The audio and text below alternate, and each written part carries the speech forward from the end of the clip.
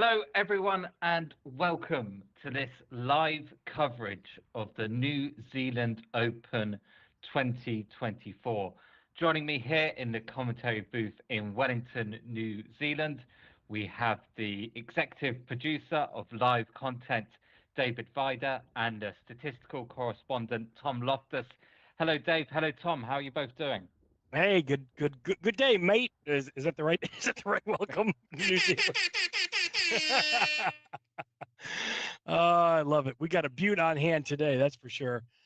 Such a beautiful country here in New Zealand, and man, do they take their adventure golf seriously here. Hard to believe the path that we have been on and have traveled so far. All this is the 15th stop now on our tour. We're talking Mossy Creek, the Tennessee Open, the German Masters, the Swedish Masters, Matterhorn International in Canton, Connecticut, the Austrian Adventure Golf Masters, Czech, Slovak, Manchester, British Open, Portuguese Open. Tell you what, today's going to be just some amazing action too. And if I was everybody, I would keep a close eye out for John Ansley today, a man certainly on a mission.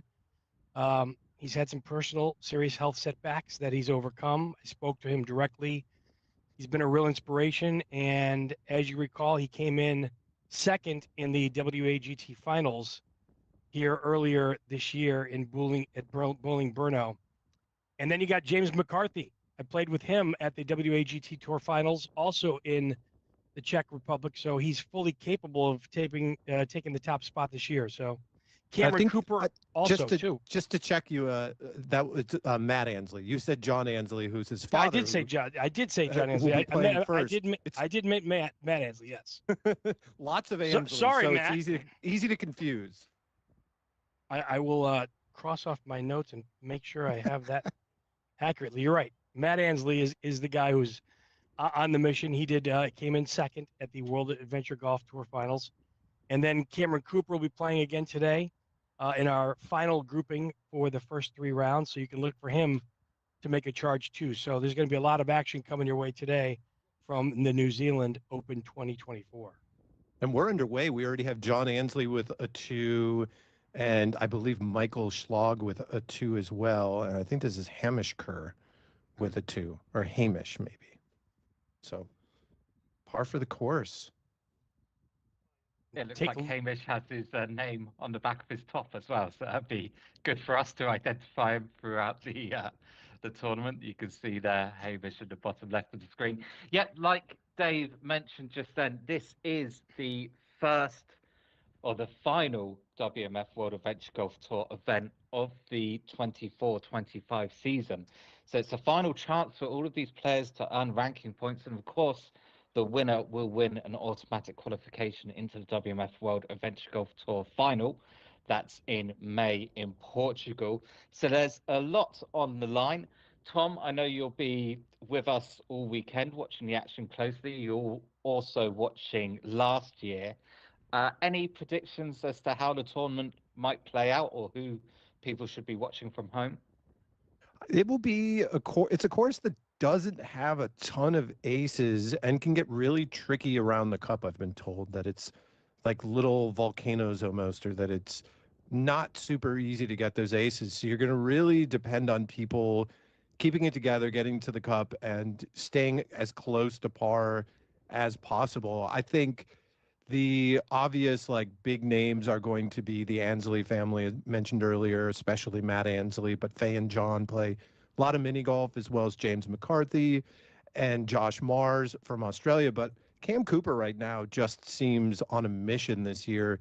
He won the event down in Australia earlier this year, and there was a bunch of other affiliated events in a different Australian Masters event where I think he won every category. So yeah, he's a really good putter. He's played overseas a number of times, and I just expect he's sort of on a mission like Matt, wanting to go back to the World Adventure Golf Tour final, and this time really show out, because I don't even remember if Cam made the cut in the end for the match play event. I think he was really close and just made it through, but didn't really advance far in that. I think he's thinking this year, if he's going to make that big trip all the way from New Zealand to Portugal, he wants to really win it all, and probably in that mode already. So I believe what happened was he just missed out from making the cut in the knockout stages by a single stroke. So I believe that's what happened to Cameron. Yeah, interesting. You mentioned the course and not too many aces. So what you can see on the right of the screen is the live scoring for the tournament. So players will be logging their scores as they go around.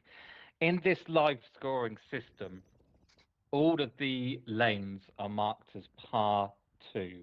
Just as a convention across all the tournaments in the world, we always mark the lanes as par 2. But in fact, many of the players here consider a lot of the lanes to be par 3. And even there's one single par 4, which is lane 15, called New St. Andrews. All of the lanes here are named after famous golf courses around the world, and actually not just named after, but their design is inspired by famous golf courses from all over the world. So we will be keeping a close eye on that. In a few moments, we will be following our first featured group around the lane for all, around the course for all 18 lanes, and that would be Stephen Samuelson, Faye Ansley, and Rachel Donovan. That will be starting in just about 17 minutes. So do join us for that. And throughout the day, we will be following different featured groups as well. So we'll be seeing a nice mix of players, as well as having one camera in the top left fixed on lane 10, which we'll see later. Will certainly bring the drama if last year is any guide anyway. What a lot of people can see right now on their screens is Mother Nature. Mother Nature is Yes. going to definitely play today. Everybody's buckling up and wearing their most comfortable outfits there, and try to stay warm as they make their way around the entire course today. Up to 5 rounds today and another 3 tomorrow. And hopefully Mother Nature plays nice with everyone. That's for sure. Winds are really gusting today too. Wow.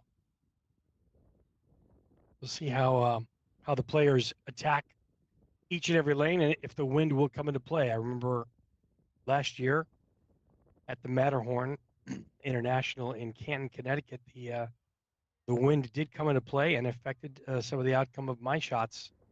So you have to be cognizant of what the wind is doing.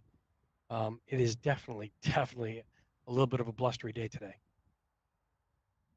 Yeah, and I think there's going to be potentially added rain, which came into play last year. I remember in that final round watching Cam Cooper and Matt Ansley just getting soaked, and looked back at their scores last year talking about the par. And yeah, the final came down to one stroke, and the winner, the top 2 players were at +8 and +9. So seeing pluses next to the scores, 1 or 2 or whatever, is not going to be a big deal. It's going to be actually a really big deal if people get under par. Last year, Cam shot a 32 and a 34. And so those were really big rounds, and minus 2 rounds where he shot 40. He was under 40, and I think that's probably the goal of all the players, is to really keep out of the 40s and try to get those really nice under 36 rounds. Just counting up the amount of groups that we have today. So it should 10 be groups. 10 groups, I believe, 30 players in total, 10 groups of 3. You're watching us streaming live on Facebook. You can always join our conversation. We definitely like the interaction with everybody, and we appreciate you taking time out of your schedules to watch some fantastic action today, live from New Zealand, the Lower Hutt. Beautiful, beautiful area, and unfortunately a little overcast today, but it's not going to stop our adventure golfers today from doing what they do best. And as Andrew mentioned a little while ago too, a great top prize. I believe the next trio up is going to be Paul O'Connell, Andrew Kerr, and Angus Shaw. And I think we have a few Shaw members, maybe not. there was a couple of, it looked like family members on there, which is always nice to see familiar last names. Yeah, there's a Nikki Shaw who was in the last group that was wearing red. Yes, and in fact, over the first 2 rounds, there is a team competition being played, and Rochelle Swin and Alan Swin are in the Pram putters, and Nikki Shaw, Angus Shaw, who we just mentioned, their team are the Crazy Cavern. So we will check in on the team scores as well. But yeah, team competition happening as well today, at least in the first 2 rounds.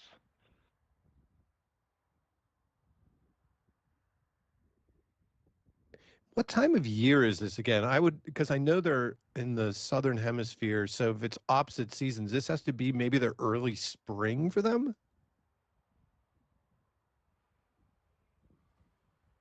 Great question. I'm scratching my head as we speak. I mean, I think if we're in the fall, they're probably in the spring, and think late spring. So spring. In New Zealand typically September to November, and then summer from December to February. So just on the cusp of summer, end of spring. But it's a windy day at the moment. I know during practice yesterday it was raining quite a bit, but so far no rain, or perhaps just a small amount of rain, but certainly a lot of wind at the moment out there on the course. Paul O'Connell, you just saw him clean up his par on lane number 1. Pretty much as straight as you see is what you get on this particular lane. It's going to be more, let's see, a backdoor approach. Our players will be taking a little bit of a bounce left of the cup off the rear curb or rail, as we'll call it, and try to find the bottom of the cup from there. Really like Paul. I liked Paul's yellow Crocs and Red Sox vibe that he's got going on there. It's a good color combo with the green. Man after my own heart. Angus Shaw now, part of our third group, wrapping up his par putt here on lane number 1. Nice one there. He looks very appropriate. A little bit unfortunate there, hitting the hole and jumping out. Like you said, most players will be traveling past the left-hand side of the hole. It certainly is possible for the backdoor ace rebound to get your round off to a good start. Question will be, who will be the first player to achieve that ace that we see today? It could well be, in fact, the next player that we will see on lane 1. He's certainly done it before. It's Matt Ansley who will be next on lane 1. Could be providing us with the first ace of the day. Certainly is possible here on lane 1. Definitely one of the top New Zealand putters, and he is the GOAT of the Putt 18 mat. If you're familiar with it, it's a rollout putting mat, and he holds like the top 10 records on that mat. He holds them, and he's just, from being in that league myself for the last 4 years, he's just consistent.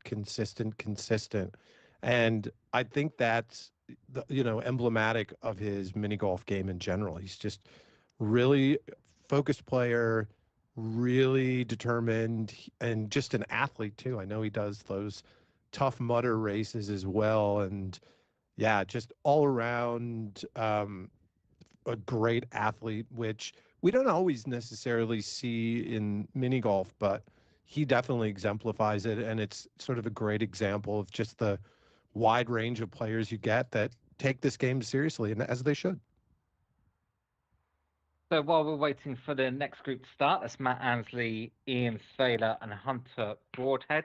If you are watching along, joining us with this action at home, do feel free to post your questions, comments, to cheer any players on. You can do that both in the Facebook chat and also the YouTube chat as well. We do read them. Any good questions as well, we'll read out on air. So if you do have anything to say, that's in the YouTube and Facebook chat, and we'll be keeping our eyes on that as the 2 days progress here. I think, looking at this, we're just about ready for Matt Ansley on lane 1.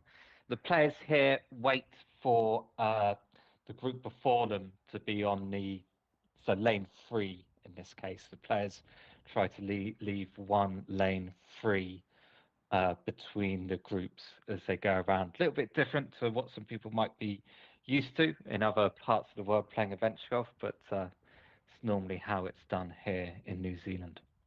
Andrew, in the first 3 rounds, Yeah. we have the amateurs playing too as well. After that, it breaks off to just the pros. Is that correct? Am I not getting that correct, or am I? So what we'll do is 2 rounds for all players, including the amateurs, all of the amateurs. In fact, we can just see Matt now on lane 1 in the bottom left.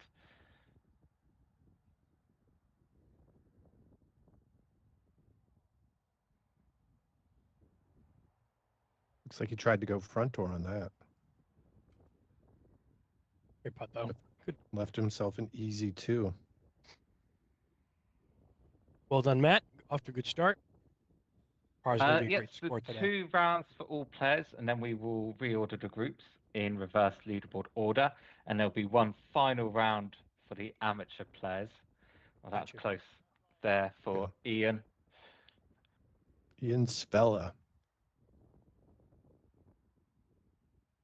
And then from rounds 4 and 5, so we'll have 5 rounds today. Rounds 4 and 5 will just be the professionals. Gotcha. And then 3 rounds tomorrow. Oh, I'm not sure what happened there. Absolutely whacked down. It's Hunter Broadhead whacking it down the lane. Well, ambitious. Good to see, Saved though. it. Yeah.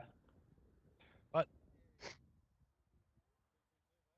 wanted to make a mention that I found our first ace on Sumit Narayan on hole number 3 on Inverness, and it was a very well timed ace considering on lane number 2 they took a 7. So that was our very first ace of the tournament. So that talk about some drama for your round where you take that 7 and you're just like, okay, this isn't going well. And you know, when you turn that around, it's like, okay, I averaged a 4 on these 2 lanes? Question mark. It could be worse. So, good job, Summit. So if you're looking there at the scores on the right-hand side, you can see Summit there in 12th position overall. And next to her name, OPNMP. It's a bit of a tricky acronym, but what that stands for is only playing novice mixed pairs. So she's only playing the novice mixed pairs competition. That's the first 2 rounds. You can see other category there is pro men, pro women. Then you have novice men, novice women, novice youth, and novice seniors. So if you're wondering what those letters are next to those names, it's the category in which players are. And Summit is only playing in the novice mixed pairs competition. Next up on lane 1 is Michael Broadhead. A very good interactive straight list we have for everybody, that's for sure. A little bit of something for everybody there.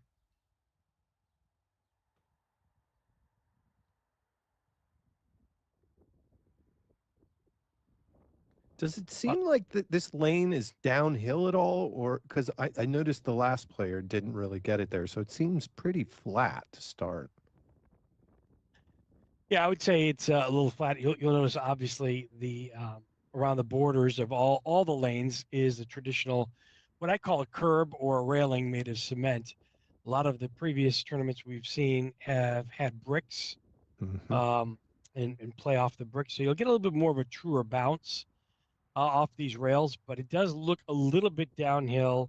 The cup certainly is cut a little bit off center to the right, players right-hand side. They'll play mostly down the right side, but they will go left of the cup if they're going to go back door to get that rebound, and they have the right line. They can get a very generous bounce off the railing there back to the cup. It's definitely a long starting lane, probably about, 15, 20 paces down. We have a player who's actually playing in this tournament, one that we mentioned earlier, James McCarthy, get in touch with us to say that they can confirm it is freezing out there on the course. Yet they're still wearing shorts. It's impressive. There's certain players that just like to play in shorts that I've noticed, and good on you. I've never played a tournament in shorts. That wind is definitely kicking right now.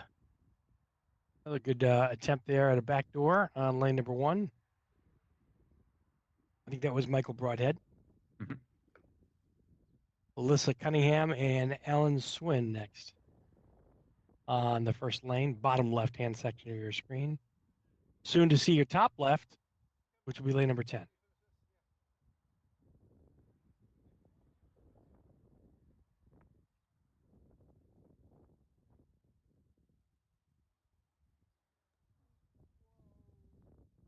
Oh, I thought that was almost it there. Our first ace on lane number 1. Good attempt, Alyssa Cunningham. Nice looking blue ball there.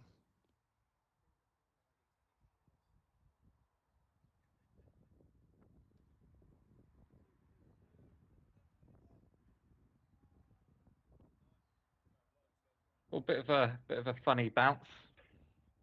So is this Alyssa or is the last person Alyssa? Well, Last person according to the Alan. playing order, it should be Michael, then Alyssa, then Alan. Yes. But perhaps this group has it a little bit mixed.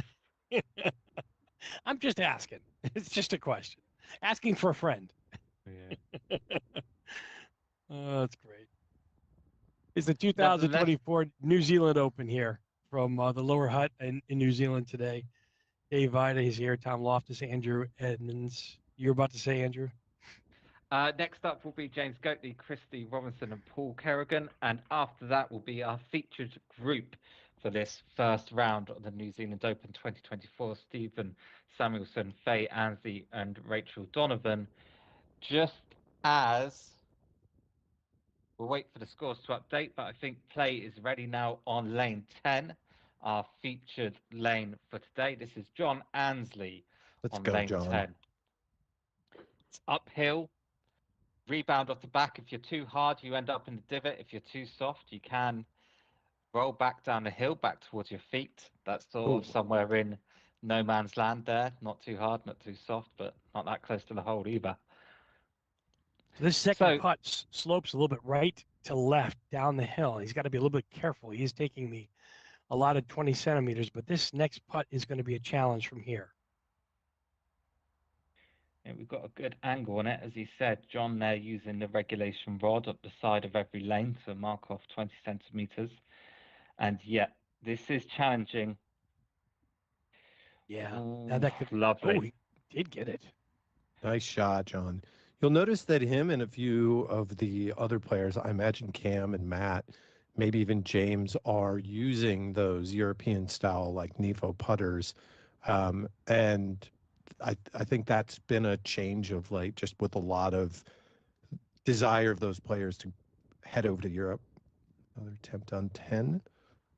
Got a little bit further around, kind of riding the wall. And not getting much of a bounce or a bank shot off that. It's kind of moving around and kind of catching the whole curvature of it. Yeah. This is Michael Schlag. Second putt, finds the bottom of the cup, great par. Next up, Hamish Kerr on lane 10. Hamish, one of the novice youth players. Oh, well good done. pick and good result for Hamish. Yeah, I was going to say closest to the cup of our first 3 putters on 10. Mm. Oh, the agony. dropping the putter, almost hitting the ball. Got to be careful there. It's a shame as well, because the number on his top is number 10, but fortunately for Hamish, he will drop a shot on lane number 10. Is that James Goatley at James Goatley, 1? yeah, on lane 1. Recognize him well from beating me in the bracket in putt 18 this week. He cleaned my clock. He's a good putter. And next on lane 1 will be Christy Robinson.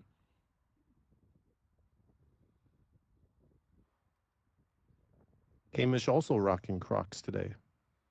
Yeah, I see that. Oh! Oh! Christy Oh, goes yeah. front door. There we go. I think Showing she all was of the about professionals how it's done. Don't go she back was to as surprised as we were on that one. I think. Great putt. No back to back there on that one. But Paul Kerrigan certainly got it close there. We'll have a tap in two to pick up his par on lane number 1, New Zealand Open.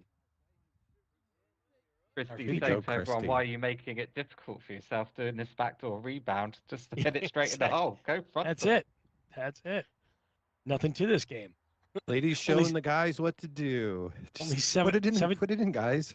17 more aces to go. That's all you need. Yeah. Perfect round. She's on it. She's on it. She's on track. Only player who's on track for the perfect round. Earlier, Andrew had alluded to our featured group today: Stephen Samuelson, Faye Ensley, and Rachel Donovan, which is our next group coming up on lane number 1. So they'll be attacking that. We'll be following them around all 18 lanes today to give you a bird's eye view of what our players are expecting and are seeing as the live action unfolds here from Lower Hutt in New Zealand today. Looking at the list of players, I have to say for a 30-person field, the amount of women players is really, really impressive as far as like the overall players, like the breakdown. It's very rare in tournaments where you have like, it's looking like there's at least like 5 or 6 women out of like 30. I mean, major tournaments don't have that many that many women players up to like, I mean, U.S. Masters, I don't think did, and there are 80 players. So impressive by them and glad to see lots of women competitors. Patrick Hulla, lane number 10, top left. Got about a 3.5 footer. Again, this is going to break and slide a little bit right to left here. He's got to be a little careful. If you catch that swale behind the cup, it could go all the way back to the starting point. Watch it. Oh no, stop All right. ball. He's okay. He caught the swale, kind of what I call a green waste bunker. It's going to be a little tricky coming up and out of. He's got to go right side on this one too as well, and barely gets it up. That's a double bogey for Patrick Hulla on lane 10. And I can see why people are really Yeah. trying to stay out of trouble on that and just get through it. See the trials and tribulations. This is Sumit and Arian now. Sumit did not make it up the steep incline of lane 10. Will start over, but not take a penalty stroke. Is that correct, Andrew? Yes, that's right. And just as we watch our featured group, backdoor ace there for our featured group on lane 1. Very nice. Good start for our featured group. Just as we watch that, Leif Mietelberg has got in touch to say, is this a one-ball tournament? No, in fact, all mini golf balls or regulation mini golf balls are allowed to be played here. However, New Zealand players do tend to favour golf balls, so you will be seeing a lot of golf balls, but certainly, at least by the rules, all regulation mini golf balls are allowed.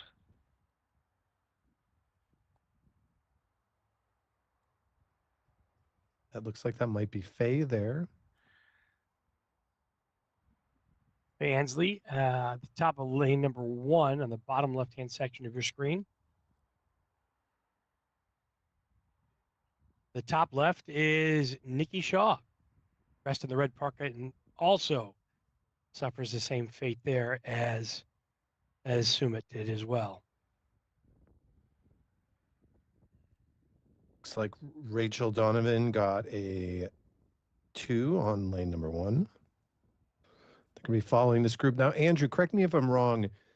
Unlike a lot of the European tournaments where you have the same order of players for every lane throughout the entire round, they are playing honors where the person who won the previous hole is going first from what I can tell, because as we've got, nice recovery there, Nikki. Sorry, go ahead, continue on. Andrew, is that correct? No, it's not. Note the order should be fixed as we watch now. Stephen Samuelson from our featured group now on lane 2. And we'll be following this group around all 18 lanes of this first round. Stephen, of course, who we just saw, with the backdoor ace there on lane 1. The first person of the day that we saw with the backdoor ace. Saw someone with the front door, but Stephen was the first to do it in the back. An Australian, one of 2 Australians in the tournament, along with Josh Mars.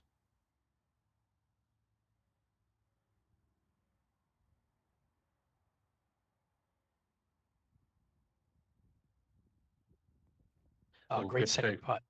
Yeah, really nice. In lane number 2, we call it the turn. That's at least what I call it. The whole bend's definitely left to right. With it's tough to see, but there's 2 small speed bumps to throw off the pace in the direction, and the lane dips on the left side about 3/4 of the way to the cup. And the cup is 1 pace from the right curb. You can see that right there. There's a nice little closer view of it for you all. There's Faye Ansley. Oh no! She goes all the way back down there. Wow, that was really moving. Yeah, the hole definitely plays a little bit long. You can see the swales there towards the tee box. You can also see that that waste green bunker there on the right side of your screen. Great, Nicely done, Faye. Done. Great too.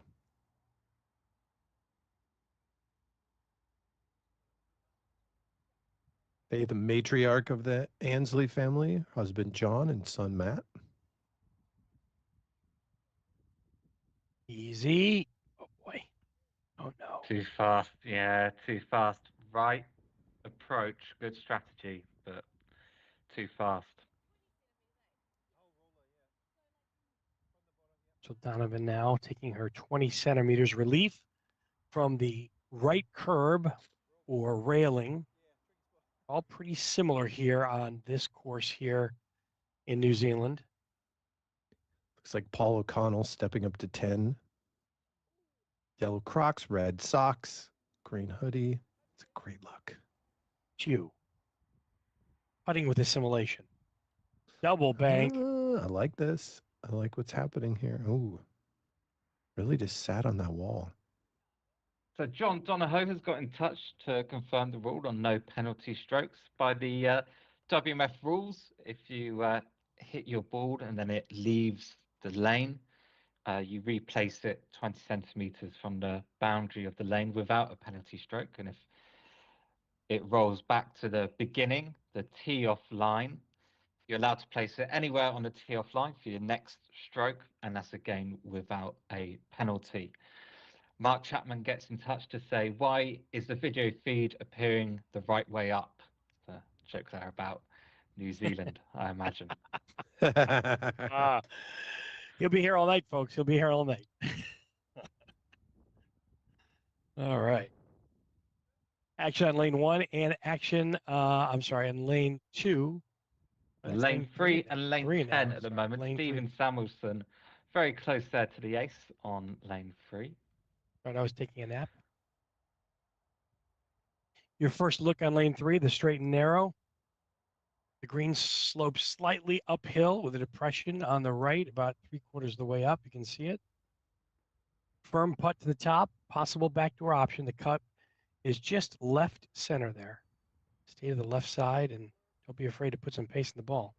That's Angus Shaw hitting in that 2 on 10 on the top of your screen.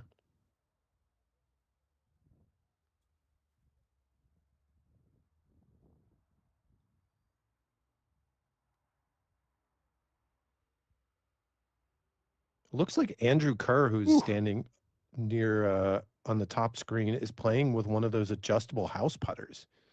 The ones that some courses have where you can just like modify the length of it. And Matt Ansley is now stepping up to 10 as our featured group goes to 4.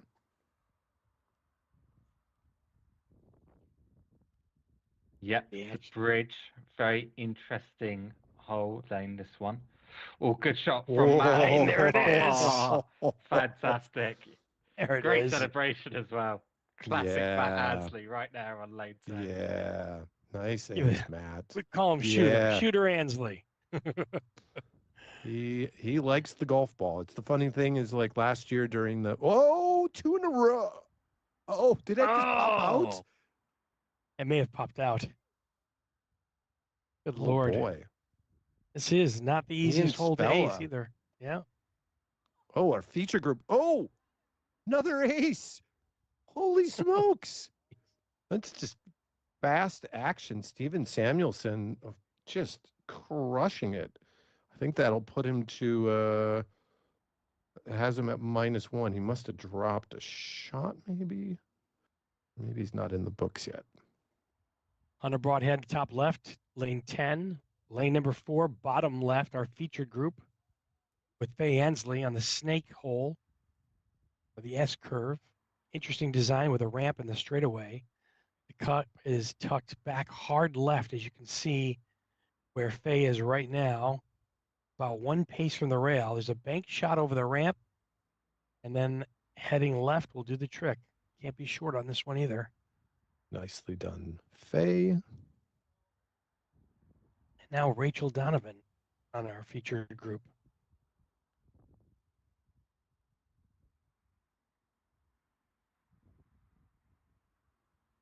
So this is going to pose a little bit of a problem. What I was just mentioning is you can't leave it short. You got like a 6 or 7 footer now to get a par here. It's going to be a little tricky on this particular lane. Ball's going to move a little bit from her left to right, maybe left edge rather.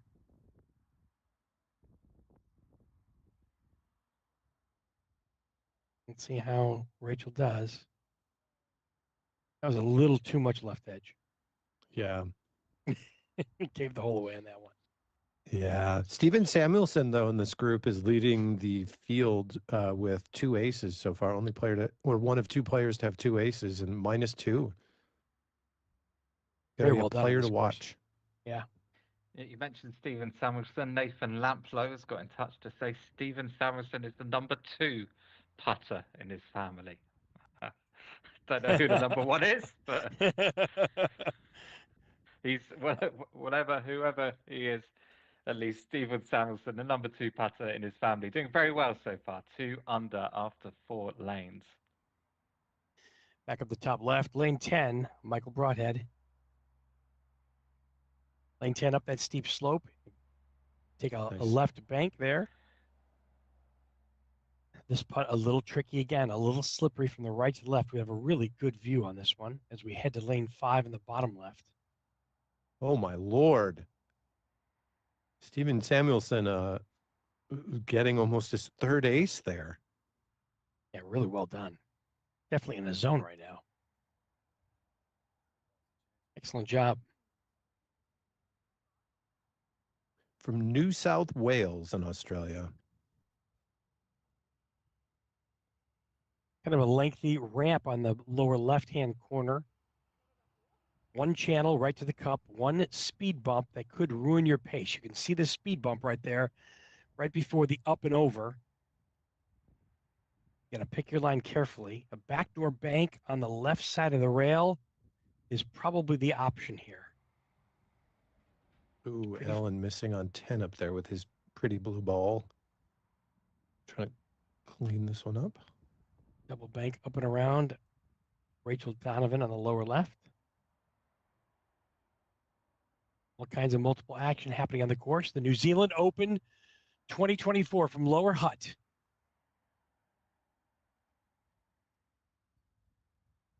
Yep, looking at our leaderboard, you can see the only other player under par, as well as Steven Samuelson, is Matt Ansley after that ace on lane 10. Good second putt there, though, on lane 6.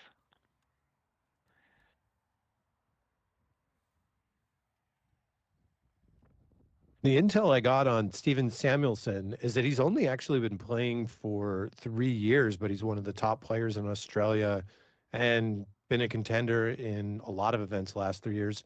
And he's also well known and respected as a journalist in Australia. So wow, I don't know if they're a sports writer or just regular journalist, but yeah, 3 years and competing well, and so far looking really good on this course that's not even one that they would know very well. It's a fantastic statistic too as well. Good research there on that. Lane 6 on the lower left, our featured group, the shoot. The lane bends slightly from the right to the left. You can see it where there's a notable severe speed bump kind of right towards The bottom section of the green, it's large with an opening in the center. So if you're caught behind that speed bump, your second putt's going to be an issue. Steven Samuelson, though, got himself all the way down to the cup. Has a 2-footer here for his par. No problem. Great par remains. Is there a shot on Good. this where you go off the right wall and you just take the jump and you launch it right into the hole? Isn't that a possibility? It is. The strange part about that speed bump is it's really kind of severe. And Yeah, you just it don't looks like it. Yeah, there's one right through the center there for Faye Ansley. She takes it right around and has a similar location that Steven just had on lane 6. She'll get her 20 centimeters relief.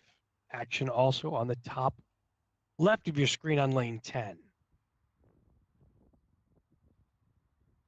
That's James Goatney there. Oh.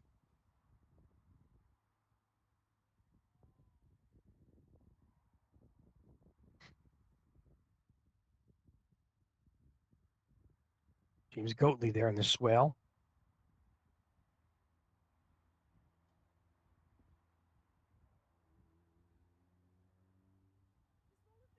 Christy Robinson up next there.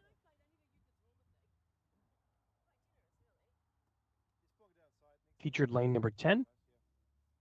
And the lower left-hand side, too, is Rachel Donovan cleaning up what could be her par putt there.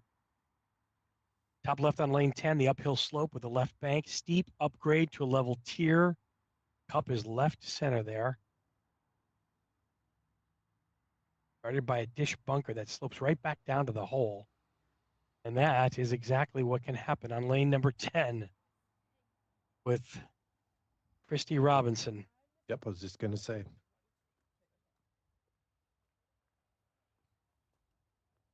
Their featured group. Ooh. It's to lane 7. Ooh. Great second effort. Heck of a second effort. Different bounce there, but that certainly worked out on lane 10. I like that angle. Yeah, I can see why that's risky, because if you end up in that little swale depression below it, it's not a fun putt. But yeah, really nice approach there by Paul Kerrigan. You catch that rail behind that depression, it comes all the way back down to the tee box. I'm sure we're going to see that today. Lane number 7, bottom left-hand corner. Our feature group, Steven Samuelson. This is the up and around. It's a hard bend right to left, then up the hill to the center tier. You see the rock formation there that does come into play if you're not too careful. He's got a tricky second putt left here. He didn't get it quite up far enough. He's going to say it's his first footer here. First tricky putt for him for the day. Yeah.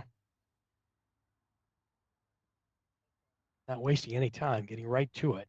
Puts it at it, just slides to the right there. It's a little bit of a left to right breaker. First drop. And speaking of players under par, it looks like James McCarthy started off on lane 1 with an ace, as well as he is one of 3 competitors with Steven Samuelson and Matt Ansley under par right now. We're sure we'll be seeing James, one of our featured groups, a little bit later on today. We'll catch up to him when he hits lane 10. We're on lane number 7 right now, lower left-hand section of your screen. Ooh, nice shot. Great shot from Faye. Yeah, very nice. Well done. Little tap in there for a par pickup. Excellent. Well done. Meanwhile, Tobias Burley from Germany said, "Good evening from Freudenstadt. I hope you're having a good time." Freudenstadt, of course, where the German Masters was played this year, and I'm sure we'll be seeing Tobias in the final as well in May. So good evening to Tobias. Thank you for joining us. I'm a little disappointed. I got to be honest. We can't make the calls for Matthias this weekend. I thought for sure he would make it to New Zealand to play this weekend. Matthias, we'll see you on the next one. How about that? Rachel, no. That's almost like a bunker to bunker there. Is there it looks like there's a depression on that other side of the left side of the cup? There is a depression there. It's like 17 on Burno on Eve. Well done. Oh, okay, it's end. The way she looked at it, I was like, oh no, is it a bunker to bunker? A little bit of delay from our cameras. So we've had our first round or first rounds. No, just one so far, but the other scores will come in quickly, I suppose. John Ansley with a very, very good indeed. 39. Strong 39. Just 3 over, yeah. Yeah, the whole Ansley family. I mean, following Faye here for our group, and then Matt and John, Stephen Samuelson. What is this with home lane number 8? Another short putt for him. Lane number 8. This is what I call the option. You got a ramp on the left side of the lane. There's a straight channel on the right side and a green waste bunker on the left side of the hole high. It'll be a challenge to find the right pacing and the right line here, but not a problem here for Steven. Certainly did very well there and picks up his par putt. I'll say with the Ansley family, it's got to help all 3 of their games to really be top competitors and wanting just to hold their own on a family outing with Faye here teeing off. You know, the family that putts together stays together, right? Come on. Something like that. Yeah, they all have played Putt 18 together like live and streamed their rounds on that putting mat. And yeah, they're very competitive with each other and offer lots of advice. This is a real tester for Faye here. Yeah, I got caught off that ramp there and didn't get the proper bounce that she was looking for. Second putt's going to slide right to the bottom of the cup. Finds the home. Nice putt. Fantastic putt. Great job, Faye, for par on lane number 8. Now it's Rachel Donovan.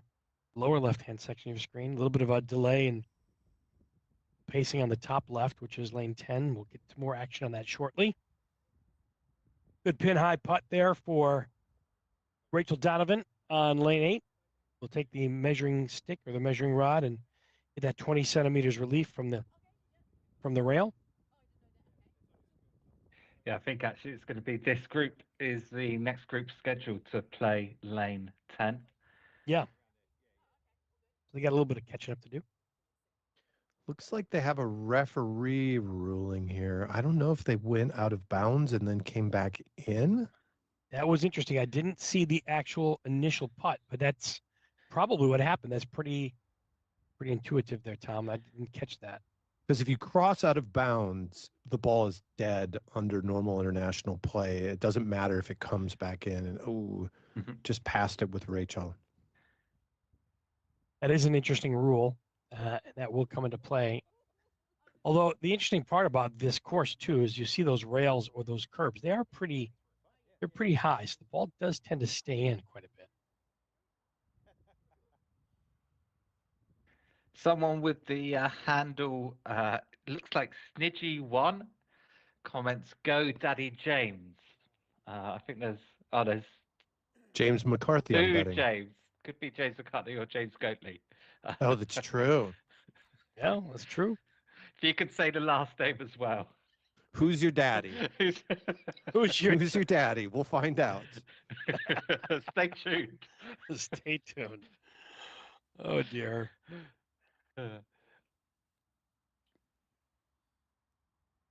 Stephen Samuelson now on lane 9, currently 1 under par. Kind of a lengthy lane. You can see those 2 mounds that guard the cup in the front there. Cup is center cut, gets a back door, and a very nice leave for Stephen Samuelson. Should have like we've been saying that all day for him. It's either an ace or in the cup. He's had the one really big tester 2 lanes back, or a lane back. Yeah, he's probably playing the most consistent, and you can see him. He's reaping the rewards of it, that's for sure. And Matt Ansley now moves to 2 under through 15. Now it's 1 under as I refreshed it. His first drop. Hold on. Oh. That ball just did like 3 different things there for Faye. She certainly hit it with some inertia and got the back bank there, and it almost came off that mound back towards the cup. Maybe Rachel has a similar idea here. You can see here on the bottom left-hand section of your screen on the tee box. This lane bends a little bit from the right to the left. Comes right down that slope and gains speed quickly. A little bit of a bank there. Kind of takes the rail all the way around, and that's going to be tough there. Second putt over that mound. Got to really find the right line for this to make this happen.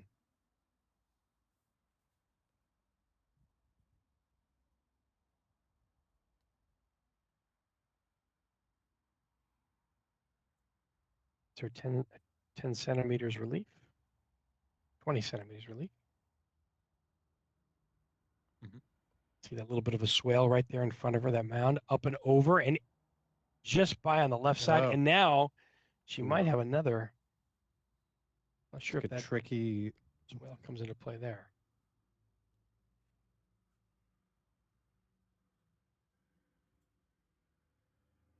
Bit of a 3-footer here.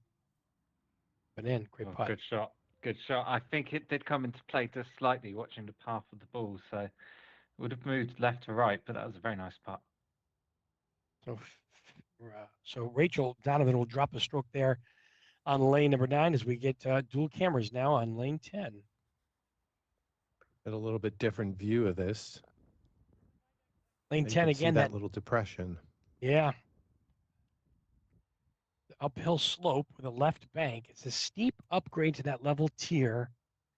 And you can see the cup there to the player's left, hard left, just a couple paces off the right rail. It's guarded by a dish bunker, a green dish bunker that slopes back down to the hole to the tee. So got to be a little careful here not to end up where you started. The second putt is a right to left downhill. Pacing is critical. See what Steven Samuelson can do here. Putting money on it that he leaves it close to the cup based on this round. It's a nice bank, double bank. You're dead on with that one. 2.5 footer to. I like your odds. Like your odds, Loftus. One of just really consistent at like getting it close to the cup, and on a course where 36, what's normally a par on most courses, is a really good round, and he gets a 2 there. You know, that's how you play it, and it's looking like right now we'll probably have our first round under par with Matt Ansley under par, 1 under par through 17, and here's his mother. Maybe she can get an ace. Come on. Oh, hang on. Stay up. Stay. Right. Woo. You can see when it goes into that dish, it gets precarious. Whee! It's just like a little dribble of pee like comes out when you probably, if you're a player and you see that go up to the top of that mountain, you're like, oh no. Oh dear. Not fade. Just sinks it. Been really good too there. It's a great putt. Oh dear. Rachel Donovan. Come on, Rachel. Put it in. That's going to need some pace. I'm not sure if she just kind of lagged it up there. This is going to be a 4.5 footer. This is going to break a little from right to left. Most players will miss this on the left side. Oh, she pulled it. Push pulled it? Push pulled it. She did. She pushed it a little too firm is what I was trying to say on that one. But left herself with a feasible third putt, and we'll drop a stroke here on lane 10. We get the double view. So while view. we follow our featured group onto lane 11, the next group we'll be watching on lane 10 is the second Australian player here today, Josh Mars, and he'll be followed by Emmy Steedman and Rochelle Swin as well. So that'll be action on. Look at this lane. Lane 10 in the top left. But meanwhile, though, our featured group, Steven Samuelson now on lane 11. This looks like a tricky one. It is a little tricky. The boulders, long, skinny fairway, kind of guarded by 3 rocks right in the middle. You got to choose your channel here. You either go left side or right side. A little bit closer of a look there. Would you expect anything less from Stevenson to be only not at all 2.5 feet away? 2.5 feet, and it does look like a tough one. And the only thing negative about these flat concrete walls is there's not a lot of angles to redirect some of these shots on a lane like this one. That's correct. It's a good point. Easy 2 though for Steven, which that's going to be his nickname. Easy 2. Easy 2. Easy 2. I'll come up with something better. We've got a couple hours here. Easy 2 Samuelson. Here goes Faye. Faye Ansley. She gets it all the way down, and that kind of swings right around the Nice one. concrete rail there, but also about a 2.5 footer there for her par putt. Well done. I will be curious if any of the New Zealanders watching on know and are there, if any of the players are using mini golf balls on any of these lanes. I think the one to watch at least would be Matt Ansley, who's had experience playing with them in Bowling Burno in last season's WMF World Adventure Golf Tour final. It was not popular though. It was not very No. popular for them at all. They No. You know, I think there were 3 lanes that they used in Bowling Burno at the finals earlier this season that they shared a common mini golf ball with. So, yeah, you know, they stick to the regular golf balls and they have pretty good success. And I know before the final of the WAG Tour last year that Cam Cooper and Matt Ansley had on some level played with mini golf balls. I think Cam had played maybe even a tournament on one of the standard European courses, but I know James McCarthy had not. So you would think in a course that they know well, with Rachel putting here on 11, that they would probably stick to a golf ball just because they know how it plays on a tricky course. But I could see a number of these lanes where a mini golf ball could be really interesting, especially when you're trying to avoid getting in those dishes or coming back down the hill where you're really not, you're not really trying to get the ace, but you're just trying to like stay out of trouble on a bunch of the lanes. It's really good analysis on that. Rachel Donovan trying to clean up her par here with about a 3.5 footer. Similar putt as Stephen. Easy 2 Samuelson, as we call him. I think we'll get to something later in the next 5 hours. Let's go, Rachel. Yeah. Good Well putt. done. Good job. She got hung up a little bit on the beginning of that hole, or that lane. So I think she was really happy to be done with it. Yeah, the pacing of today's tournament is certainly much faster. I mean, you see all these pros already and amateurs already in. See the red figures on the right side of your screen. We approached Matt Ansley. 12. Matt Ansley ended up at par. He must have dropped a shot on 18. So we don't have any, but and he did. So 2 aces, 2 drops. Matt Ansley's in the lead, and we have 4 already in that are at 39. Lane 12, the bottom left-hand section of your screen, our featured group with the geometric wonder of the tiers. Wow. I know. Very difficult to navigate. Difficult to navigate, but what did Stephen do? He gave himself an easy 2. Yeah, that's great shot. Really great shot. So hard to do. I mean, you have to stay to the right. You got to go up the tiers. You got to avoid. I mean, it's just a little challenging there to figure out. I don't know if I want to meet the better of the Samuelson family in mini golf if he's the second best. He's pretty darn good. Yeah, he's going to give it a run for the money today. There's another great putt. Oh, wow. Faye, great. Jeez. Closer to the whole contest, and Faye's winning this one. Yeah, I don't think I could have even gotten it that close. Stephen Samuelson trying to hold on and be the first player in the house under par, but obviously there is a few tricky ones left out there. So Donovan next on lane 12. Uh-oh. Looks like she might have went OB there. Out of bounds.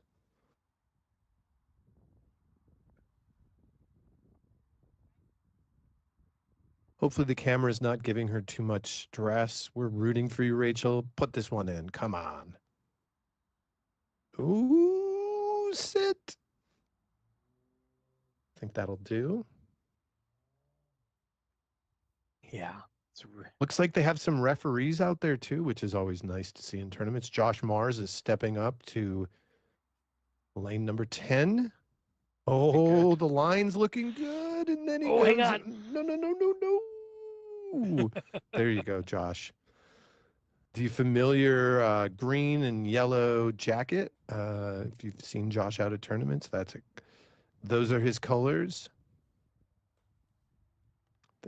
Oh, a drop there for Josh, one of the top putters out there from Australia. Yeah, that's a shame because he really was millimeters away from the ace on the first shot. Was. But it's what can happen in adventure golf. I mean, Steve Could be Min good. now. Oh, hang on now. Watch Hey. it. All right, she got the swell there. If you catch the swell and you can stay in that little green bunker waist area there, that depression is, as Tom had alluded to, and there's a miss there. Another one. You can stay there. up. We haven't seen anybody come back around from that area all the way back down, but it does happen. Steven with another slight tester potentially here. Mm-hmm. Good camera angle. Excellent camera crew there. Yeah, this is a little bit of a tester now for Stephen. Like you said, he's trying to hold on to one under par, or he's trying to hold on to having an under par score at the moment. On lane 13, he was a little bit soft on his tee-off shot. Should be back straight at the cup. And Oh, in just and about. down. I'll tell you what, that's some confidence right there. He's having a great round. As we come up to 15 in a bit, the stats are definitely looking interesting, but we'll stick with 13 here. Faye, seeing if she get closer to the cup here on 13. Faye Ansley. 13, definitely a tricky tricky lane just to find through that opening there on the right side. And up she tee. did. You got to find that perfect line right between the two rails or the two curbs there, which guard the cup. If you do find yourself behind that second rail, you're going to have to double bank it off the curb to the left there. But Faye did just fine. Picked up her par. Closer to the cup for Faye. Right now, where's Faye at so far with this round? At even par. Even par, yeah. Great round. That's okay. There's nothing wrong with that. Meanwhile, in the top left, one of the players that played in the final last year, James McCarthy. Lane 10. Could be good. Oh, come on, James. Put it in. Ooh, James, just a little bit more. Tiny bit soft, yeah. Good attempt.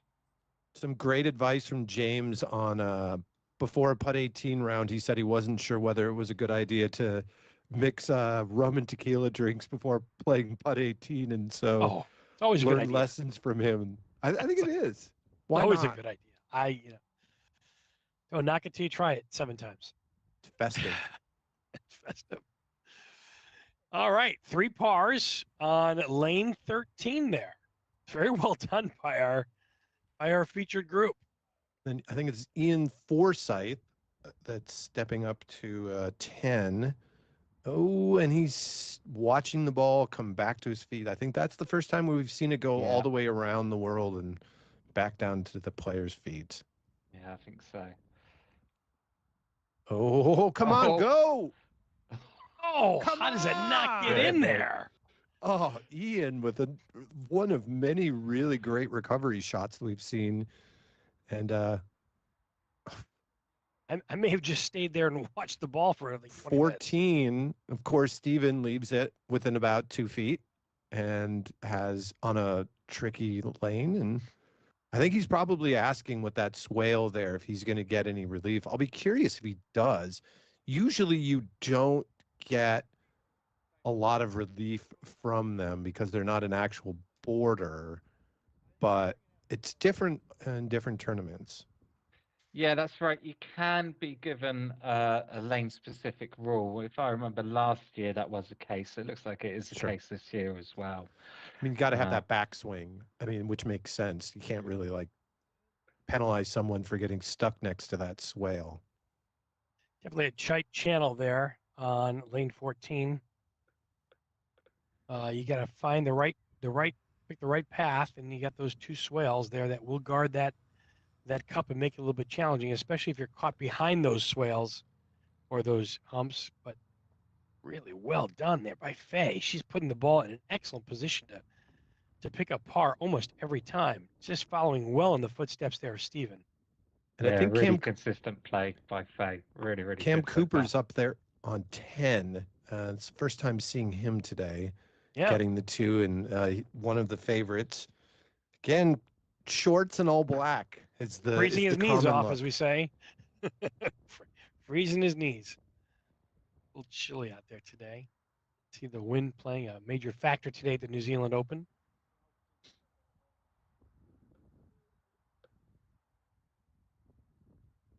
Not a And bad this lead is there for Rachel. the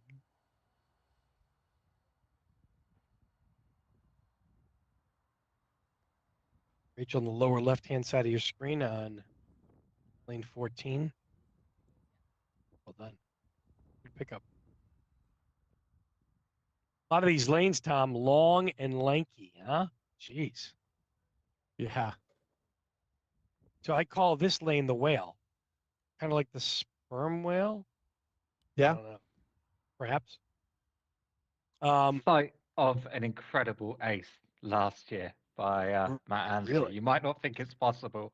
I don't know if Yeah. it will be achieved this tournament or not, but certainly one of the best aces I've seen captured on video. Matt Ansley here last year. I mean, and the reason why it was such a fantastic ace, as we might see in a bit, it's just even difficult to get the ball up the hill for a 2. Oh, I'm sure. We have our first ace of the day on it with Michael Schlag. Aced Really? it, but we have more 4s than we have 2, or than we have let me take a look to make sure I had my stats right. I was looking Well, at look at that. Look what's happened. Just happened Oh no. to Steven Samuelson. Went He was out. on a Steve, I don't know what happened 1 there. under par round. Didn't even get over the hump there. So this He's is gonna have going to a be hard time tough with for bogey. 3. Yeah. Yeah. I was He's going to a hard say time with there's more 3s than there are 2 here. There's only 1 ace, 5 2s, 7 3s, and 2 4s. So Steven couldn't get it down the narrow chute there, which is about 10 paces long. He's going to play bank, and I don't know where the ball ended up. Can't see it. It doesn't look good. Oh, there it is. So Right. Tom, our statistical correspondent here today, did you say that there has been an ace here on lane 15? There has been Michael. Wow. Michael. I think it was Michael Schlag. Let me look back at the lane stats there. That's quite something. So this now for Steven Samuelson to drop one Yes. shot to go to even par. This is one of the lanes that's going to be a big problem. That's That's got to stay up. It's a tricky All right. one too. Yeah, this will be a 4.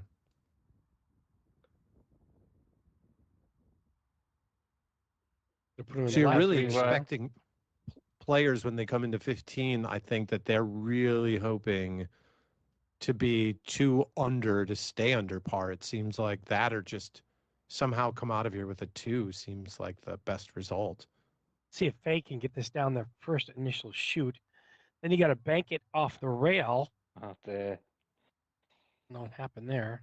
Off the lane, jumped over off the lane on her left-hand side. Oh, As we were saying earlier, players consider this lane to be a par 4, one of the only par 4s, or in fact the only par 4 on the course. And this You is can one where see why.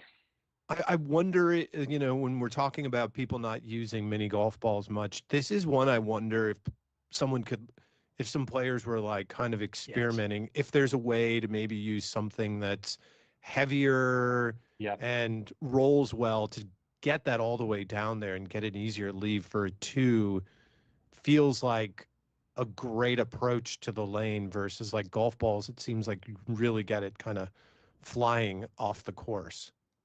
And my initial thought process was the incline. There's an incline to the left side here to get up to the cup that I thought initially would be the big challenge, but apparently everybody's having a difficulty getting it down the first lane. And as you say that, Faye does not get it up that. I know. And has a really tough look. And so hard. I don't even know if she'll take relief from that swale. Yeah, she probably does want to go backdoor on that to avoid getting in trouble. Yep.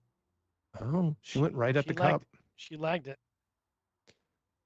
There's another double bogey. Yeah.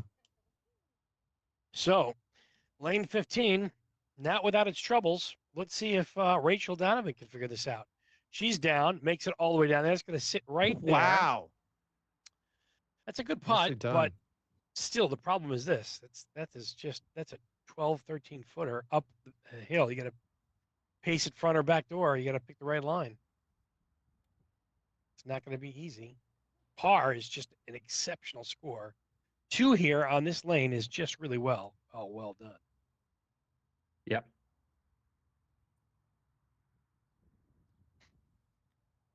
She's going left side here. What's going on? Oh, Yeah, that's what it looked like from that angle. Good Isn't it, leave, though. yeah, it's a good leave. Yep. She pushed it a little bit to the right. As it goes up the hill there, it's going to go a little bit from her left to right. So the pacing is critical, but that's fine.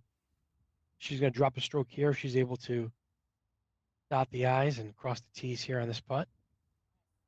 Couple updates on some of our top competitors. We have James McCarthy with -1 through 13, and Matt Ansley just started off his second round and aced lane 1. So even par for first round and a good start to the second for one of the front runners for the potential title. Lots of mini golf to go. Really good look here at lane 16. They call it the speed bumps part 2. 2 hazard mounds will play guarding the cup, as you can see right there. Whoa! How does he do it? Making a great comeback there after a double bogey.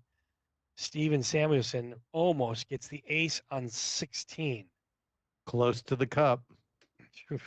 Little tap in. Play for position as the ace will be a little bit elusive here with those mounds in the front. Don't get caught behind the mounds, or else the projection will be a little bit tricky to make your 2. Ooh, I don't think Faye got around enough. I think Faye Ansley's going to have to contend with with that mound there. Yeah, that's tough. I don't know if she has line of sight to the cup or not, but we'll find out here in a second how she maneuvers here. This ball will be on 2 over, so certainly won't want to give any more shots away. Oh, wow. Fantastic. Really, Nice really job. nice to remain on 2 over. She can stay on 2 over. That'll put her in second position when she finishes this first round. So certainly a very, very good round for Faye Ansley. And it could even be 3 people with the surname of Ansley at the top of the leaderboard. Just going to say that. I think that might be Faye's goal is to not be in last for the Ansleys. Wow. Really nice leave there with Rachel. Wow. Nicely done. Really impressive. This is a fantastic featured group to start out the 2024 New Zealand Open. You're live from Wellington Mini Golf Club, the Golf Warehouse in Lower Hutt in New Zealand today. Tom Loftus is here. Andrew Edmonds. My name's Dave Vida. Thanks for joining in wherever you are around the world. We'll bring you all the action today and tomorrow until we crown a champion. And already, the fight is on. Lane 17 now. Steven Samuelson. Kind of a short lane. Going to play off the short ramp here. Going to bank it. It's going to come back. Oh, no. Oh, that's really bad trouble. A bad miss. Yeah. That's really, really careless in the speed. And I think we have John Ansley already up, onto lane 10 on the top view. Ooh.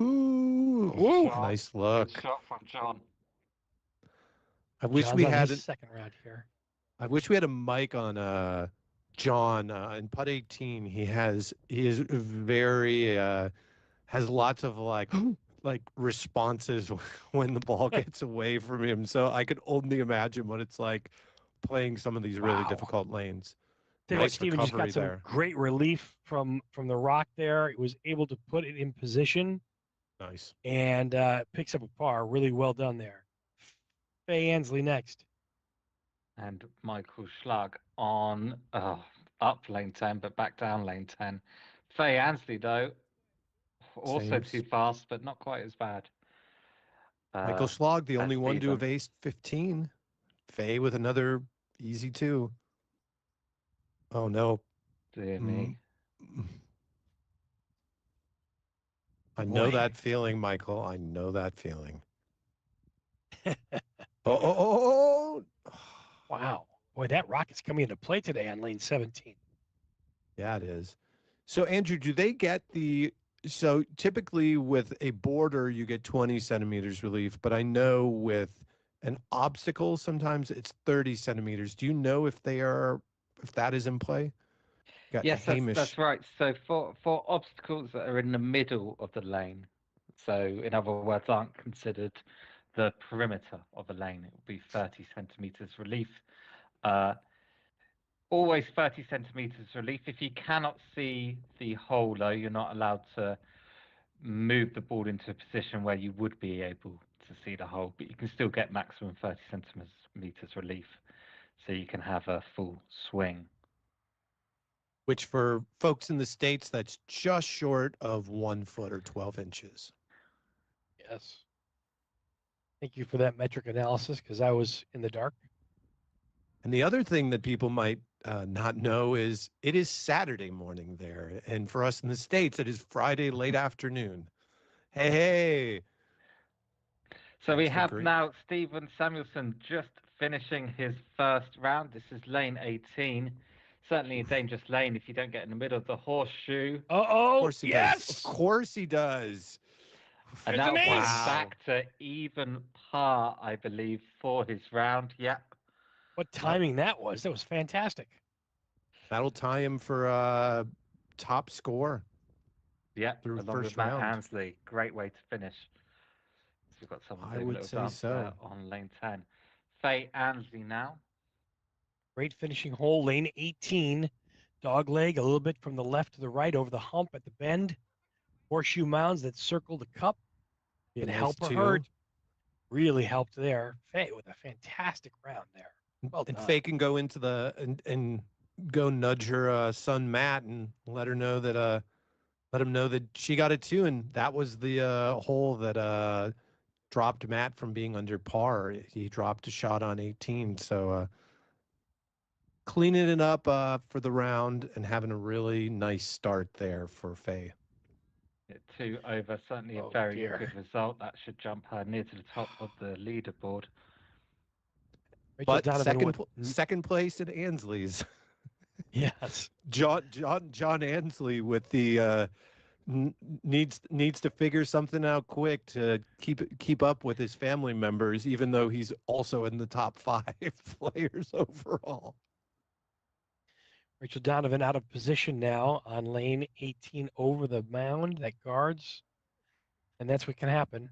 Kind of get the swell and the swoosh right around the cup. She'll get a little bit of a relief there, I think. Does she not? Yes, she should. She's begging Now for the it. action is going to happen thick and fast. We are going to join immediately Patrick Holler and Sumit Narayan and Nikki Shaw as our second featured group. They are currently on lane 9. So we're going to be moving to lane 9 very shortly, and we will be following Patrick Holler, Sumit Narayan, and Nikki Shaw for the second half of their second round. Just here, as we can see, Josh Mars from Australia on lane 18.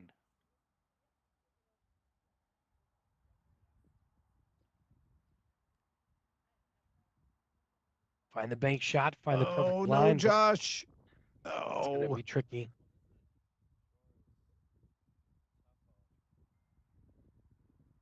See those curbs or those rails come into play here. Not very much room to maneuver. He's going to give himself a little bit of room, but Now it's a big putt because Josh Mars currently on even par. So this will be to finish on even par. No. oh boy, no! Oh, and he's in trouble. Oh, He's in nope, trouble. Take your time. He got a look. I thought he was going to leave himself Okay. without a look. Nice 3. All right, dropping 1 there on 18. Not terrible, but not what you're really looking for and how you drew it up. But Speaking of our second featured group, it's Sumit Narayan now. He's on lane 10, but up and down, unfortunately. An update, Cam Cooper is -1 through 16, and James McCarthy -1 through 17. So those are, along with Matt Ansley, are some of the top rounds of our. Oh no! It's a tough one there. Oh, Definitely some challenging and tricky recovery. lanes. And Summit now will be putting for his boat for a double bogey here, because again he missed the ramp and couldn't get it all the way to the top tier. Came all the way back down. Second shot in the swell. Third past the cup, and now fourth in. So a 2-stroke drop there for Summit Narian. That was Emmy Steedman on 18 that had that nice recovery there after not getting it over the swale.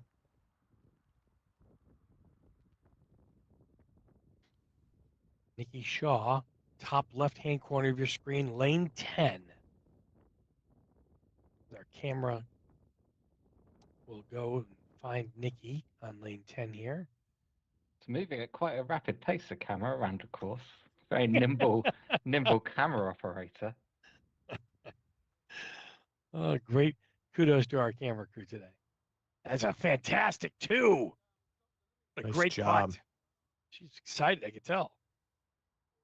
And now it's Patrick Holla, I think.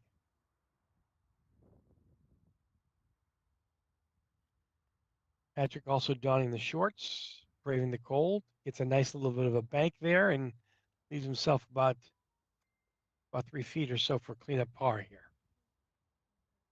A lot of black and red. I've noticed a lot of the women players are wearing red, and a lot of the men are wearing black. I wonder if there's like club context to that with the clubs or anything down there. But yeah, I just did like a quick count through the field, and with making some assumptions that I'm seeing that there's probably about 7 women playing in this tournament out of 30, which is super impressive. That's very uncommon and really admirable that they've really engaged that many women in the game down there in New Zealand. So kudos to them. Lane 11 for our featured group. The rock, the boulders, long skinny fairway guarded by those. It's actually a grouping of 3 rock hazards there in the center of the lane. Got to choose the left or right channel. The rocks absolutely come into play. The long channel to the cup, 2 is an excellent score here if you can maneuver all the way down. And Sumit did. Got some sharp kicks with the little red and black going on. A little bit of trouble here now for Nikki Shaw. He got caught up on the first railing. Nikki now she's making it one way at a time here. And we have our first under par round in the books. James McCarthy with a 35. Good for James. Now, here's a fun fact. Nikki and Angus, the Shaws, they use a collapsible putter for easy traveling. That's what I thought. They make those like house putters that I've seen in a few courses that have the rubber faces where sort of you can adjust them, and I imagine for packing them up, it's really nice. So very cool to see. Truth be told, when I was heading over to Brno, that was a big problem and a big challenge trying to figure out how to get my putter across the pond all the way over to the Czech Republic. It was quite a challenge. And of course, the airline delayed my putter by 3 days. It was quite Patrick Holla with I remember that. Yeah. Nice quite there. Dramatic. I actually bought I had to buy a putter when I was out in the Czech Republic, and then I lost it. Oh no! I wasn't doing very good. My travels around Europe. Oh my! As I had spoken about James McCarthy, I'd seen that Cam Cooper was -2 going into 18. He finished -3 for the round, so he has a 2-stroke lead over the field right now, and the low round of the day, 33. That's going to be one of the lower rounds we'll see. Yeah, it's going to be a challenge to see if these guys can keep it all together over 7 more rounds. 4 aces and 1 drop for Cam Cooper. Really solid, great start. It's John Ansley in the top left. And James McCarthy had 4 aces as well. So he just had more drops. see what lane we're on here. Lane 11, I think. Nope, lane 12, the tiers, the geometric wonder. Got to stay to the right. You got to avoid those railing lips. You got to get it to that second tier. Cup is about one pace off the left side there. Here's a really good look now. See what Patrick Holla can do. He gets it really close. Well done. Holla! Holla! Whoop, whoop. To pull that up a few times before it's done.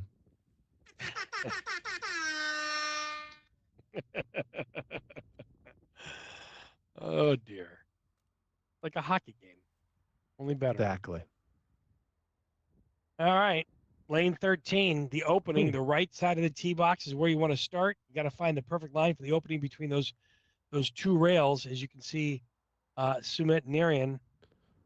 Nice 2 there on 10 by You would ask, wouldn't you? That's Angus Shaw. that is correct. And Sumit Paul now O'Connell far. Yep. with the yellow Crocs and red socks on 10. Definitely a fashion statement. Yeah. What's in it too as well. It should be a rule that if you hit it off the course and don't get it off the tee, that you lose one Croc every time. Start losing socks after a while. Start losing socks. Strip mini golf. Start losing your apparel. Oh dear. Yeah, Nikki what Shaw is to pick up her par, but she misses on the lower side. Sorry, you were saying? Maybe someone could leave in the comments what's the minimum clothing required for a WMF tournament. I don't think that's been discussed on a World Adventure Golf Tour event yet. Oh no! Oh no! That's gonna hang on. Yep. Wow, he caught that swale and he was very lucky. You know, there's a lot of players wearing very little garb today in this colder tundra, and as James McCarthy stated, it's freaking cold out there today. Ooh. Just springtime here in New Zealand in the lower hut, and we are at the Wellington Mini Golf Club today. The Golf Warehouse, lower hut, the 15th and final event of the WMF World Adventure Golf Tour. Andrew, you've seen them all. It's been quite an adventure, has it not? It certainly has. Yeah, as you said earlier, we've been all around the world.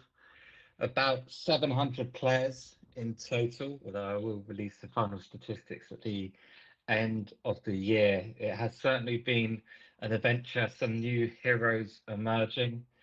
I wonder if we will see a new one this weekend. Certainly Stephen Samuelson on a nice early charge up the leaderboard. And of course, while this is the last tournament event, we still have the final to come, 42 of the best players from around the world. But meanwhile, it's Matt Ansley, currently on even par, up lane 10. Hang on. He's in trouble. Hang on. That swale now, that little depression, or we call the green waist side bunker, kind of has to put it up there. He's not wasting any time. He's going right at this. And he finds the bottom of the cup. Matt Ansley with a great par on 10. Yeah, so far I think it looks like he's playing with a golf ball, so not surprised on that. Not at all. I think in Brno, like they only had like 3 lanes on the Eve course where they didn't use golf balls, which for most people is probably like using 7 or 8 different mini golf balls on that course. Yeah, I had a good handful that I used. Yeah, that's the location, of course, for the WMF World Adventure Golf Tour final for the previous season that Matt Ansley played in. Certainly did play with a lot of golf balls. I know he's thinking about using more mini golf balls for the next final. Patrick Holla with the par. Holla! Let's see where we're at now on their schedule. I think, the whale, the sperm whale. 15. Lane 15. Yeah, this is going to be tricky. Again, sometimes the camera doesn't do it justice with all the undulation of the green, but you can see you got to come down that chute. Wow, that's a great putt there. The ball does tend to materialize down on the right side, and it poses a very difficult second putt up a slope there to the cup, which you can see in the center cut. A lot of players will try to backdoor their way into a par here. Let's see what Summit does. He looks like he's looking left. He may be banking this. He goes right at it, does a backdoor, leaves himself with a pretty easy cleanup there for his par. On lane 15. Not a bad attempt all in all. That'll be a free for Summit, but good attempt really to escape here with a free. He won't be too unhappy about that.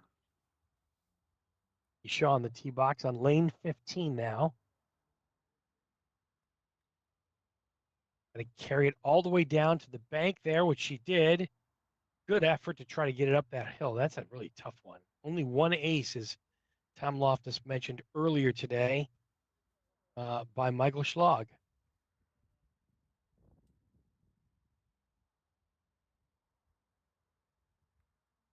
Nikki now with a second putt coming back up the hill, and it just carries up on the top tier, and she'll have a little bit of an easier putt there for 3 to drop 1 stroke.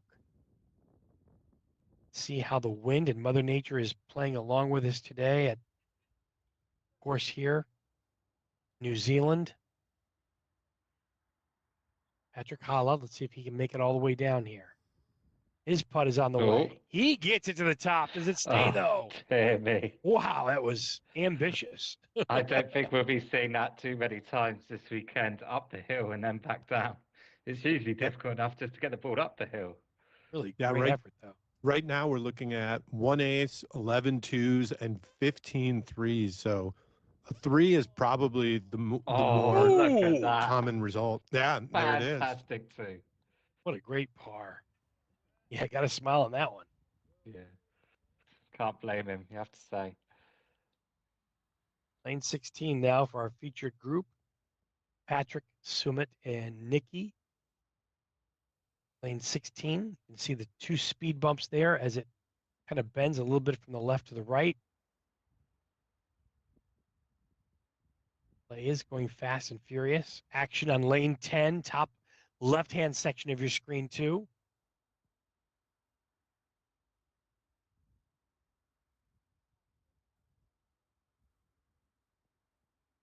Yeah, looking at some of the second round results, the players at the top of the leaderboard on good rounds so far. James McCarthy on even par after 1, Stephen Samuelson even par after 4, Matt Ansley even after 11, Josh even after 2, and Faye Ansley even after 4. So players at the top of the leaderboard are staying steady for now, at least.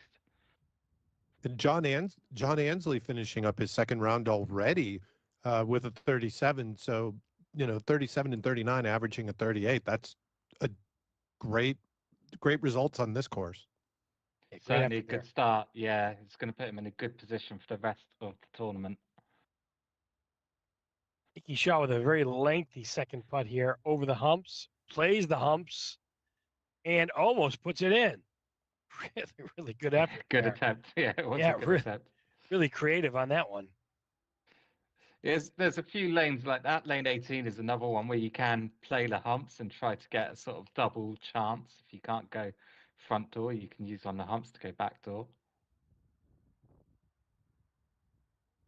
Lane 10, finding that swale again, just south of the cup. Lane 10, that uphill, bankable first shot, causing a lot of problems for a lot of players today. But a great up and in on lane 10. It's Christy Robinson, who plays a slightly unique style of shot there on lane 10 with the unconventional rebound, playing more to the left than most other players do, but it's worked out for her both times. So could be a good strategy there. Well done. Lane 17 now. Kind of one of the shorter lanes on the course.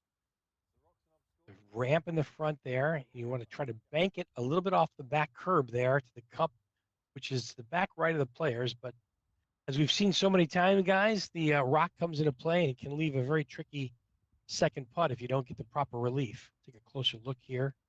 Welcome to the rock. Yeah, you can see certainly some great undulation in the ramp there in the front. There's definitely that swale right in front of us. You can see that depression, and then a depression right behind the rock, which will cause all kinds of havoc. Nicky Shaw now, taking the ball off the back. A little bit ambitious, but not too bad. Oh no. Oh, that's going to be tough. Yeah. I don't even know if she can, like, yeah, she's going to play it through that other swale for a rebound shot. I wasn't sure if there's even actually a place for the ball to get around the rock if you fall behind it. No, I think that's just about as good as she could have done there. There you go, Nikki. I like the matching red putter with the jacket. Kudos to Nikki. A lot of style out there already. I'm gonna call it out when I see it, and I'm a big fan. Come on, don't get to the rock. Hey, there we go. Holla! One of the best leaves we've seen today there on good lane shot. 16. Really good. Lane 17, rather. Nice job, Patrick. That is not easy. We saw some really good players get stuck by the rock. So as we see now, our featured group for the second round finished their second round. We're going to be leaving our camera here, and we'll be seeing all of the remaining groups finish their second round. After this second round, the groups will be reordered in reverse leaderboard position, and there'll be one third round for all of the amateur players today, and then the pros will go on to play rounds 4 and 5 today. In a second, I'm just going to check in on the team scores, because there is a team competition here through the first couple of rounds. The Summit struggles there with lane 18. And this is where you can get in trouble on 18, where Summit is, where you really want to kind of finesse it in, but you finesse it a little too much, and That's what it happens. comes back to you, or you hit it too hard, and then all of a sudden you have a tester coming back for a 3. Oh, like he just did. caught that edge. Tough 4 there. Tough 4 there for Summit or Summit. Not a great finish there, but still more to play. So team A and B currently in the lead. Although you can't see their past scores, but I think we're going to have to look at that a little bit later. It may just be that their average. Okay, they have a 41.5 average, team A and B. That's Braden McDonald and Elisa Cunningham, followed by putting pair with an average of 42.4, Christy Robinson and Michael Schlaug, and then the pram putters in third place. Like the A and the B, they took the initials for their first name for both of them. Good on them. Let's go, Mr. Holla. Let's finish strong. Let's get this ace. Ooh, no. Wow. They all kind of got some tough places on this lane. This is a tricky one. I could even imagine. Yeah, I mean, this is one where I think really good players, you're just gonna risk getting in trouble to get it in that little ring. Oh. For a second there, it might pounce off the cup, up the hump and go back in, but not quite. Oh, Lord. That was a tough one. So the camera will stay here now, and the next group we will be seeing finishing their second round will be Paul O'Connell, Andrew Kerr, and Angus Shaw. That'll be in a minute. Tom, as our statistical correspondent, you've been keeping your eye on the scoreboard and the averages and statistics for the lanes. Anything sticking out to you so far? Anything that we should be focusing on or keeping our eyes on for the rest of the tournament? 18's been a tough one. We've only seen one of 2 aces on it. Lane 12 and 2 And it looks like 6 and 7 are the lanes that have not been aced as of yet. And the most aces came on one of our first featured holes for a bit there, lane 1. There was 6 of them on Pebble Beach, lane 1, giving people probably the least amount of trouble for the course. That's averaging a 1.95. The next easiest hole or lane is 14 St. Andrews at a 1.97. There's 5 aces on that. Nobody really getting in trouble. Followed by what we all expected. It's the hardest hole. 14 is St. Andrews. 15 is New St. Andrews. The New St. Andrews is a full stroke ahead of it. It's 2.82 shots per person on that lane. 1 ace with Michael Schlag. And then the majority of people have been taking threes with 15 threes, 11 twos, 5 fours, and even a 5. And yeah, there's only been a single 6 and a single 7 all day.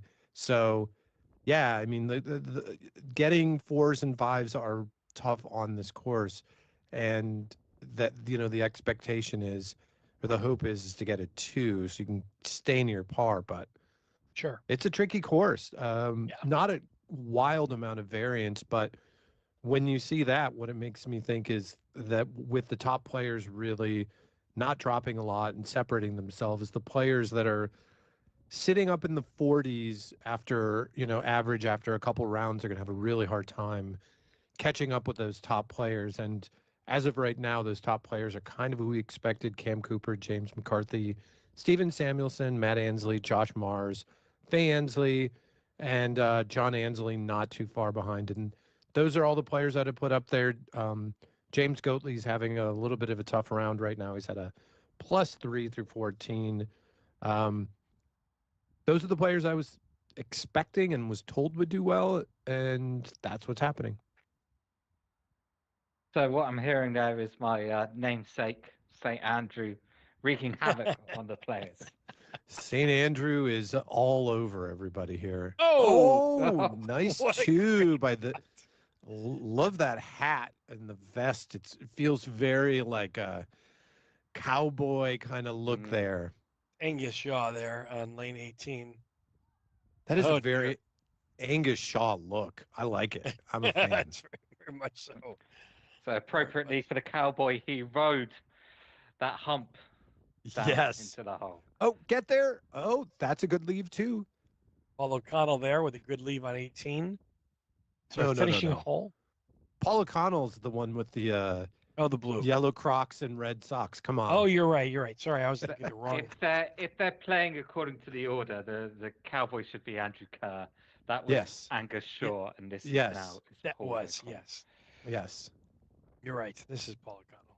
Paul O'Connell not able to get over the first hump. And that is a challenge on lane 18. Certainly, is that kind of hidden hump there on the right side of your screen. It's going to pose a very no, Paul. That's an unforced error. Hamish is coming over to be like, hey, what's going on here? Pick up the pace. May have been those Crocs. Not sure. Up and over and coming back around. Does it catch the dish there? No dish? No. Takes the 4. Net? Is there a relation here between Paul O'Connell and Hamish? Nice to see. Is Hamish our only junior player that we have today, or do we have a few other juniors? It's a great question. 2, Hunter Broadhead and Hamish. That's in the novice youth category. And Hunter's got a pretty good lead right now too. Hamish has had two pretty tough rounds with 50 each of those rounds. So we're hoping Hamish can turn it around for himself the next round. But it's a tough course. Matt Ansley due up next on 18 with Ian Svela and Hunter Broadhead. We were just talking about him being one of our junior categories. So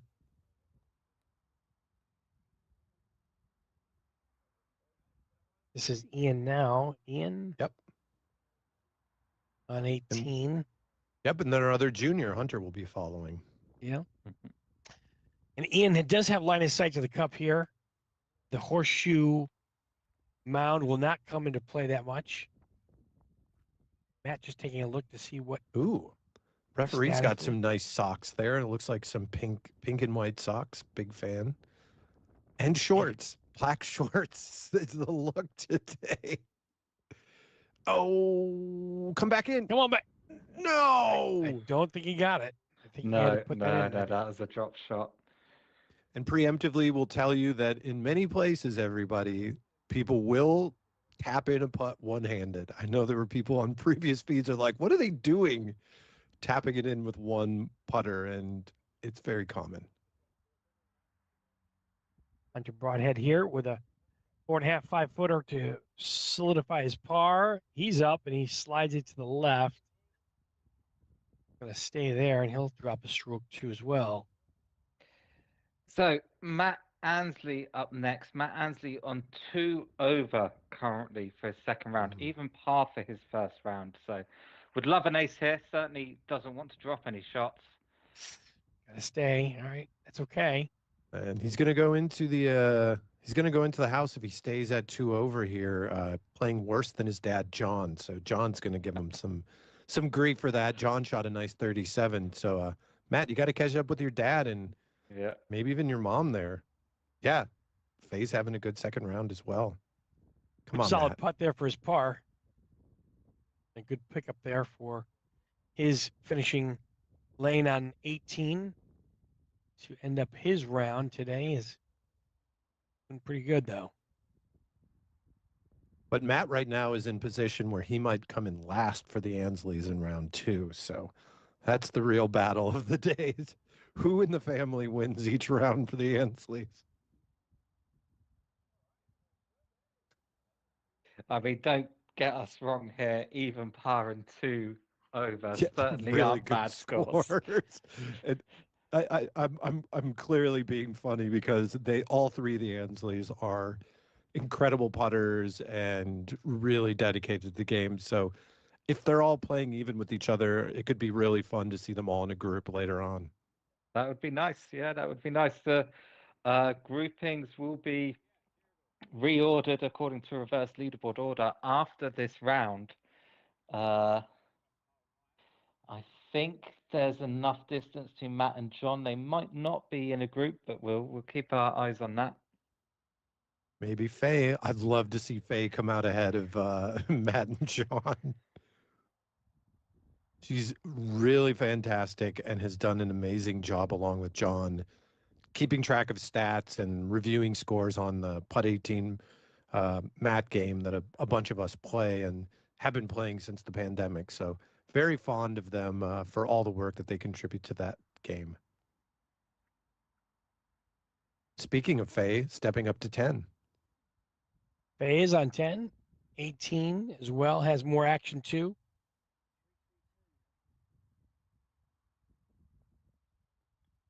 Faye now, lane 10. Very tricky uphill putt here. Got to make sure you make it to that top tier and then bank it off the back rail, which she does. Show 'em very how it's well. done, Faye. Great leave. Great About leave. 3.5 feet for her par clean up here. She's going to slide a little bit right to left, but she finds the bottom of the cup.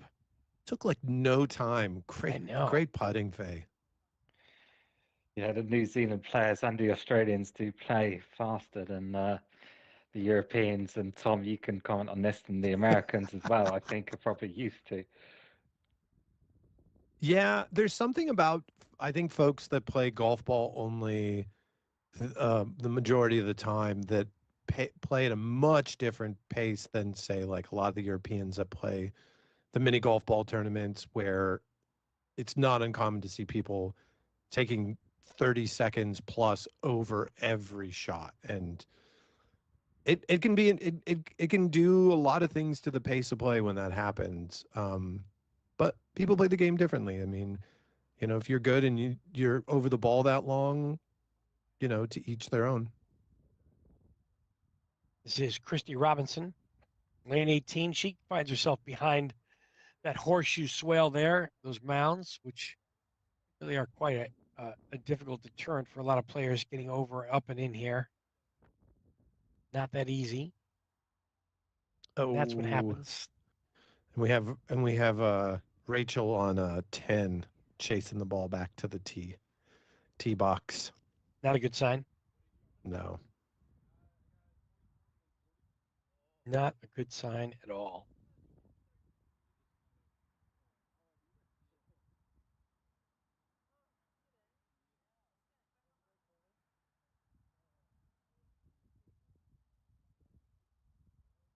Get it up there, Rachel. Get a good kick. Sit. No. dear. Oh, again. I know that look. Oh, dear. That's a tough break there. That's her second missed putt up that slope. This now to drop a stroke. She's got a hole in 3 here. That's not going to make it. No. Come on. But kudos give to up her now. for being probably, I think she's her and Faye are the only women playing that are not wearing red as a primary color. I've just noticed it's black and red. I mean, someone comment. I'm curious if it's Got a just step like 2. Oh, no. See, it's going to come back down. No. She can't believe it. Oh, no. Come on, Rachel. Put this in. Put it on. There's one thing for sure. Rachel has just made the highlight package. Congratulations. Come on, put it in, Rachel. Oh no. Gotta hold on. It's gonna stick. Oh, yes. Oof. It's for 7. No, I think she has to pick it up. Can't be. Is it 7? Do you think? No, I mean it was a 6 or 7. It's definitely up there. All right, Josh Mars. Hopefully he'll have some better luck. He's near the top of the leaderboard at the moment.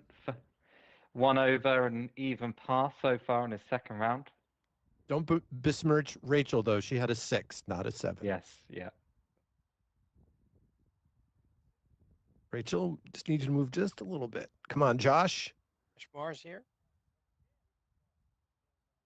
Good leave. Short putt. Nice. It seems to be an Aussie thing that looks like a Scotty Cameron putter. Yes. Well done. He finds the bottom of the cup.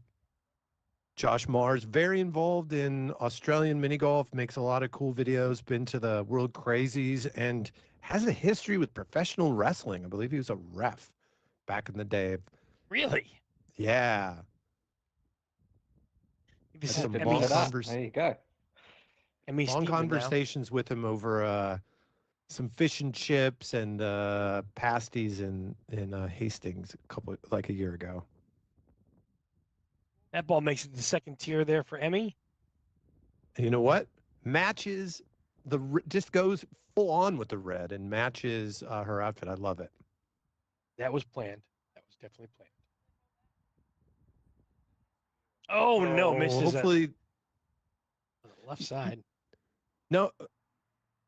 Yeah, if you hit it back through the box where she was at, you would have to go back to the tee box, right? You wouldn't go back to where your last putt was. That's what I thought. I guess they don't really have any hazards in play where if they don't cross a certain point on the lane that they have to go all the way back to either where they took their last shot at the beginning of the lane. Isn't that correct? No hazards on this course. So hazards would be things like bunkers with sand or rocks in them, or water traps where, the rule is if you end up in one, you can either replace your ball to where you played your previous shot, or you can try to play from the hazard if you think it's playable. None in this course, but there are a lot in Portugal, which is where we'll be next in the final in May. Lots of rocks.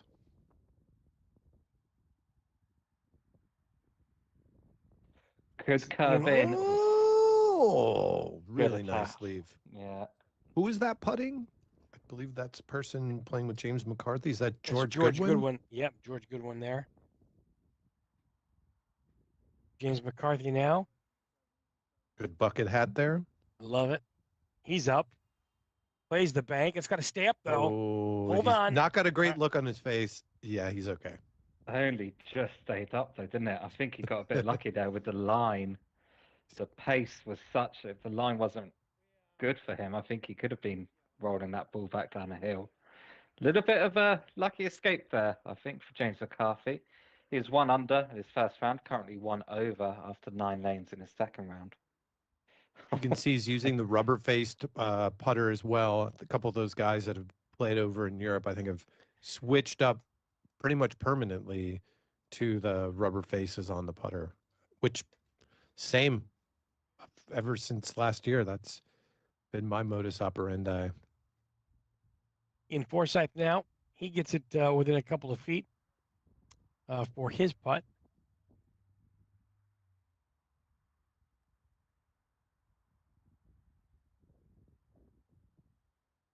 And he picks up his par. Nicely done. Well done. Now the action is moving fast and furious, as Andrew alluded to. Not sure if this is Braden McDonald, but it might be. And that's got to stay up. Oh, dear. Happens so often, seen so many people. And it doesn't matter how good you are. Sometimes you just don't get enough pacing on it. And that ball will come right back down to the tee box. No penalty stroke, as we've alluded to earlier, but it will cost him a second stroke here up. Good chance to get it in. That's got to stay up too. Hang on. That's going to come all the way back. Yeah. That's a little bit of the agony of defeat there. If anyone at home is wondering why lane 10 was chosen for our featured lane, I think you've just seen 2 good examples. That's got some pace too. That's got to hang on. Ooh, that's going to... I'll take the swale. Yeah. A little bit of depression there, that green bunker there. This is now for 4, and that's a miss. It's rushing now. It's for 5. Finds the bottom of the cup, and we'll have a triple bogey on lane 10. Some of the drama unfolding early here in New Zealand. Anything can happen. That's a good-looking putt right there. Get there. Well done. Finds the right line. Like a Steven Samuelson leave there. That's right. Easy to Samuelson. Got to figure something else out, but it's hard not to. And then we have Cam Cooper here, who's on a even par round so far after shooting low round of the day, 33. Uh-oh. Uh-oh. Hang tight. That's looking good. I thought that was going to go in. That was a good look. You can see that it curves when it comes off that wall, too, that it looks like it's breaking. Right to left a little bit. Staying on par. I'm sure he wants to pick up a few more aces. Right now, he's on 1 ace and 1 drop for the round. First round, he had those 4 aces and 1 drop. So I think he's hoping he can get a few more aces in before all said and done with this round. Live from Wellington Mini Golf Club today, the 2024 New Zealand Open Golf Warehouse in Lower Hutt, New Zealand. You can see the wind has died down a little bit. At least Mother Nature decided to give us a little bit of a reprieve. Leaderboard to your right of the screen. We're going to regroup here in a little bit for round 3. My name's Dave. We got Tom and Andrew here doing the play-by-play for you and live coverage all weekend long of the 15th and final event of the World Mini Golf Federation and the World Adventure Golf Tour 24-25. Winner gets a shot to go to Portugal here and have a chance at the finals. Yes, thumbs up is absolutely true. Players competing in the pro division know this is a matter of an endurance, as players will pace through 8 complete rounds of 18-hole adventure golf. Groups of 3 today, right now, take home a piece of the prize pool, a sweet trophy, and a trip to Portugal. And as of right now, Cameron Cooper, because he won the Australian Masters, actually already has an invite. And based on points, my assumption is that Matt Ansley would be making the cut, whereas right now he's got 300 points and tied for 20th. It would seem he's headed back to the finals, and I imagine he'll want to do that, especially since he had that close loss in Brno last year for the World Adventure Golf Tour finals where he lost by a single putt to Ladislav Shlivo. It Came down to was, an ace on the 18th lane. I believe it did, and it It was did. wild. Both of them struggled on 17, and then that ace really won it. And it was such a great pairing for that final group where you had a player who probably traveled the least distance in Ladislav, who lived just right True. around the corner from the That's Brno true. course. And then That's you very had true. Matt Ansley, who was, I think he was like, from 26 door to hours. door from his hotel was like 40 hours. Yeah, like Yes, to get all the way home crazy. to New Zealand. So, yeah. It was good for Ladislav to win. Certainly deserved it. We've seen a lot of him already this season. I'm sure we'll see him again in the finals here coming up in Portugal. He's Very on pace excited. with the points right now. Andrew, do you know the first tournament of next season? Do you already have that in the books already or no? It's not public information yet until early January. Sorry. I might know. Sorry. I don't mean to let the cat out of the bag early. Well, we can look behind the curtain a little bit. So what we have to do is give all federations the same chance to be able to book tournaments. Yes. You can't have tournaments happening at the same time. So we're very open and honest with federations when the booking process will start, and it's first come, first served. Everyone's treated fairly and equally. So that process has begun now, and federations have started booking their tournaments and booking slots in the calendar, and then that calendar will be announced early January next year. And at that time, the WMF World Adventure Golf Tour official tour booklets, 2,000 of them were sent out around the world last year to federations, players, adventure golf courses to give to interested members of the public. So we'll be starting that process again as well. So yeah, the calendar for next year will be announced early January. It may be the case, without giving anything away, what I can say is that it is permitted to have a tournament before the final. So there may be a tournament in April, say, for example, and that will count to next year's the final after Portugal. So that may happen. That sounds great. Yeah, that may happen, but the official calendar will be announced early January. Did that happen last year where it was the Moravian Adventure Golf Masters was before the final, or is it just immediately afterwards, after the final? It was immediately afterwards. It was 1 week after. That's what it was. Yep. Yeah, that makes sense. Yeah, because it was tucked right in between. Yeah, Brno had a really busy year where they had the World Adventure Golf Tour final, followed by the Moravian Adventure Golf Masters, and then like a little over a month later, they had the WAGM there, the World Adventure Golf Masters there. So lots of action in Brno last year, or this year, I guess. It's still 2024.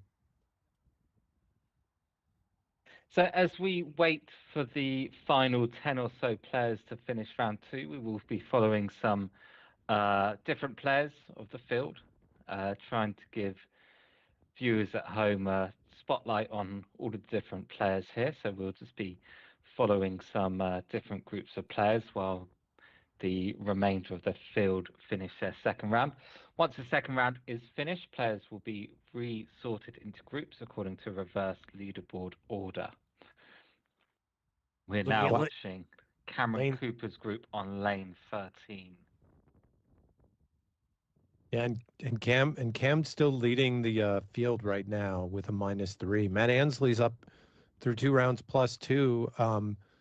And Josh Mars has moved into second. He was 1 over first round and -2 right now in his second round through 14. So we'll see how he does on 15, if he comes out of that unscathed, or if it takes some shots off that -2 that he's on.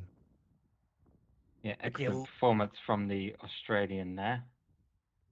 Lane 13, the bottom left of your screen right now, the opening right side of the tee box. There's a really good look at it. Those players will start over there and try to find their line.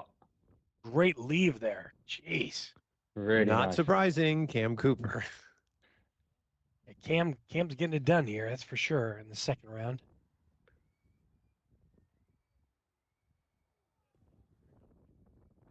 There has been 2 aces on that lane so far today, but I'm pretty sure that's going to be one of the best shots we see on that lane.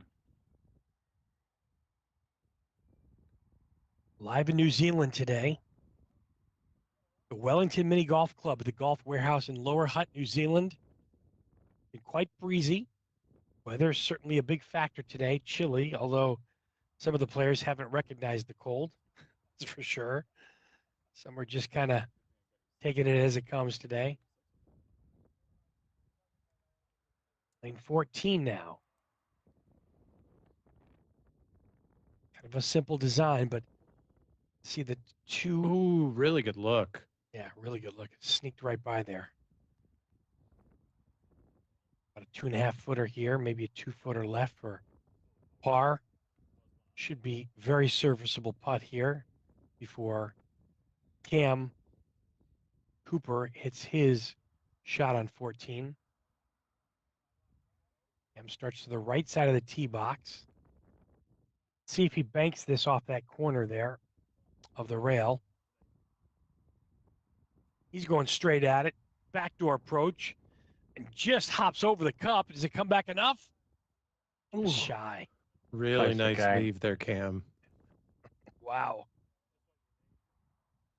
Yeah, and Well I think I done. see, I do see a white rubber face on his putter as well. So him, James McCarthy, I think John Ansley and Matt Ansley all playing with the rubber faces on their putters, which is fairly uncommon, honestly, outside of Europe. I mean, you don't see a lot of Americans, Kiwis, or Aussies really playing with those rubber faces on the putters, just because they're more common used by players that are using the mini golf balls, which are not as common in those 3 countries. It's funny that you bring that up too. Before I went over to play in the World Adventure Golf Tour Finals, I was looking in the U.S. for any type of putter with a rubber face. Really good putt there up the second. Wow, James, really nice leave. And there were no putters available. Nope. No, I couldn't None. find anything in the U.S.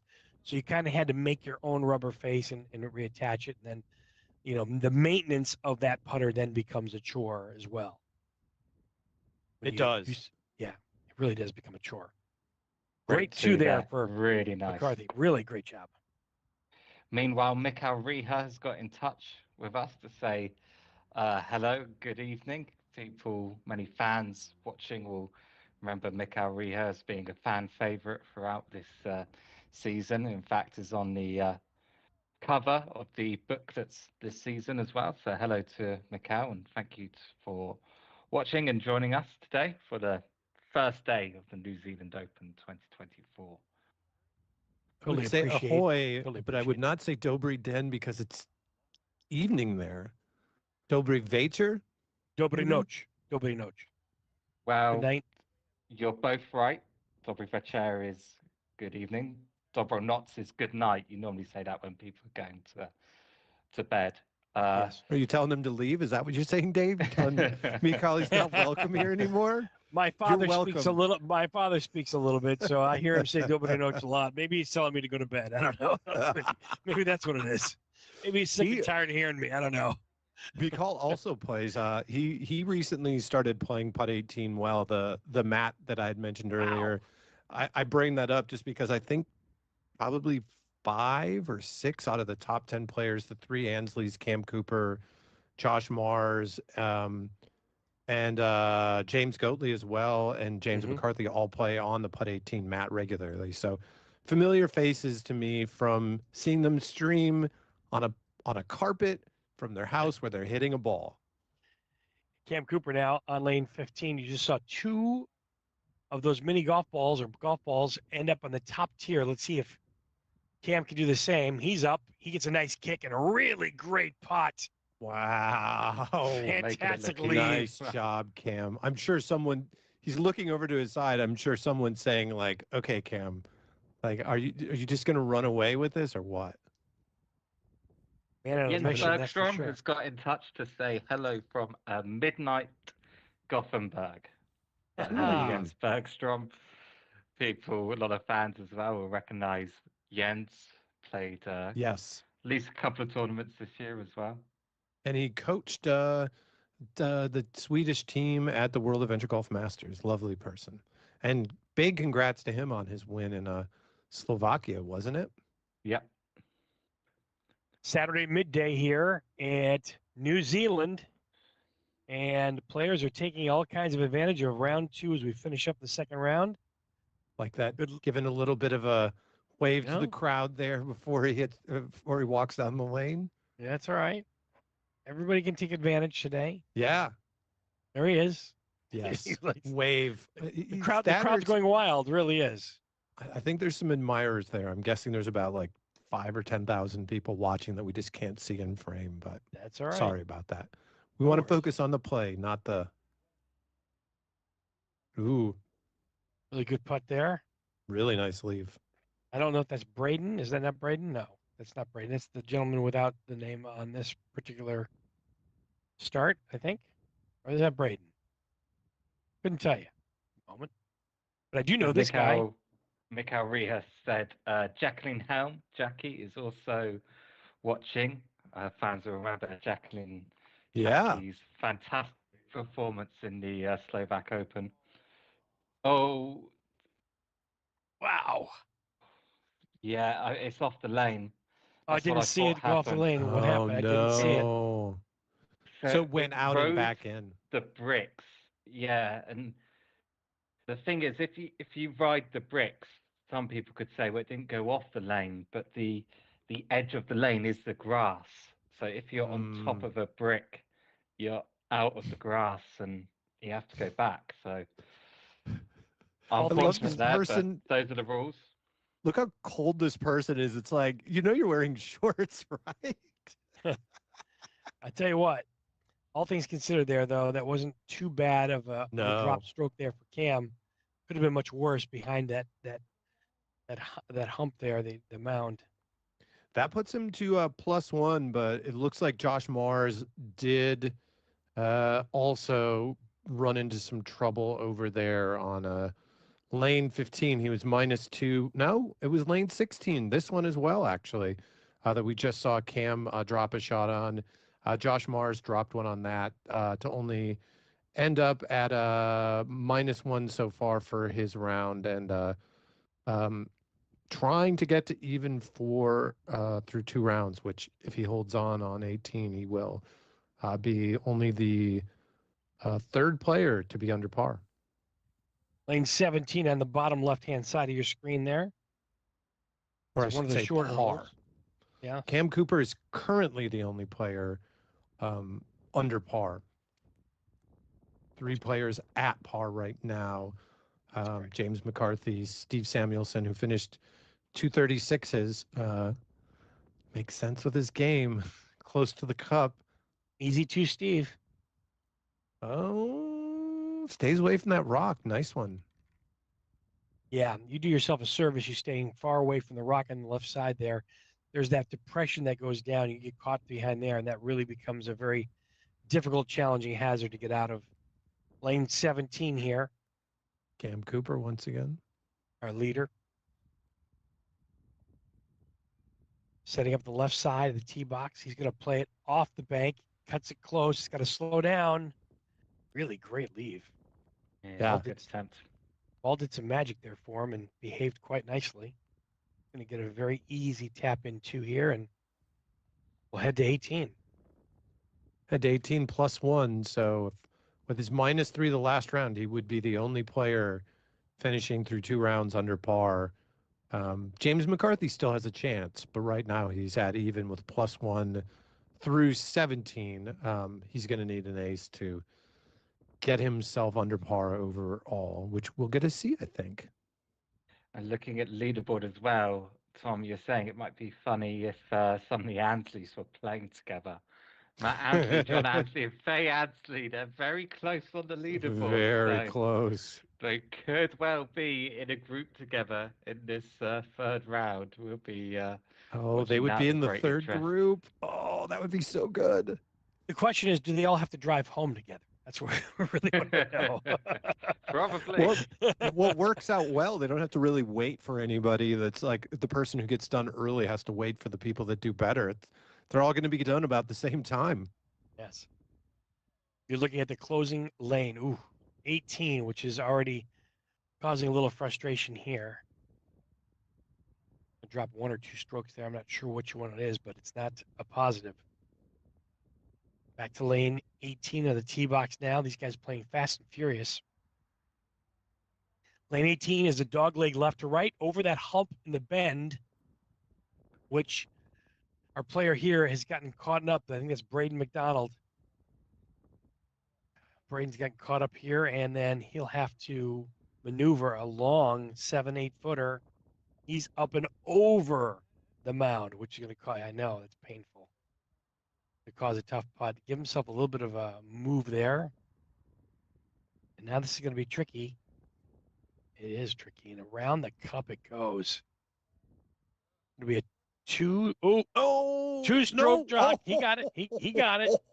That was an ambitious 4, I'll call that one. How about that? Yeah, that was a toughie.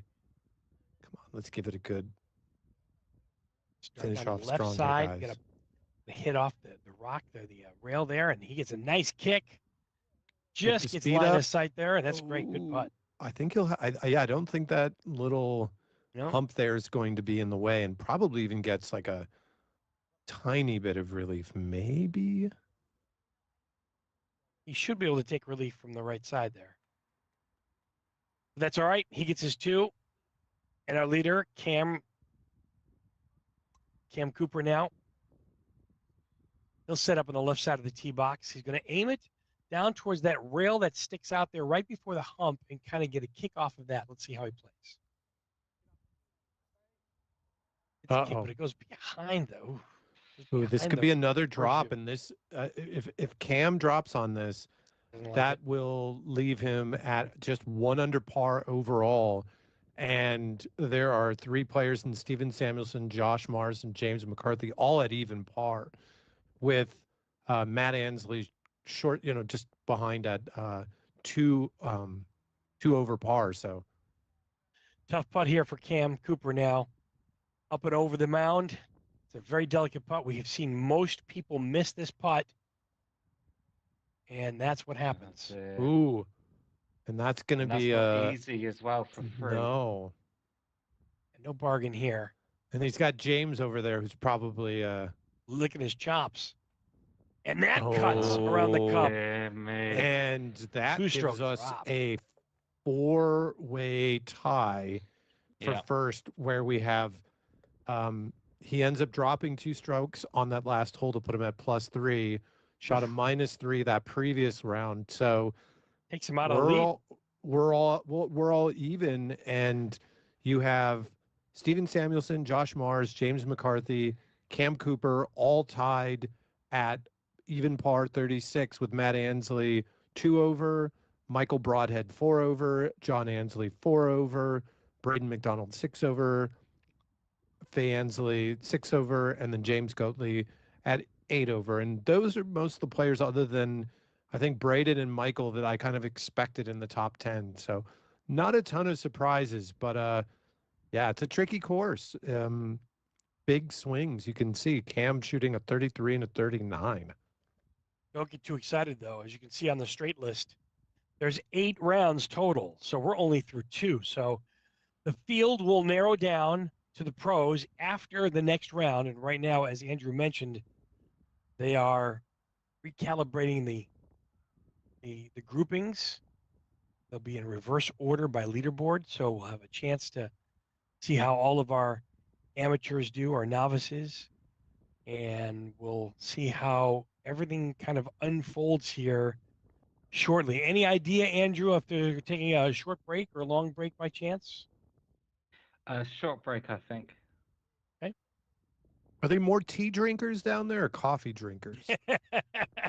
Boxers or briefs? What do we got here? I mean, they're part of They're former. I mean, I would think tea is fairly popular because they were at one point part of the British monarchy, but I don't know if I know a lot of Aussies and New Zealanders that drink tea versus coffee. Someone It's a good can question. leave a comment in the in Facebook or YouTube. Sure. It's a good idea. We like class participation today. The 2024 New Zealand Open Wellington Mini Golf Club at the Golf Warehouse in Lower Hutt, New Zealand. The 15th and final event of the WMF World Adventure Golf Tour. My name's Dave. Tom is over here to my right. Somewhere to my left is Andrew. We got players competing in the pro division that need to stay their cool as we still have, my goodness. How am I to your left or right? I don't think they can see us. We can't even see each other. Well, that's okay. That's all right. This is, you got to bring it to life. I like that you're painting a picture. Like people are just looking at finding us on Facebook or Instagram and be like, oh yeah, that's how they're sitting in the room. Andrew's sitting over here. Tom's sitting there. Dave's there. I wonder what they're eating. Tom, there's a reason why we're not on camera. I had during a little bit of a break there. I had a nice scone. That was that's great. A blue cheese pear walnut scone. So that's odd. It's a little strange. It's a really great combo. It does. I love blue cheese. So, what can you do? So as they are repairing right now, the rules are simple today. You're welcome to bring your own golf putter, as we've seen some people use today. Or you can use one for the course. There's the genuine golf balls, or you can use the European mini golf balls. They are permitted. And as you and I and everybody's alluded to on the broadcast today, not sure if there's a lot of mini golf balls being used today. Would you agree with that? Yeah, as far as I can tell, it doesn't look like it. Like Cam seemed to be hitting just a yellow ball as far as I could tell. But one thing of note is, so Cam Cooper had the two lowest rounds of the tournament last year. His final round of 34, which gave him a win where he was down by 4 strokes going into the final round and does 5 strokes better than Matt Ansley to win it. So he had a 34 and a 32. Matt Ansley was pretty consistent last year on the same course. He shot under 40 every round versus Cam, who had 2 rounds of 40, but then had the 2 low rounds of the tournament, 34 and 32. After that, the low rounds are not much lower. I mean, I'm looking at it, down the list, and I'm seeing a 35 that Matt Ansley had. Yeah, I mean, there's not a ton of scores outside of the top 3 players last year, Cam Cooper, Matt Ansley, and James McCarthy, that had players in the, consistently in the 30s. Most of the players were getting up in the 40s and kind of staying in there, and then would have like an odd round in the 30s. Although I'm looking at James Goatley last year, he had a round of 35 as well. So he shot pretty well, but was still a bit out of the lead. If you look at his final score, he was 5th in pros, but he was 8 strokes back from 3rd. So, yeah. Andrew, there may have been a little bit of talk earlier today that I may have overheard a possible shotgun start or rolling start moving forward. Is there any truth to any of those, or we just can do the same rolling start that we've had, more than likely? I think he stepped out for a scone. What kind of scone do we think he's having? I don't know. Definitely not the cheese, the blue cheese, pear, and walnut. Pear. Yeah, that's just. Think about it. Have you ever had a blue cheese, pear, and walnut salad? It's really good. Yeah, I thought you were going to say like cream cheese. No. That would have been good. It was really like the blue cheese was like, it wasn't too sharp. It was really nice. I have to say. But yeah, it's fun watching people play. This is like really the beginning of the outdoor mini golf season, I think, down under in New Zealand and Oceania and Australia, where they're really starting to ramp up their season, like a lot of other federations would be doing in the Northern Hemisphere in the mid to late spring when weather's not as temperamental. And yeah, that, it's a big event for them to have early in their competitive season with the Sure. obvious big opportunity on the line. And for them, I imagine when they're going to Brno last year or earlier this year, that's at the end of their competitive season. So a little bit of an advantage to the folks down in Oceania that are traveling for the final. They're coming really out of the heart of their season. So it'll be interesting to see who all comes out of it and who all decides to travel. I know it's a popular time of year for some tournaments, but I would bet that top three in this tournament are going to be thinking very strongly about going, and it'd be really interesting to see if we get another Ansley family member. As I mentioned earlier, both Cam Cooper and Matt Ansley, based on their finish at the Australian Masters, have more or less, based on points, qualified for the finals, with Cam Cooper getting the automatic bid, winning the Australian Masters. So it'll be interesting to see who comes in third, and if they're going to go outright. Last year, James McCarthy came in third and ended up making the trip as well, and that's a hike. I mean, we had talked about it. Yeah, even further hours. to Portugal, right? I don't know how that would work. I know that where they're playing at the Villamora Family Fun Park, that there's like another flight that you would potentially take from Lisbon if there's not a direct flight. So I don't know how much different that would be than Brno. There's a bus available too from Lisbon, I think. Oh, there you go. Another option too. I've already done some research on the flights from the U.S., but the great part about the World Adventure Golf Tour Finals is A, it's a different location, but B, it brings people from all over the globe, and that's what really truly makes events like this truly special. And again, if you're watching at home today, we're so glad you are part of this, because it's truly a special sport. A lot of dedication, a lot of time goes into a lot of people's play, and 8 rounds is a tremendous commitment over 2 days, to be a part of something this special. So glad that you're a part of it. I'm glad we're a part of it. We're kind of watching the beginnings and the makings of something really very cool in the sport too as well. And pretty soon, hopefully you'll be able to see us on the Olympics channel too as well, as we do some highlight packages and such. So moving forward, there's a lot to be thankful for and a lot to look forward to in the sport.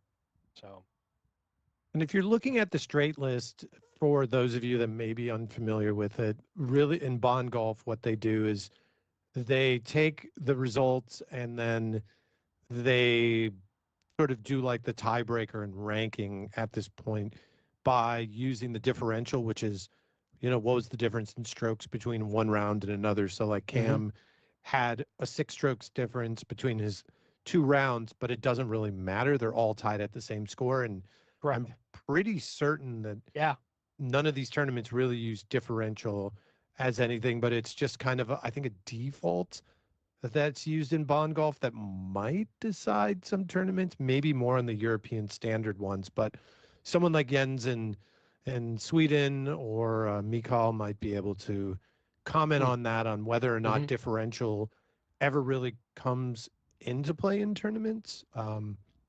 It's interesting to note, that's for sure. It is kind of interesting to see Cameron at a 33 and a 39 and a 6-stroke differential there. But like you said, 4-way tie at the top of 72, just after 2 rounds alone. So anything can still happen. And whether or not that comes into play is kind of an interesting thought process, really. And I got a update from Jens, our Slovakian Open winner, who's talking about in Sweden.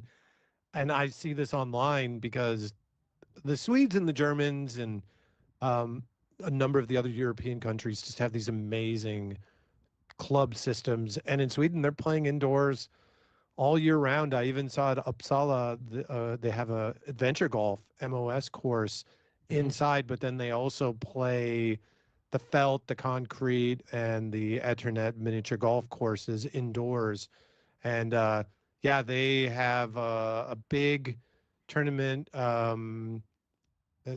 Jens was saying that they were playing an Aquim, um, and so they're not really ever in an off season, which makes sense because they the Swedes always show up to tournaments in top form, and you'll be surprised if there is a field of players from all around the world, and that if there's not Swedish players in the top 10, you'll be very surprised because they're always going to be in the mix in every tournament. And that was the case even at Wagum this year, that I think several of their players like Martin Lindell and Kevin Sundstrom and a few others were, near the top of the list after those top Czech players, and Sevi Kukielka, who was the best non-Czech player at the World Adventure Golf Masters in Brno this year. So, the Swedes are always going to be near the top. They have an incredible system. You can see like photos of their indoor mini golf that they have like youth players, like 20 youth players competing. And we're back here on lane number 10. A friend with the blue ball that I made a note about is stepping up. Oh no! Are they practicing here? Oh, I think they're practicing. I was just like, Yeah. did they really just miss the Pretty sure putt and go down the hill? Pretty sure they're just playing around. Which, see, sometimes you Yes. can practice in between rounds. I'm not sure if that's That's allowed or not not. common. No, these Super yeah, uncommon. So the youth players, we should say, are finished now after the second round. Oh, so I see. the youth players leave us now, and the players that will He knows we're only talking about play him. in the That was teams Hunter, are I leaving us believe. now. Yeah, so they're just having a bit of fun. That's not that the other person. I don't think is a youth player though, with the blue ball. Yeah, he might be one of the people that are only playing in the mixed pairs. That's Alan Swin, and I believe that's Hunter. I think you're right. I wrote down that he had a different colored ball, and Hunter, I believe, is the other one. Who's the other junior player that's playing right now? Why can't I find him on my list?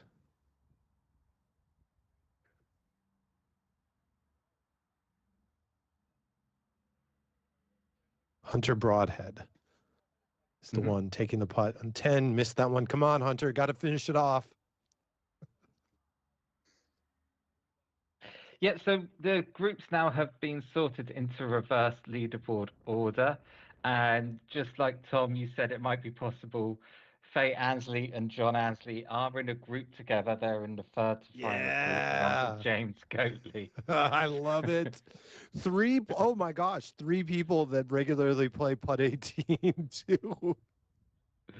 And then the next group after that will be Michael Broadhead, Matt Ansley, and Cameron Cooper. So Faye and John will be able to keep their eyes on Matt. And then in the leading group for round 3, out of a maximum round 8, will be Josh Mars, James McCarthy, and Stephen Samuelson. Stephen, who we were following in our first featured group coverage. And we will be getting round 3 underway very soon. Round 3 will be the final round for the novice men, the novice women, and the novice senior players.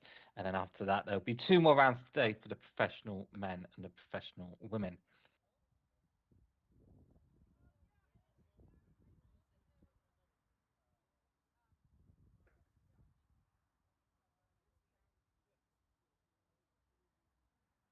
And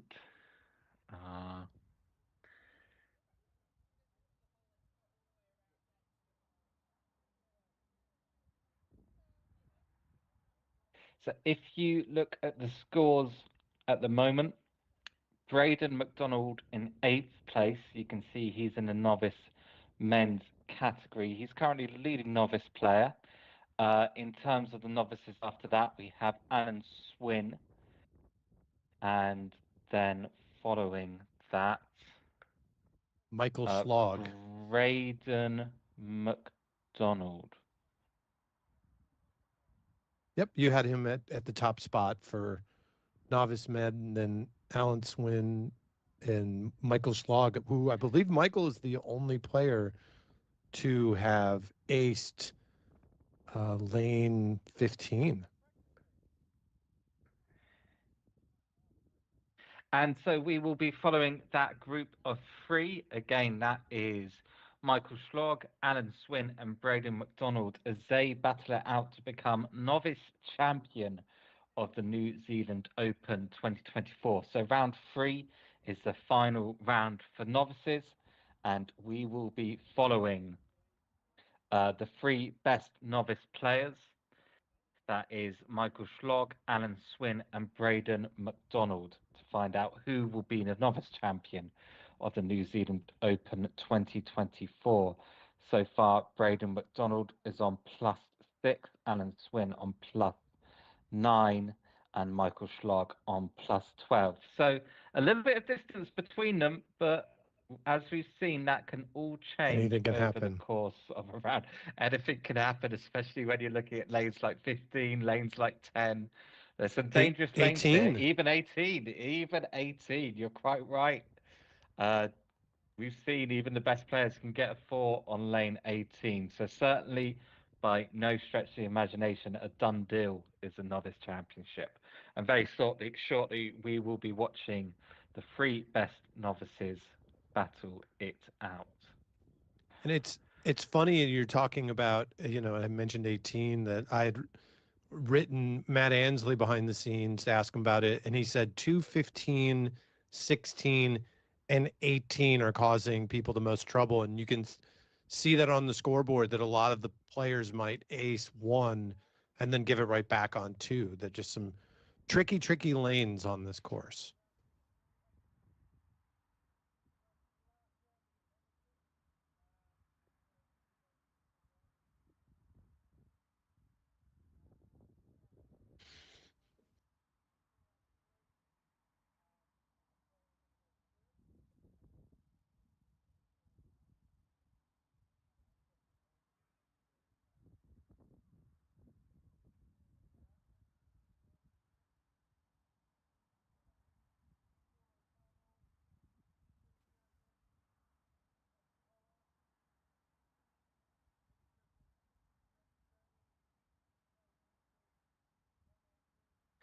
So in terms of the first 2 rounds, Tom, any surprises or everything going as you would have expected so far?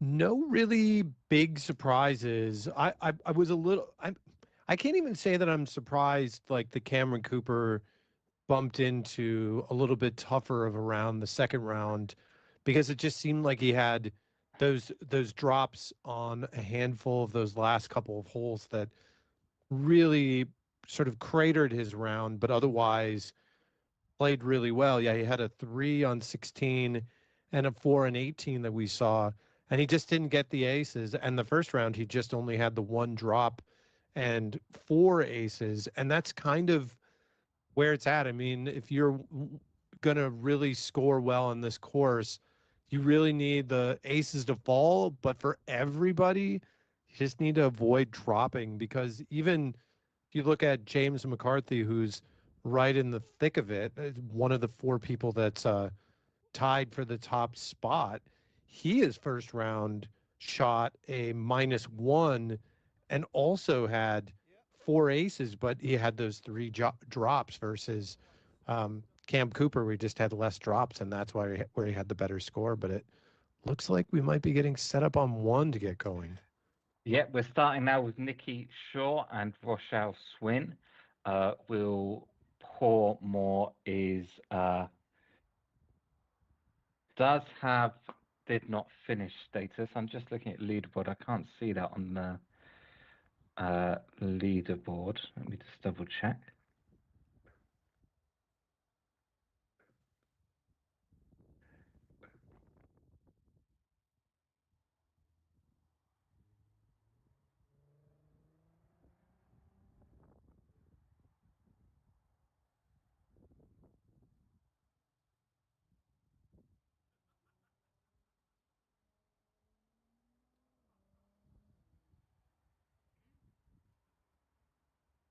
So actually, because this is the final novice round, the pro groups, so starting with Paul O'Connell, are going to be going out first.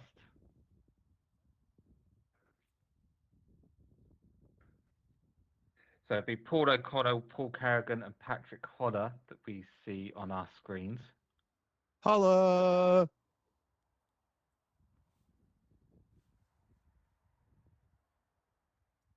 Watch, we're totally mispronouncing that. And if we are, And then our apologies in advance. They'll be followed by James Goatley, Faye Ansley, and John Ansley. So we're doing professional first and then novice players. Gotcha. Really wish we could have mic'd up Faye and John for this match, for this round. They're really fun to hear those two going back and forth.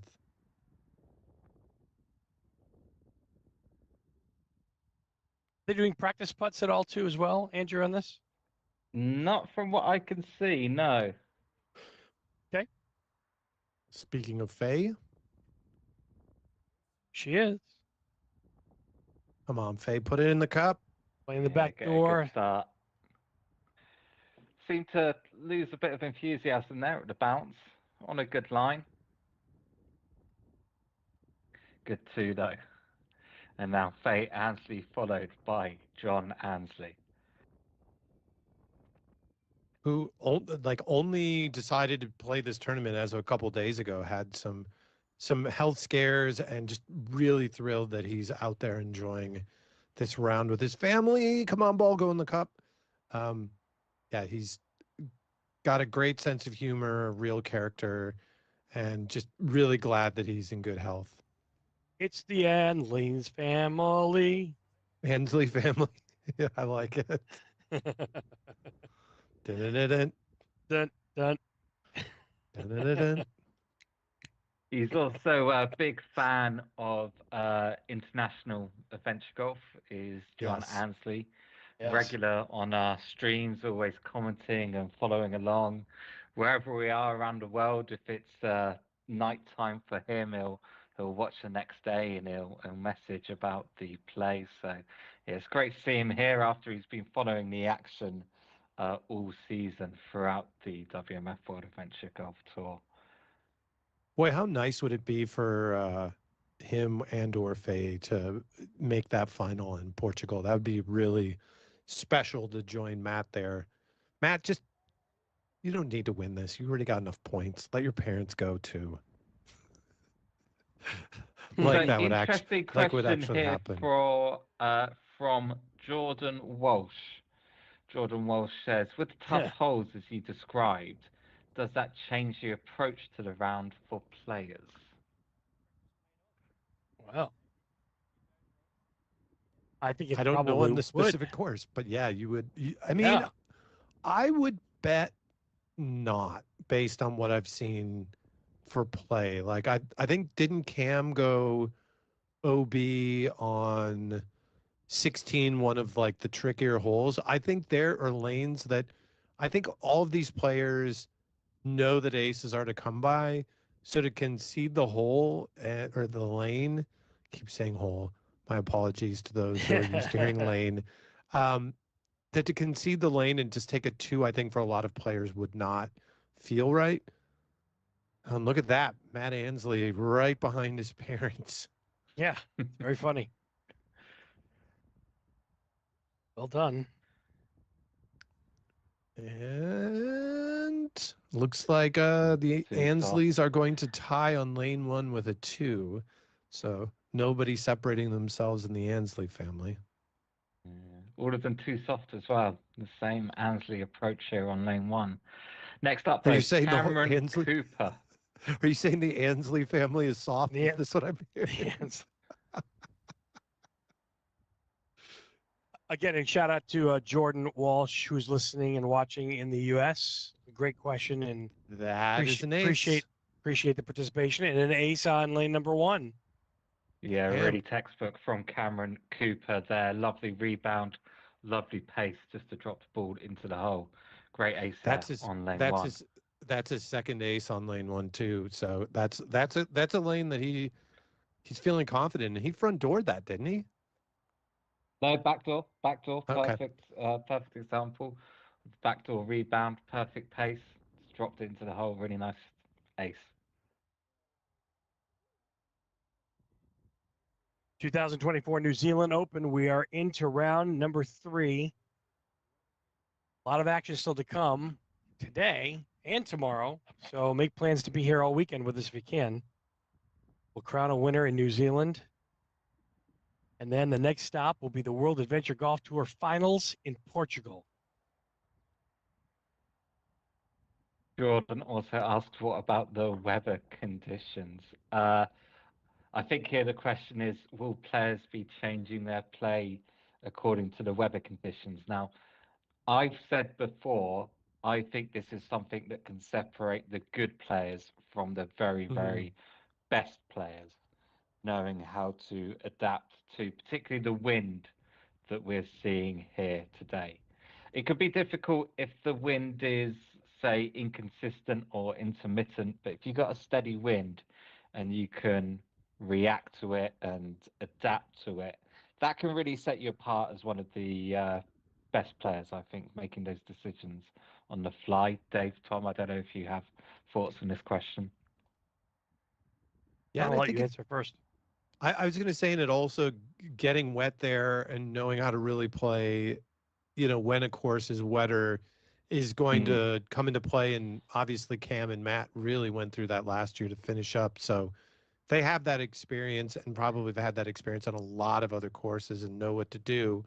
And you look at whole lanes like 10 and a couple of those others where you have those big uphill putts, you might have practiced on a dry course and then you step up in a tournament and you have these really pace specific shots that it's really hard if you're more of a novice player to get that pace right when the conditions change so much with the practice, to the day of tournament. The locals definitely gain an advantage in any tournament like that because they've more than likely played the course under all sorts of different conditions and are going to know, okay, this plays faster, this plays slower, this plays, if it's windy, like what lanes are going to give me more issues. And so, yeah, I think the more seasoned pros are going to adjust well. Speaking of seasoned pros, that's Josh Mars from Australia stepping up on one. What a segue that was, Tom. Yeah, we're in the leading group now. Oh, dear. Josh Mars, James McCarthy, Steven Samuelson. Yeah, the weather absolutely does come into play at playing any golf in any weather condition is tough and challenging enough. So I think your approach has to be how the conditions play the course. And if you just take a look at the wind right now, is absolutely going to affect longer putts than it is shorter putts. So I've experienced that myself at the Matterhorn International Pro-Am where the ball suddenly was going one way and then all of a sudden it was literally the wind blew it down a ramp and offline. So it's going to be part of the game, and it's an even playing field for everybody in that sense. James McCarthy, similar leave there as Josh, just playing off that back wall and missing right at the cup as you face it. Yeah, James and I were entering it too wide. James and I were partners playing at the World Adventure Golf Tour finals earlier this season. A lot of fun to catch up with him and see his approach, and he loves playing with obviously the real golf ball too as well. So was he also wearing his bucket hat? He was wearing the bucket hat and I don't think shorts. I've ever seen him without it. Yeah. And he was wearing shorts too as well, even though it was chilly in the Czech Republic. So no question. Oh, great ace there from Steven Samuelson, one of the members of our first featured group. Really nicely done. Really big surprise for him because usually he likes to leave it within a foot of the cup. So, but seriously, I think that's his second. Yeah, that's his second on the first lane that he had. He's also aced it the first and third round, just like Cam Cooper.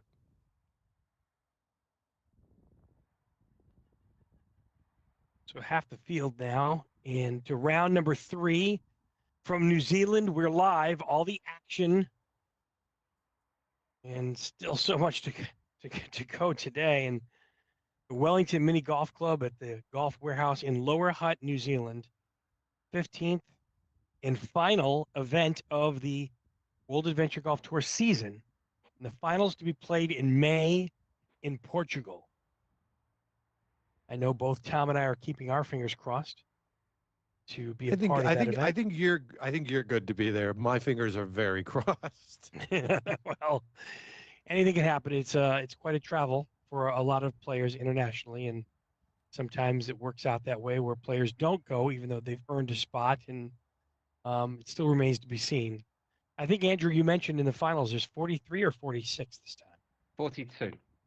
I see. I was completely 42. off. 42. Yeah. And does that include to have the a female number that's players and the divisible tour by sponsor? 3. The 42 players, including 4 of the 4 highest ranked women, and any sponsors for the tour. Yeah, up to a maximum of 5. Tom, you don't qualify for that part of it. No. Who are the sponsors? Can I get in their ear? Cam dear. Cooper with a really nice start so far. He is -2. at -2, acing 1 and 3, and that's kind of been Cam's MO. He's really just chasing those aces, and I have to imagine right now, him and Josh Mars are tied with 7 overall aces, so those two are really dialing those in. So our professional players have all gone out now, but we are going to follow the players battling for the Novice Championship for the remainder of this round. This is the last round that the novices will play, and then it will be the professionals for the remainder 8 of the following the professionals for the remaining 5 out of the total 8 rounds. So this should be Nikki Shaw now. Yep. In red. Lady in red. Got the adjustable red putter, and it almost looks like a red ball. Might be a pink Chromax. Hard to tell. That might have been a Chromax. It's a very good possibility. Seems to get a great bounce off these rails, these cement rails that guard all the greens. Very consistent throughout the entire tournament here. Just caught the corner of that rail to knock it offline a little bit. Good pacing there, though. Yeah, good pace. There's Rochelle Swin there in the first group of novice players. Next up in the second group of novice players will be Angus Shaw, Christy Robinson, and Emmy Steedman.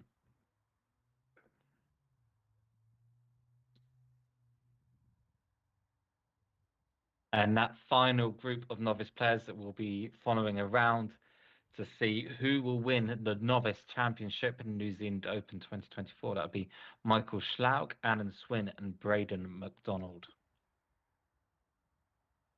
I could see Emmy's name being pronounced like Emi, like with a New Zealand accent. I feel like I've heard that name.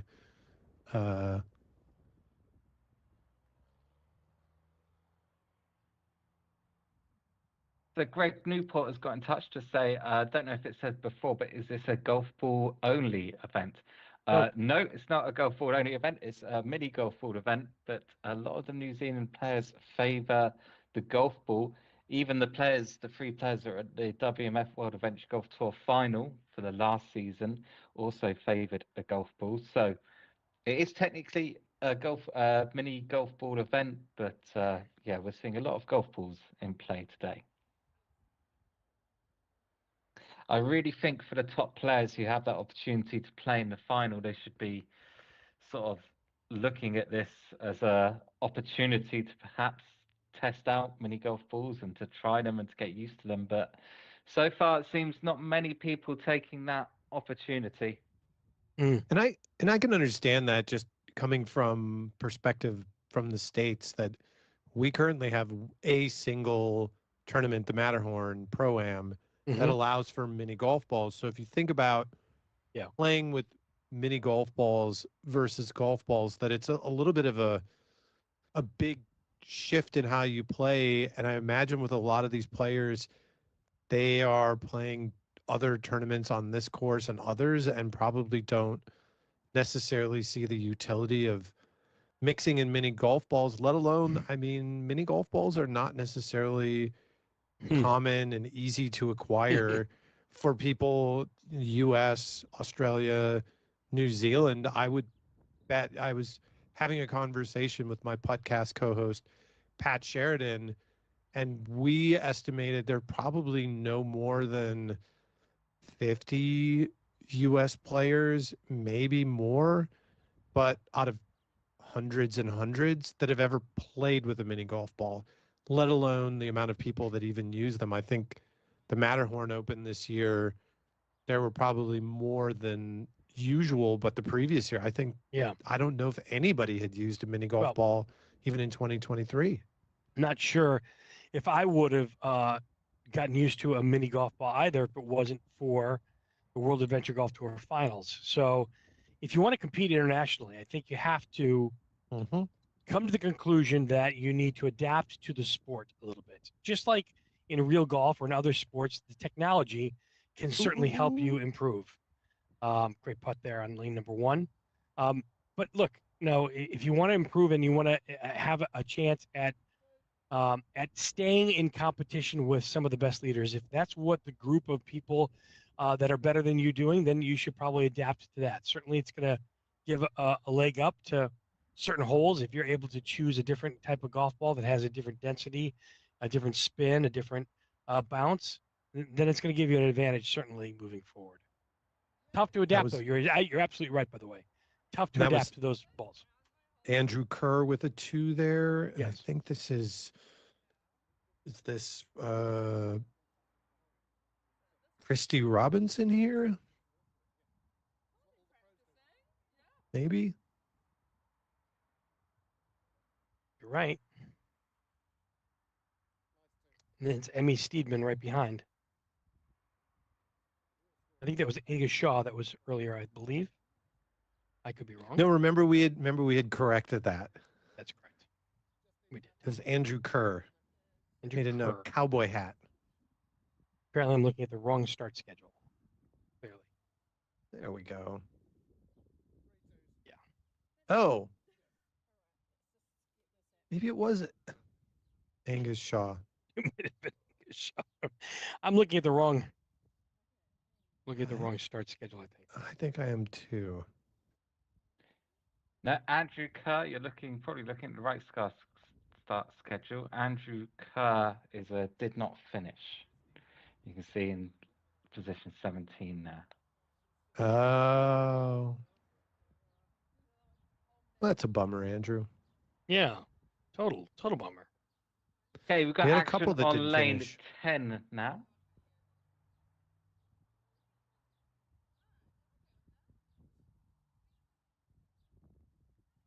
Usually when players don't finish in these shorter tournaments, it can be because of the conditions. And that's, if you're really out of it, sometimes you're just like, okay, I'm good. Played 2 rounds. This weather stinks. And, that's indicative of bad weather. I think the public at large probably don't love playing in this kind of weather, even if it is the spring. Yeah. It's tough. I mean, the tough weather conditions, the warm weather hasn't sunk in yet. And certainly, they're battling some of the elements today, staying comfortable and warm, for those people that may or may not be playing mini golf balls, certainly the temperature of the mini golf ball does come into play too as well. So absolutely does. Have to keep those. But like you said, and like we've already alluded to multiple times today, that most players today are using regular golf balls. Yeah. Look close up of lane number 1.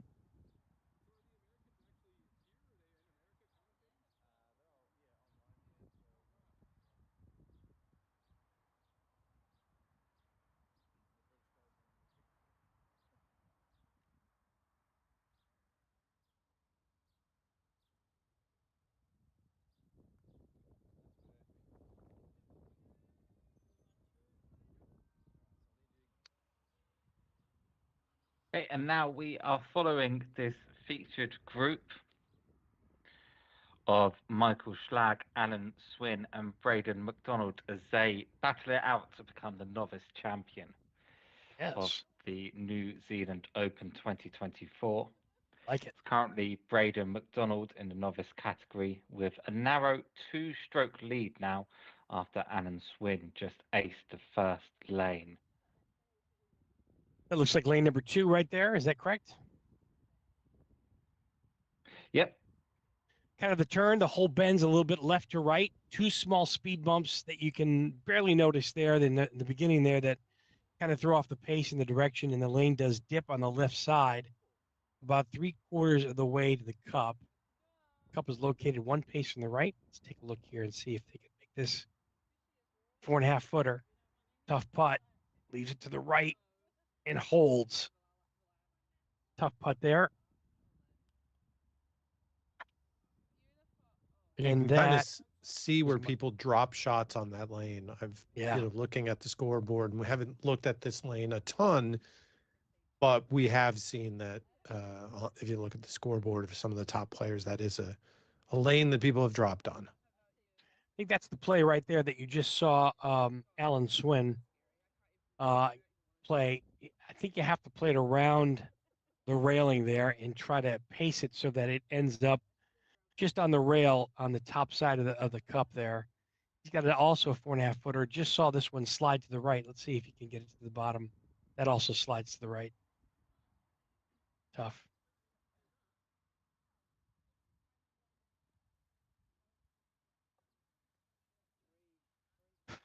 Action on lane number 10, too, the top left-hand corner of your screen. Yep, this is John Ansley following Faye Ansley. Faye Ansley wants to a very good start for her third round, 3 under after 9. And how many people have we seen finish there on lane 2 after hitting the ball way too hard? Yeah. Braden McDonald now with this tough second putt. 6.5 footer now. This is going to slide a little to his right. Let's see if he can find the bottom of the cup. Oh, great shot. Great putt that is. Fantastic. Well done. Par on that is a fantastic score. Yeah.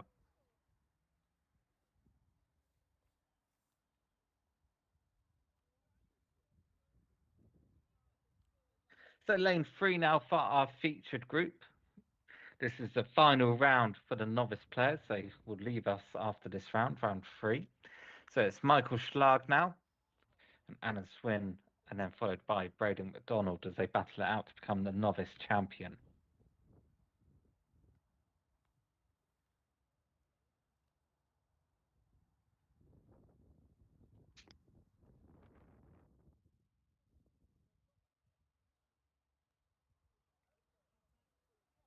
Good 2 there from Michael.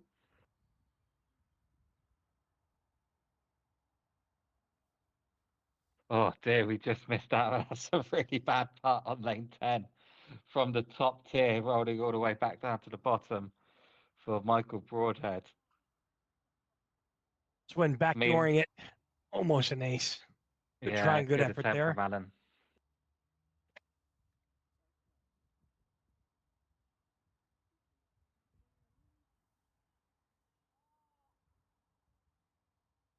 Braden McDonald, after a very nice 2 on the previous hole. Let's see what he can do on lane number 3, the straight and narrow, where the green is going to slope uphill with a depression on the right side, about 3/4 up, which you need to get to that top tier. So got to be firm here.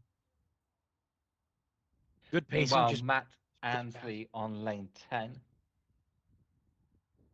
Saw a big celebration from him here earlier when he got an ace. Not going to do it this time, though.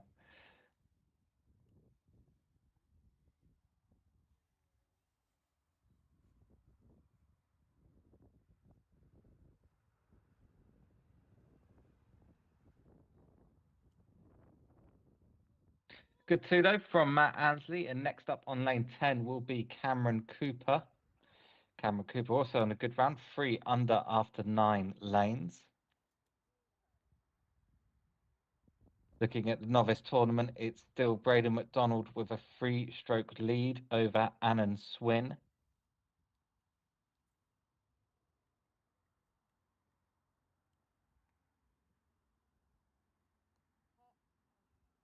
It's Cameron Cooper. Oh, dear me, from Cameron Cooper. That's a bad shot for Cameron on lane 10, up the hill and then back down. No penalty, but this will be his second shot now. He's to get this really close, if not in. Let's see. Not what you would expect from Cameron, it has to be said. Good putt there, though. Yeah, Drop a just stroke, manages to avoid the divot.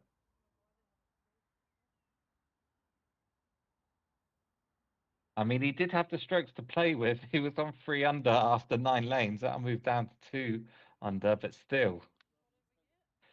Very good start. And now, Michael Schlag on lane 4. Over the bridge for the rebound. Good attempt really for Michael. The S-curve is kind of an interesting design here with the ramp on the straightaway. You can see it there in the top middle part of the lower left-hand side of your screen. The cup is tucked back hard left, about 1 pace off the side from the rail, but the bank shot over the ramp, and then a strong left turn will do the trick. You don't want to be short here either, because that long second putt's going to be tough.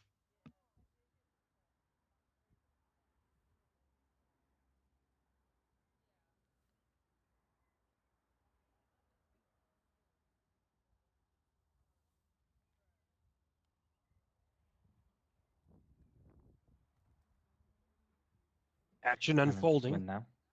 Third round coverage of the 2024 New Zealand Open. Alan Swin with a 3-footer for his par cleanup, and he makes it. Yeah, good too. Good effort. Next up, all eyes on this individual, Braden McDonald. Playing right now for the Novice Championship title. Over the bridge nicely. Good rebound.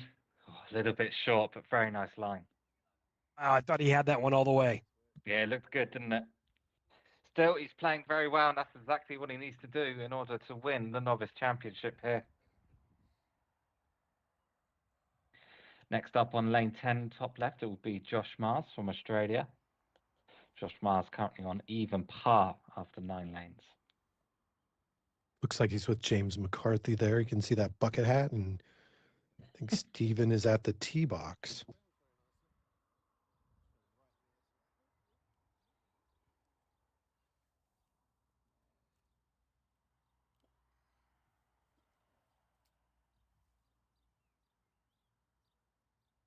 As a reminder, if you've got any questions, comments, if you want to cheer on some of your favorite players or cheer on some family members as we've had earlier, or even say that they're only the second best player in their family, second best putter in their family, do leave those comments, and you can do that either on YouTube or Facebook. We do read them all, and if you have some questions as well, we will try to answer them on air as Josh Mars steps up to lane 10 and Michael Schlaug plays down lane 5. Josh, affectionately known as the putting wonder from down under. Putting wonder from down under. There you go. Great nickname. Looks like a good putt. What a great pace. Yeah, he looks dialed in at the moment, doesn't he? Yeah. Even par after 10 lanes now. Alan Swin. Next up, James McCarthy, also on even par after 9. As Braden McDonald plays lane 5. Up and over this lengthy ramp here. One channel to the cup, one speed bump that you can see that can ruin your pace, and it can ruin the line. He's got it down there. He's playing the back door. Nice rebound. And James just ace 10. James McCarthy with an ace, putting him within 1 stroke of the lead. And looking down the leaderboard, Faye Ansley's on a -3 and is tied with her son, Matt, and has left John in the dust. Ansley family battle. Samuelson now up lane 10. Such a torrid family affair. Good for them all playing well, though. We'd like to see that. Love seeing it. Yeah. So much fun.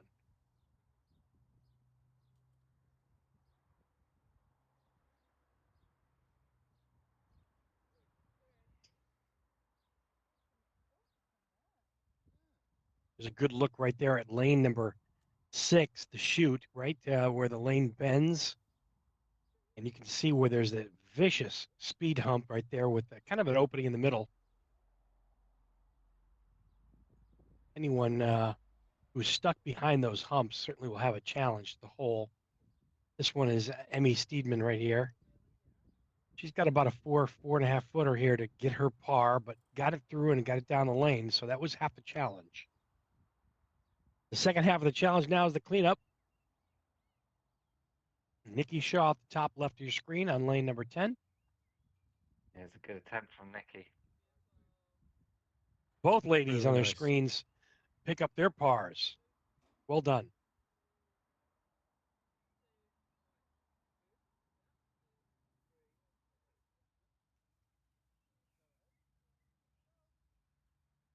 Yeah, Faye Ensley's on a round right now. -3 through 14. I'll be curious to see where she ends up at 15. But we have our novices. Great leave right there. Yeah, Michael Schlag right there with a good leave on lane 6. For some reason, I can't get my lane stats to reload, but I believe he's still the only person that's aced 15. You're probably right. I think more than one ace would be tremendous. Yeah, I'd say so. Good par pickup on lane 10 in the top left corner. Our novice is competing on the bottom left for first place. Alan Swin now. Alan's going to line up. You can see the tight chute here. Players will play a little bit to try to get through that center cut there of those speed bumps. Alan Yeah, that's making it the all the way danger down there. with not Yeah. going through the center. You can ride up on those speed bumps, even go outside the lane. Very tricky. They didn't know for Alan. Finishes with a 2.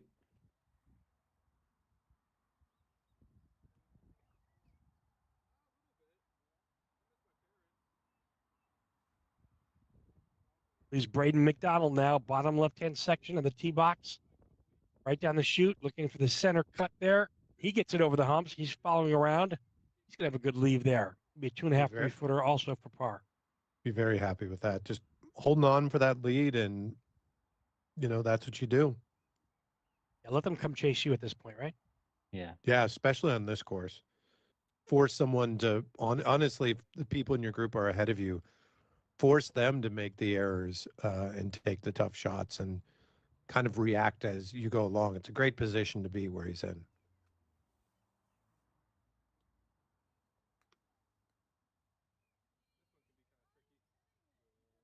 Emmy Steedman right there on lane 7.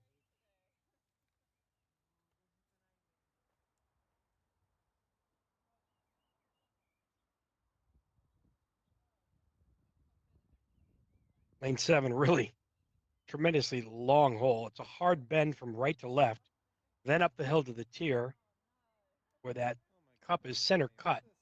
You got to watch the rockscape over there. You see there, she's right in front of that rockscape, which comes into play, and you don't want any part of that today.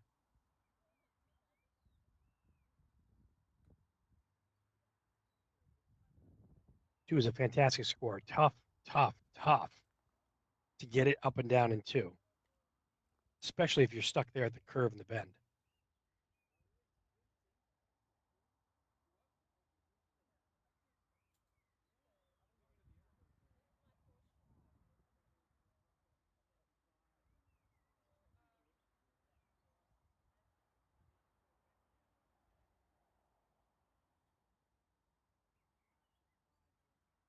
This now to drop 1 stroke. I think she may have pushed that a little bit to the right there. Caught the corner and the edge of the cup. And now that's going to be a 2-stroke deficit there for Emmy Steedman. As our leaders approach now, lane number 7. A little bit of a different angle now, different viewpoint of this lane. There's the ball up and around, and a really great leave there for Michael Schlag. A little 2.5-footer here. From eyes to dot and tees to cross, and he's in for par. He'll hold steady on lane 7. Alan Swin next. Allen getting Nice right up putt. and hitting it. Really nice pacing on that pin high. And he's got about a 2.5 footer also for his cleanup.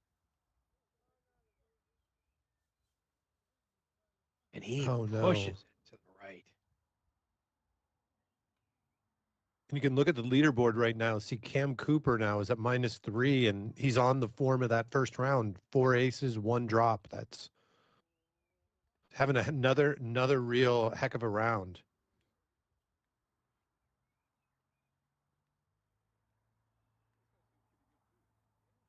He just needs to stay away from 18. Well, he's got 15, 16, and 18 coming up. So I we're know. curious if he hangs on to it. Start off with the St. Andrews and then go to the new St. Andrews. And new St. Andrews 15 is a unfriendly one. Sure is.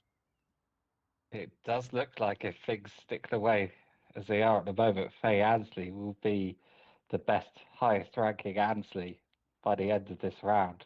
Faye's currently Oh, leading yeah. that by 1 stroke and John by 2 strokes. So we'll keep our eye on that as the round progresses. But right now, all of the action is focused on this final novice group. So All back the to Ansleys. outcome. Oh, is there like action. is there a little drop off on this lane where Two of if you don't get it over the bridge, there's like a little depression, like a little channel? Yeah, you're talking about lane number 8? Whatever. Yeah, the one that that we have Yeah. we're showing right now. Yeah, it looks like there's 2 ramps on this particular lane. It's a little longer than I had thought or anticipated, but there's a straight channel on the right side and a green waste bunker on the left side of the hole high. That's going to be a challenge to find the right line here on this particular lane. Anywhere to the right there is fine. That's a good leave right there. Very serviceable and makeable for a 2 and a par. Well done there by Emmy Steedman. Let's see how our pros can attach this, or our novices for first place here. But yes, you can see it's not that long of a hole, but there's definitely that ramp that you got to watch out and be careful of.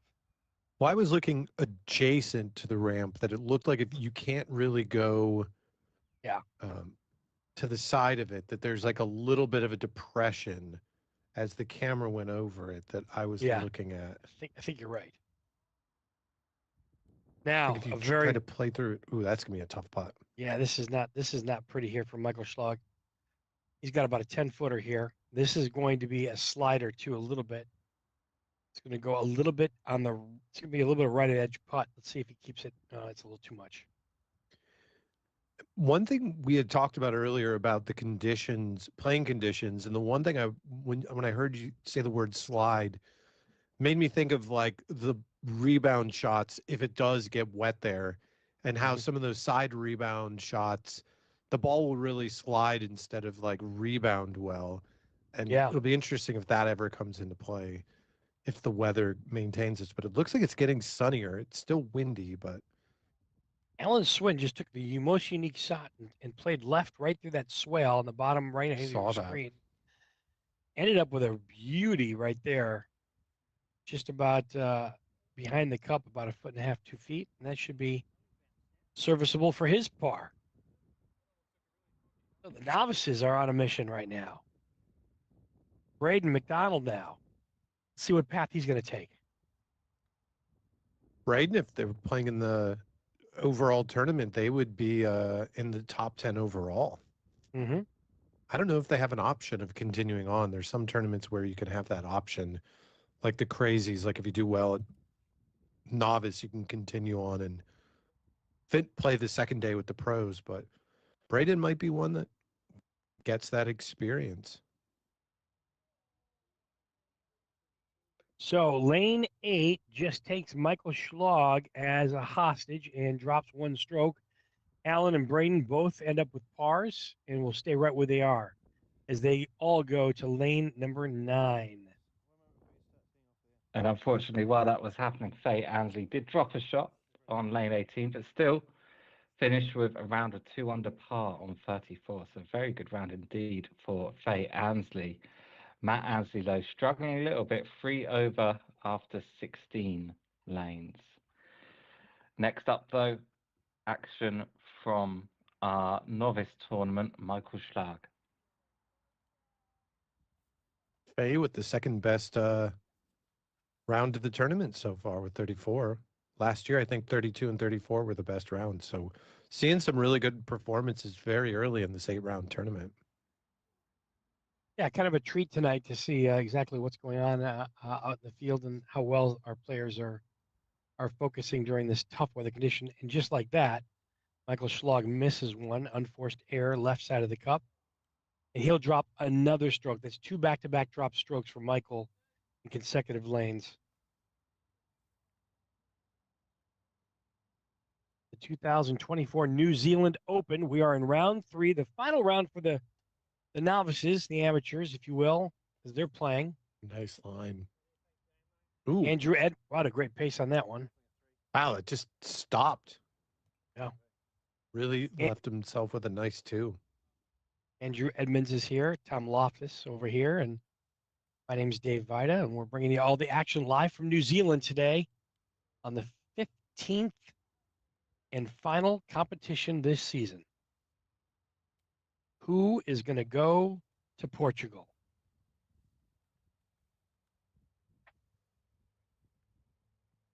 Braden McDonald now is to clean up his par. Will take 20 centimeters from the cement rail, and he will give it his best shot here. Good par. So 2 more pars again for Alan and Braden, and Michael, again, the victim of another bogey, and he'll drop a stroke. So got the whole back 9 left here to make up some ground. 10's giving some folks some problems with this. This is a second tee shot here. I believe that's Emmy.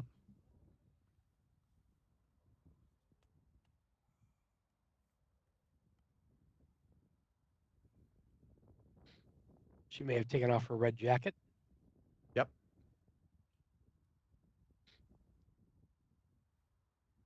Didn't know there were wardrobe changes in the middle of the competition today, but apparently there are. Well, that goes to what I off. was saying, that it looks like it is getting the sky's looking a little less dark, and it might be actually warming up, which would be nice for them. Lane 10, the uphill slope with a left bank. And you can see the steep upgrade there that Emmy is walking up as we speak. It's a steep grade to that level tier. The cup is left center, guarded by a dish bunker there that slopes back down the hill to the tee. So you got to be careful on that. And here's Michael Schlag. He leaves himself about a 3.5 footer. This one does slide also right to left. It can be caught by that depression, what I call a green bunker there behind the cup if you miss. But he doesn't need that. He gets a much needed par.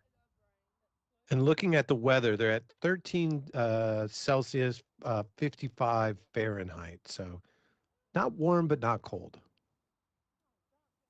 What happened there on that putt by Alan Swin, but he ended up in that depression pretty quick. This is a tricky left to righter. Yeah, he left it just on the cusp there, and he's going to drop a stroke here. Probably just what Braden McDonald ordered here. First putt, got to get it up. He does. That's ambitiously fast. Let's see. Takes a nice slow break there, and he gets a really generous lead for his second putt.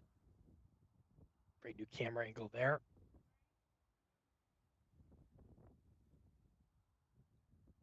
Braden McDonald playing very consistent right now and is in a groove. Looking at the weather even more, it does seem like the chances of rain are clearing up in the next hour or so. I think it's, what time is it there? I think it's like 2 there. In the next hour, it'll be cleared up. I guess 2 hours. Taking a look at your center screen here of lane number 11. Christy Robinson there. This is for her par. Straight at it and down. There you go. Well done. Nice putt. It garners a nice smile from Christie. Emmy now next. Coming into play is that rock boulder. It's actually a grouping of 3 rocks. It's tough to tell. Got to pick your channel here, left or right. The hole does lean a little bit south. And sure she ran into some problems there. Looks like she's putting from out of bounds. That's She might have possible. hit that rock and went OB.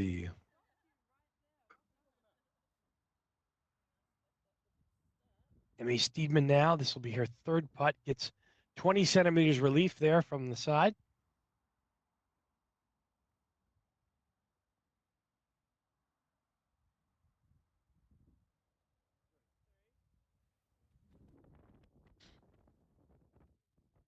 I'm seeing.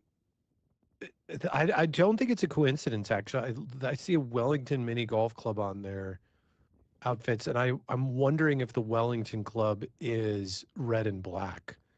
With so many players playing with red and black, it would seem to make sense that would be the case. Great first putt there from Michael Schlager. Almost found the bottom of the cup for an ace, but I think you're probably right there, Tom. They probably have group colors. I always enjoy seeing that.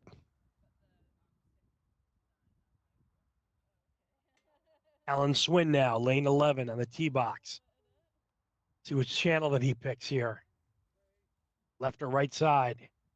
He finds it close to the cup there. Oh, no, that was not the ball. He got caught up there too as well. Looks like he went OB out of bounds, same place as Emmy did. I wonder what's going on in that first part of the lane. Are they hitting the rock and it's flying back to them? It's hard to tell from our angle. That's certain. It'll be a 3 and another drop stroke there from Alan Swin. Braden McDonald now in the tee box. He sets up more on the right side on this one. He gets it down the channel, and he gets it really close to the cup too. About a 2.5 footer for him to pick up his par on lane 11.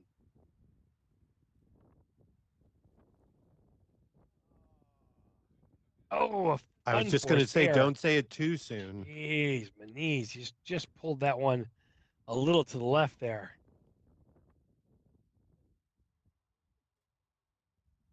I'll blame the wind on that one. How about that? Cam Cooper now with the round of the tournament, tying last year's best round. He shot a 33 to start, 39 after, and then a 32 today, finishing off with an ace on 17, 1 drop, 5 aces. Really well done. Yeah, impressive round.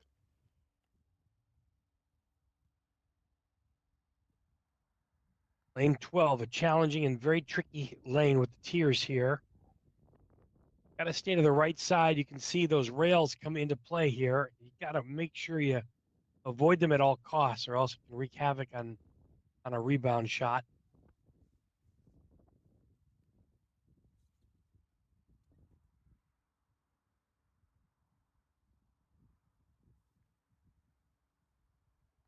The hole on lane 11 is tucked far left, about a pace off the left rail. That's a pretty good start right there.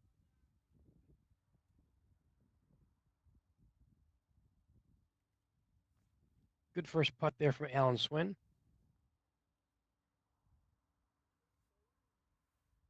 And now Braden McDonald. This is lane 12? This is lane 12.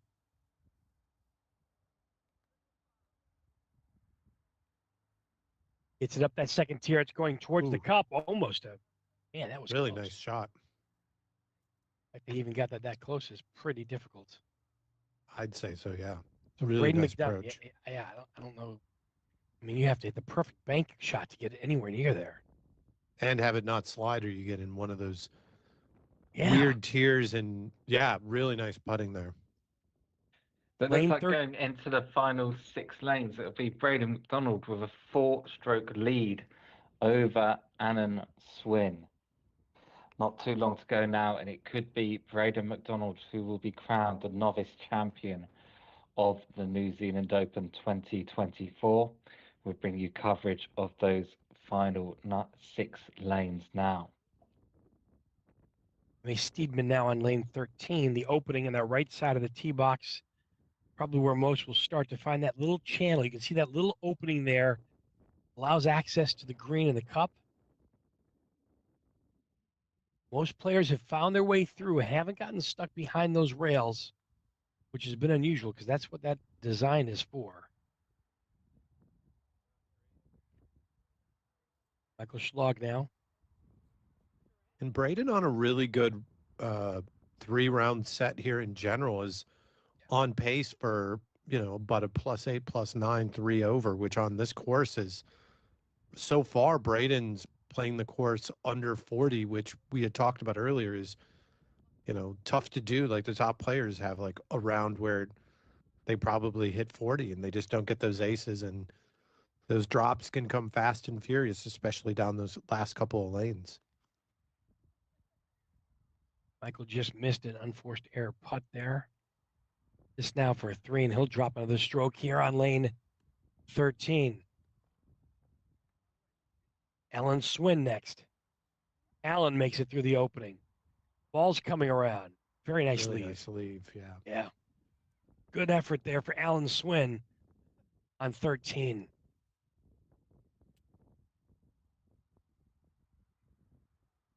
For some reason, the second putt has been a little tricky for a lot of players today.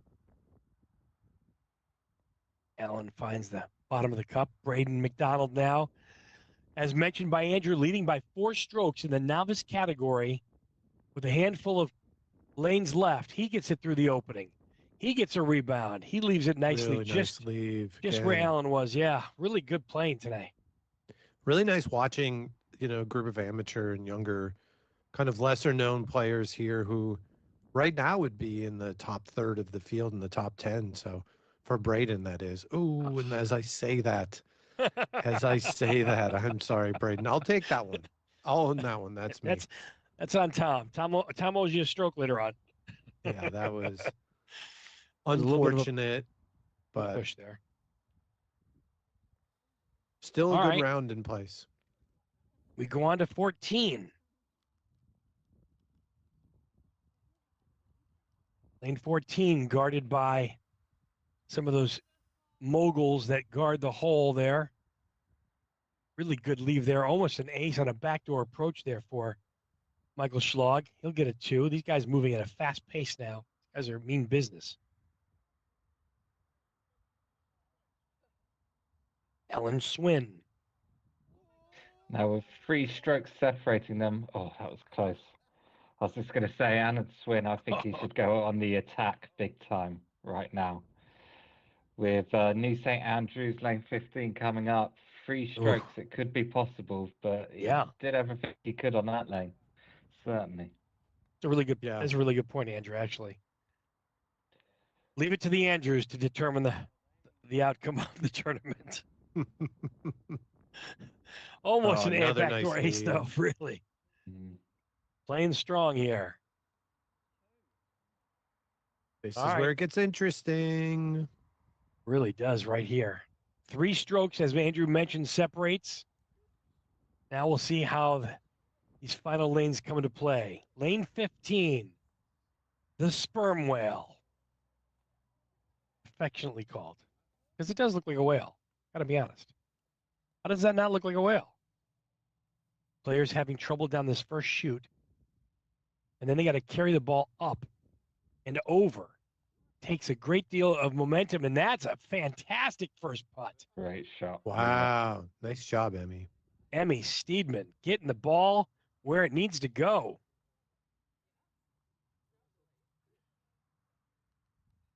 She's looking for the measuring rod. She'll get her 20 centimeters relief from the railing there. Watching 3rd round coverage of the New Zealand Open. 5th through 7th place, the Ansley family separated by 2 strokes. Love it. It's crazy. The I don't action think is they'll live get here. paired all together again, unfortunately, but it's possible this time around That's very possible. that it's Faye and Matt, and could be interesting. Now our final group of novices, Michael Schlag first. Does he get it up the hill? He does not. I That is a think really problem. this was his last big chance to make a push for the championship. I think you're See right. though if he can end it up with a 2. Oh, I think they went in and out, it looked like. It looked like it lipped out. Really good effort. I think that will be it for him. I think the action, all eyes now will be on Alan Swin and Braden McDonald. Okay. Oh no. Yeah. Now it's definite. But as you said, Andrew, this lane 15 certainly comes into play and can wreak havoc. So I think it was very perceptive. Go, Alan. Alan will want this in 2. Oh, He's stay up and around. Good start. Yeah, good start. I've seen a few misses over here on 15, so nothing's guaranteed. You see the wind's moving a little bit. Players are playing fast now and furious. We're down the final stretch of the novices on round 3. Alan Swin for an important par. He misses to the right. Dear me. Can't believe it. The door was open there. The door was open. Braden McDonald really does have a clear path now to becoming the novice champion. Oh, fantastic putt. Steady. Oh, that's a great putt. Oh, great leave there. Yeah, that's good. Now, obviously, this putt is not a straight putt, as we've seen twice before. Players certainly having a difficult time finding the right line here. This is Braden's tournament now on the novice side. Yeah. Let's see if he can get this in. 4-stroke lead with 3 lanes left. That's going to be a tough one to beat. We've seen wild things happen on both 16 and 18, so it's not inconceivable, but Braden would really have to like make some big mental errors. And he just hasn't been playing that way. He's been playing really, really consistent. You can see a good look right there at lane 16. The 2 speed humps or speed bumps right there that'll come into play. Those are designed to knock your ball offline, to slow it down, and then you have the 2 mounds that guard the cup. Ace is very difficult on this lane. Don't get caught behind those mounds, or else your second putt trajectory will be tricky. That's a good leave right there for Michael Schlag. And you could see where you would try to get it to leave it through that opening so you get a look, but you could easily overpower it and get on the other side of that little swale. Yeah, it's difficult. Michael with a good par pickup there. Needed that one, definitely, after giving away a stroke on the previous lane. Alan Swim, same boat that Michael Schlag was just in. Really nice putt. Just needs to settle. Yep. Such an advantage, too, for Braden McDonald to be able to see what his other competitors do before him. Really, really helps a great deal with that competitive edge. And another unforced error by Alan. I think this could be, he realizes that his time's running out, starting to lose some of that adrenaline. So you can see the writings now firmly on the wall. 5 strokes up here, the novice category. Braden McDonald. He almost gets an ace. Almost had a comeback off that back wall for an ace. Really good line. That would have put it away for sure. This certainly is going to help too. He's in for his par. Yeah. Ball game, folks. Yeah, that's a good one. All government paperwork now. Lane 17, short lane. Players will play off the short ramp here. Play usually a backdoor approach and a bank off the rail, but you can't go too hard or else you'll be right down there.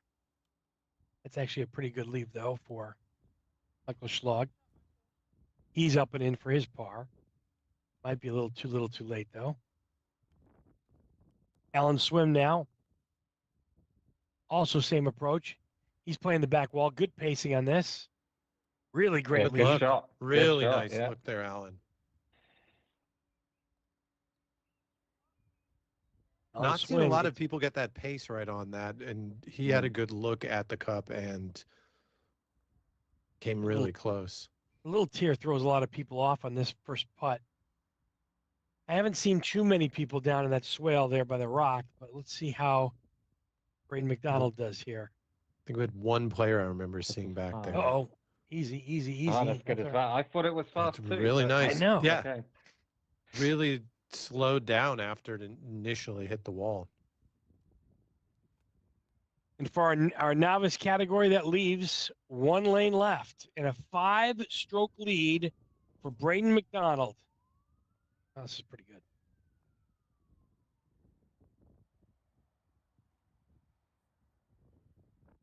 I think he wins it if he's already won it. If Braden, if Alan gets a 2, he would have to stroke out I know, to that's tie. pretty- yeah, it would be really unusual to get a 7 on this lane, but it's possible. Oh, that's out of bounds. Oh, whoa! That went out and in, so it's got to play by that rock on the right side. I think she's got to place it over there. Let's see if that's the call. It is the call. Look at those socks. It's a great socks. There's some sort of pink striped thing with a dog on it or whatever. I love that style.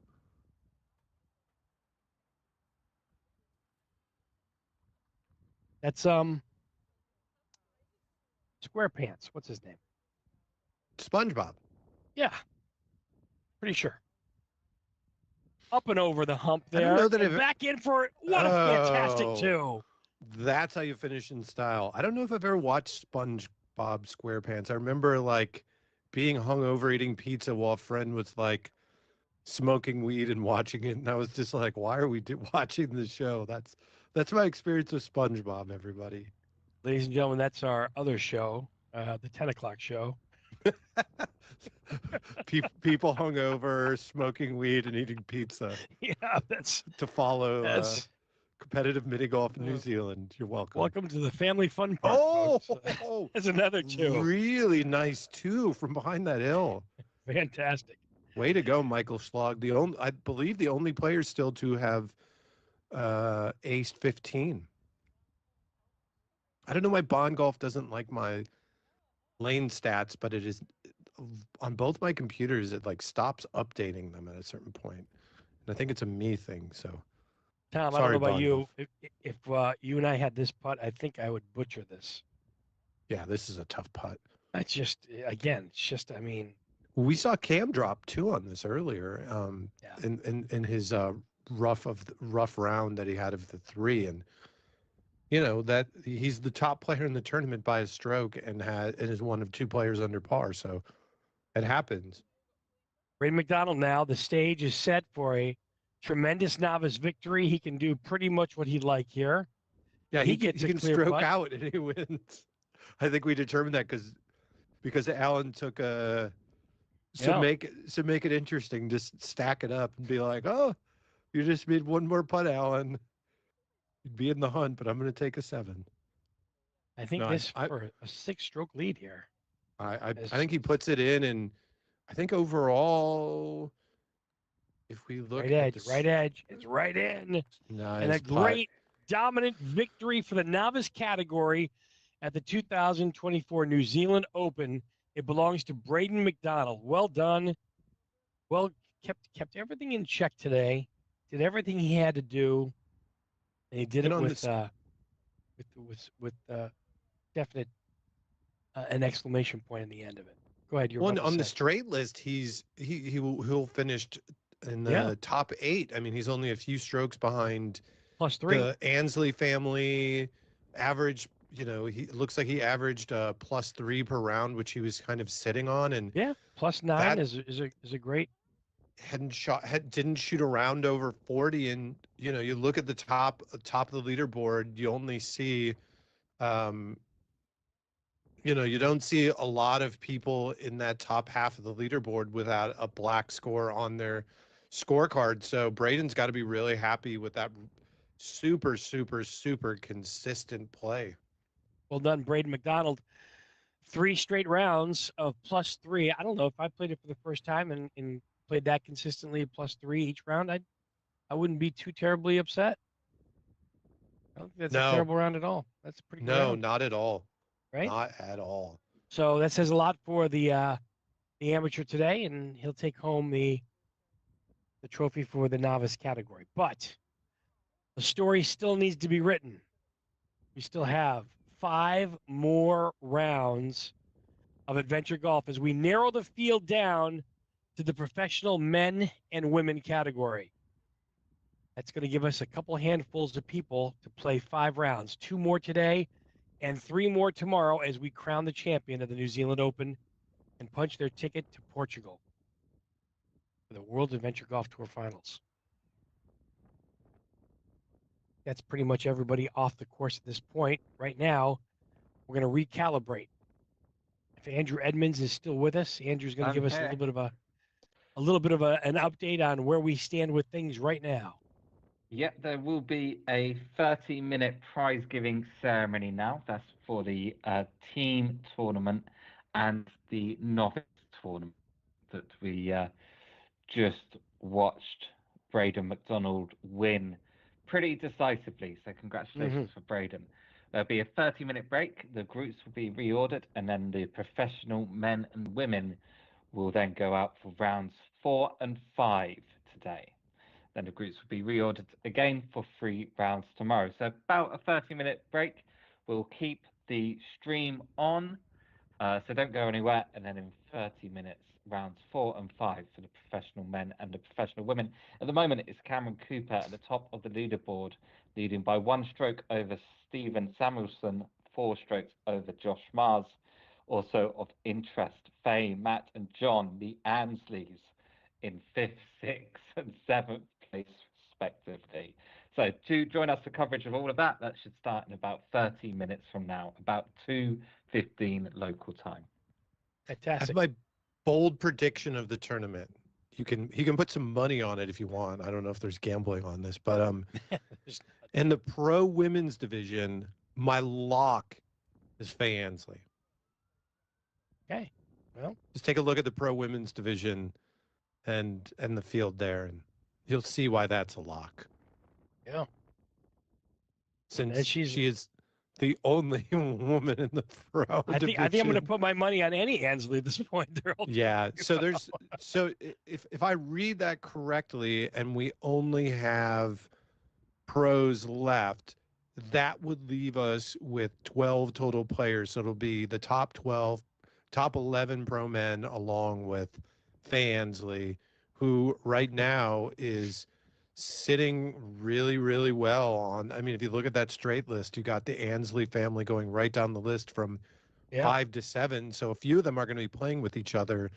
What's interesting is you have the top of the field, Cam Cooper, who won the Australian Masters a couple weeks back, followed and will be paired up with, I'm assuming if all goes right, Stephen Samuelson and Josh Mars, who are 2 people from Australia. So Cam Cooper and Australians, there's some sort of connection there. He's a fan.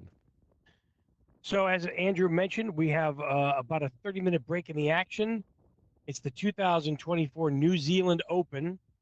We are live from Wellington Mini Golf Club at the Golf Warehouse. And it's been an unbelievable action today. The World Adventure Golf Tour, founded here to give players access to a worldwide ranking system and a fantastic tour final event this year in Portugal, with the best players competing from around the globe, a large money purse, and it's all at no additional charge to the players. And if you go back on the World Adventure Golf Tour, sorry to interrupt you, if you go back on the tour YouTube page, you can go and watch what that course looks like in Portugal. All of the tournament is streaming there, and you got to see 80 players, unlike the final, which is going to be 42 players. You get to see 80 players on that course competing from, I believe, 12 different countries. So if you're wondering what that'll look like in this short break, you can pop over there. Or otherwise, I think Dave's going to sing a song maybe during this break. Is that what's going on? Only a toe tap light. Okay. Do my dancing my best, and fortunately my camera's not working right now, so I'll have to picture that one. I think I'm going to take a little bit of a break from the action. You're more than welcome to as well. We'll leave the stream going live as we always do, so there's no need to move away from your computer. You don't have to re-log in. We're going to be back in less than 30 minutes, and it's going to be fast and furious. 4 final groups of 12 players left. 2 more rounds today. Don't miss a minute of the action. We will be back.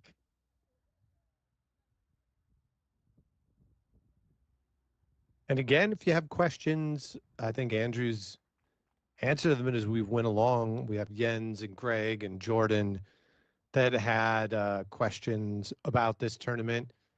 Drop them in the comments. It's World Mini Golf Sport Federation is streaming it live. So if you go to that feed on Facebook, you can throw in some comments there. You can also see the live scoring, which we have up on the screen for you. You know what? I'm going to take a break too, get some food in me, and we'll be back here shortly. Congrats again to all of the novices, and we'll see you soon.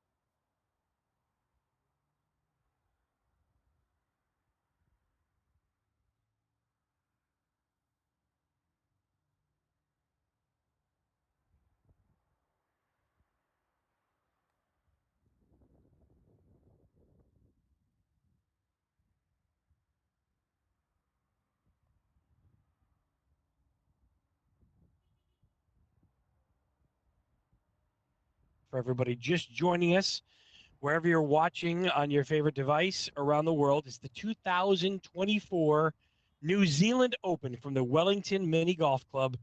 We are about to start and have started round number 4 of 8. One more round after this today, and then we resume with the final 3 rounds tomorrow. My name is Dave Vida. Tom Loftus is here. Andrew Edmonds bringing you all the play-by-play and commentary that you need to get your fill of adventure golf today. Winner punches their ticket to Portugal. That's what's at stake here. And now, mini golf. I still like to think that Emmy is Emi, like with that very sure New Zealand accent. But I think over the past multiple weeks, and I think Andrew can attest to this, I've pronounced every name incorrectly at least once. Yeah, or twice. Mott, all right. Is this Hala? Is this Hala? This is Hala? Yeah. He looks taller. Hala looks taller. He looks a little taller than Hala. He does look taller. Did he change clothes? Nope, he just got another 2. All right. Fair enough. Patrick Hala. Where's his playing partner? You just leave him in the dust? Yeah, they're just like, forget about this. Calling Paul Kerrigan. Paul Kerrigan to lane 1, please. Paul Kerrigan, we miss you.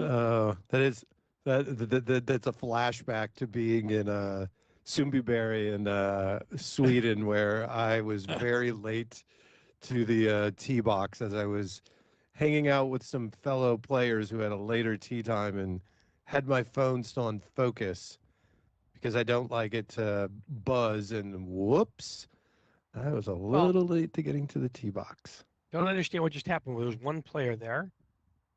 Was that Patrick catching Hala, up with the other? Maybe they were playing with. Yeah, you know what? He missed his tee time because there was a threesome that went out. So that was Paul Kerrigan.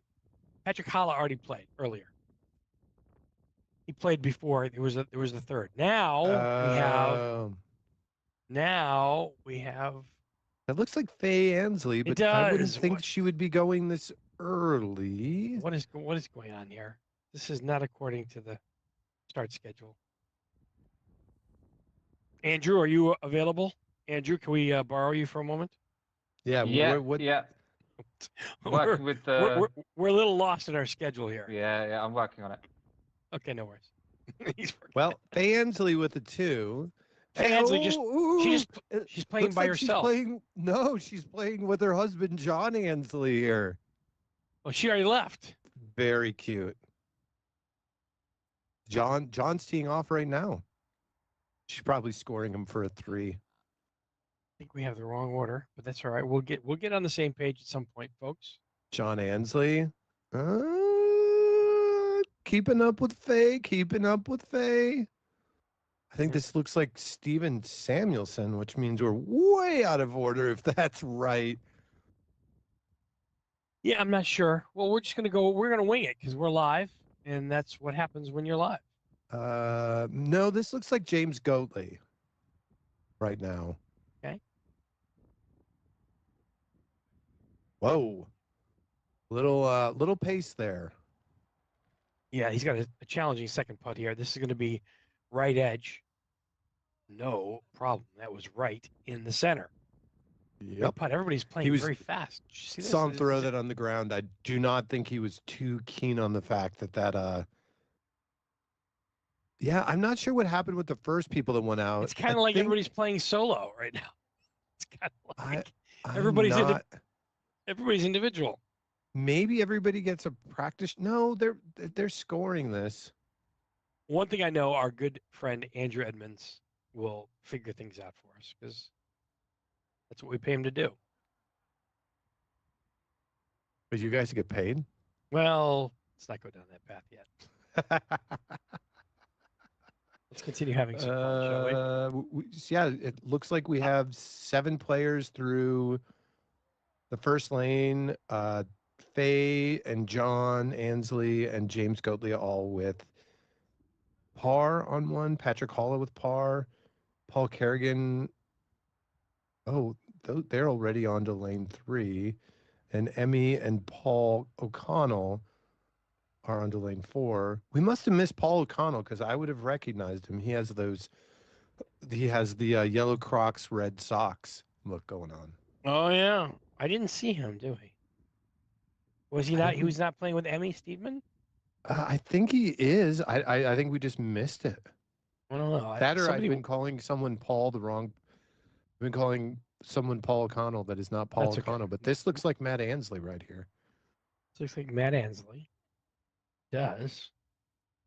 Oh, interesting. Matt? I didn't notice that he was playing a shot off the right wall first. Like a single, like rebound off the right wall. Oh, really? Yeah, and then missing the cup on the left for a rebound, which makes sense. And this looks like it should be Cam Cooper. I think it's either Cam Cooper or Michael Broadhead. I know it's not Fansley, who it's supposed to be. That looks like Cam. It's Cam. That's Cam Cooper. Wait. Why is he playing last? I don't understand. Well, this guy that's going next, I think, is Michael Broadhead.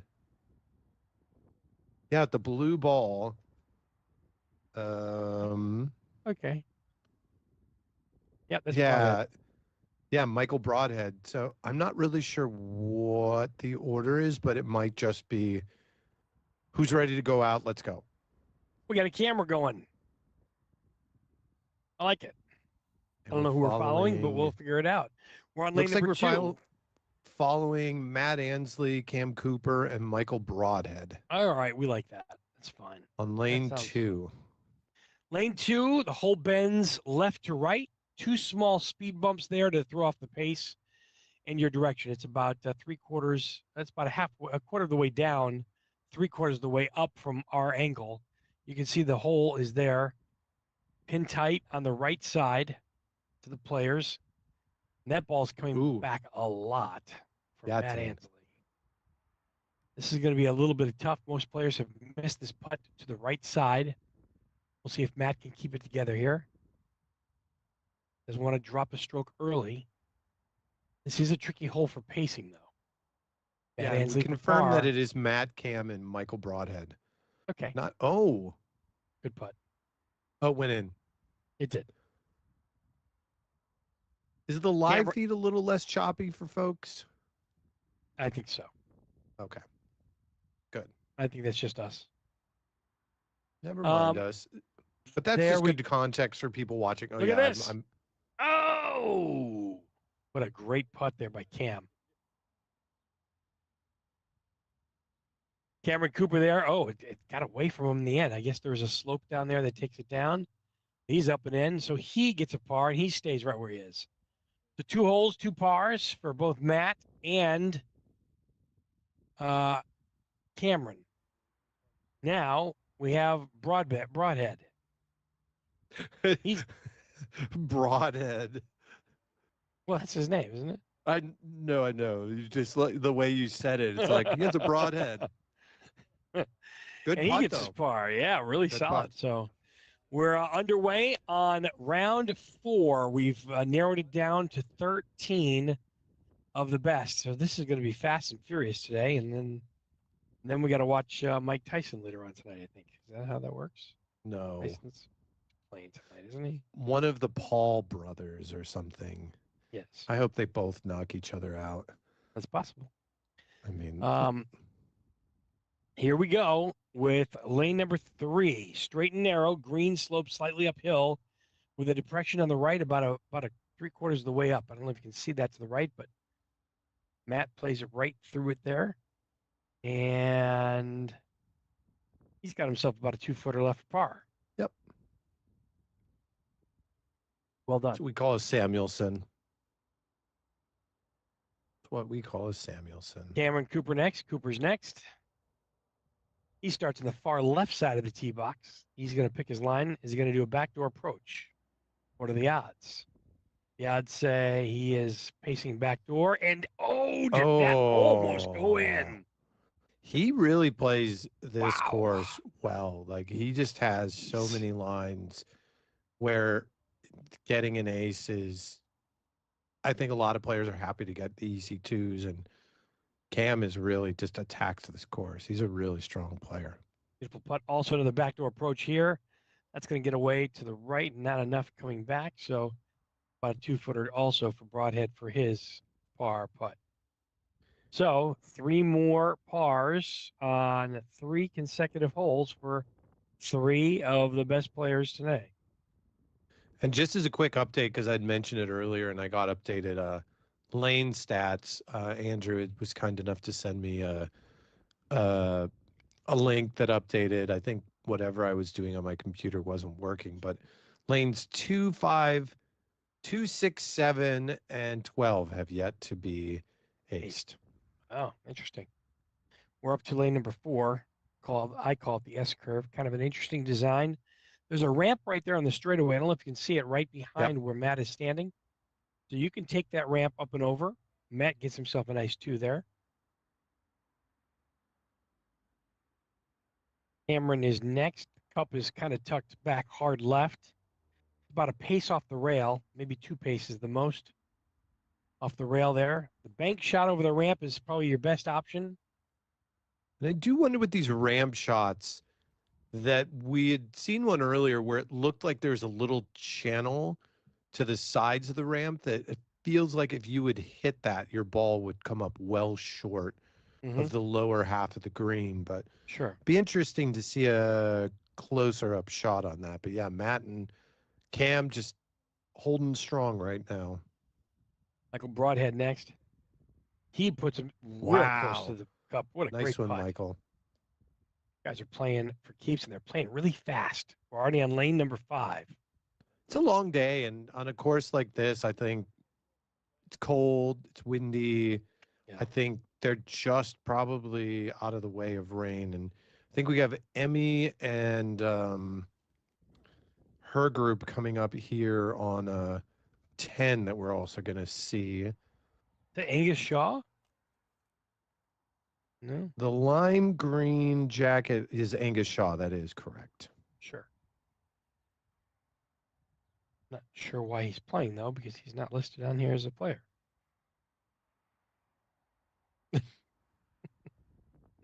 Well, Emmy wasn't initially either, so maybe they had just decided that they were going to join in, and, you know, the scoring's not working. I don't think either of them are necessarily players that are in contention to necessarily win it, but it's a nice day in New Zealand. Why not play some mini golf?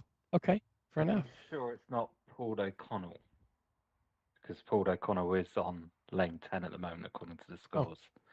So however this, I mean, this person is registering scores as Paul O'Connell, so I think they then who is the guy with the yellow Crocs, red socks? I'm sorry, whoever you are. That might be Angus Shaw. Not sure. All I do know that Cameron has a chance of par, and he almost knocks it in and out of the cup.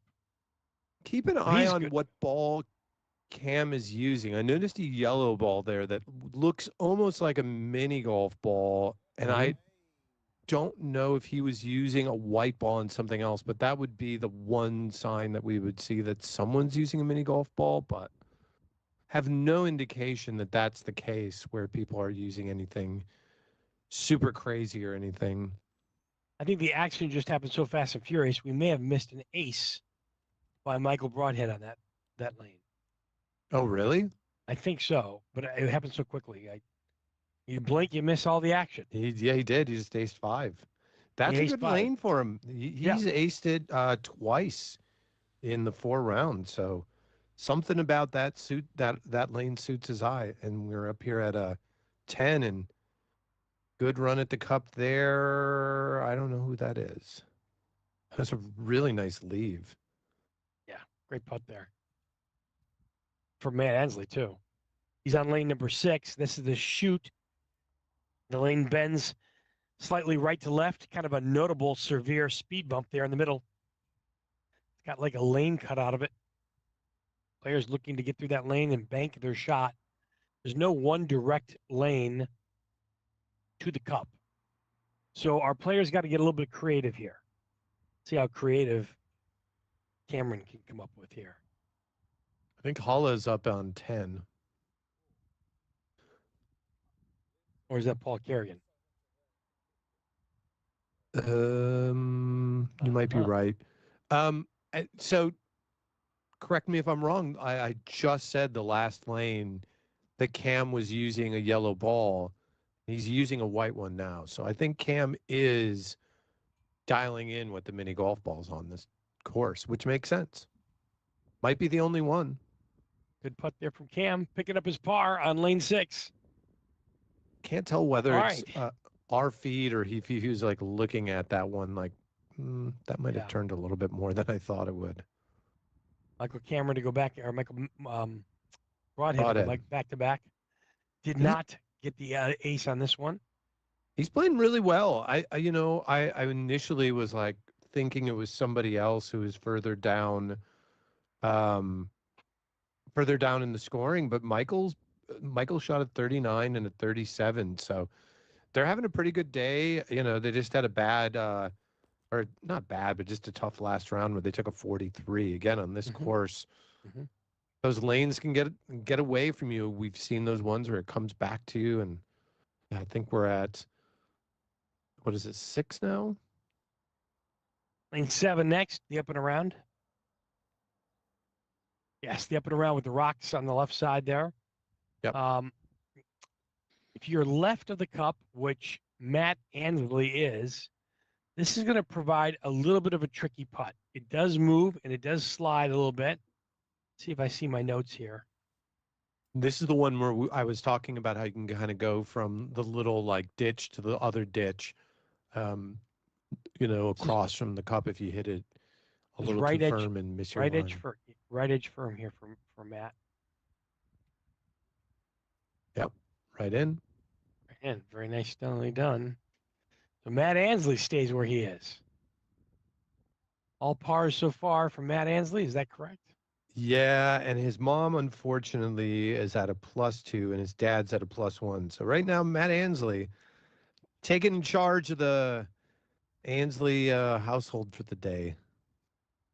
Story right now in the lead is Cameron Cooper by 1 stroke over Steven Samuelson, the second best golfer in the Samuelson household. Also, a little bit of a right to lefter here for Cameron. Don't give the cup away.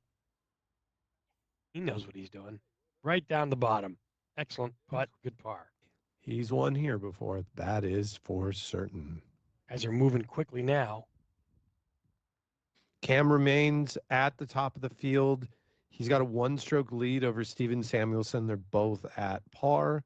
Steven just is getting going. He's headed up to lane 3. Michael Broadhead will putt for his par. So 3 pars on lane 7. And that leaves us with the option lane next. Let's see if we can get, maybe not. Let's see, which lane are we on? I thought it was the option. Isn't this 8? Nope, close. It is 8. I was just going to say, James McCarthy became one of only 3 players to be under par, and he literally dropped a stroke in that short period of time to get back to par for the tournament overall. Yes, it is the option here. There's a ramp on the left side of the lane. There's a straight channel on the right side and a secret dip, I think, by the tee box, but a really good leave there for Matt Ansley on this option hole.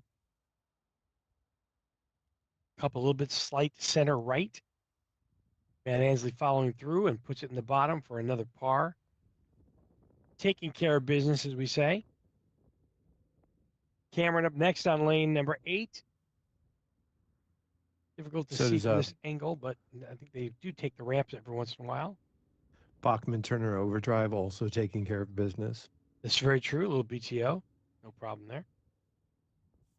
He has a similar putt to what Matt Ansley just had. Just a little bit different of an angle, but I don't think there's going to be too much difference in this putt. It's about 1.5 feet for his par. Cameron, easy. That one slid a little to the right a little bit on him, but still found the bottom of the cup. Got Faye Ansley on 10 is heading back to her husband John as the ball goes back to the tee box. Not having Faye picked the back up, but yeah, it's not been her round so far. I know that I'd seen she had dropped at least. Oh, stop Stay. ball. Michael Broadhead now has a very difficult Ooh, putt here. really difficult. He has that little ditch there in the way. Right edge, and he does push it right by. I was afraid that was going to happen. That's a tough little putt there. Yep. He's going to drop a stroke back down now, give one right back to the field after he had an ace on one of the previous lanes. Good putt there, but definitely going to drop a stroke.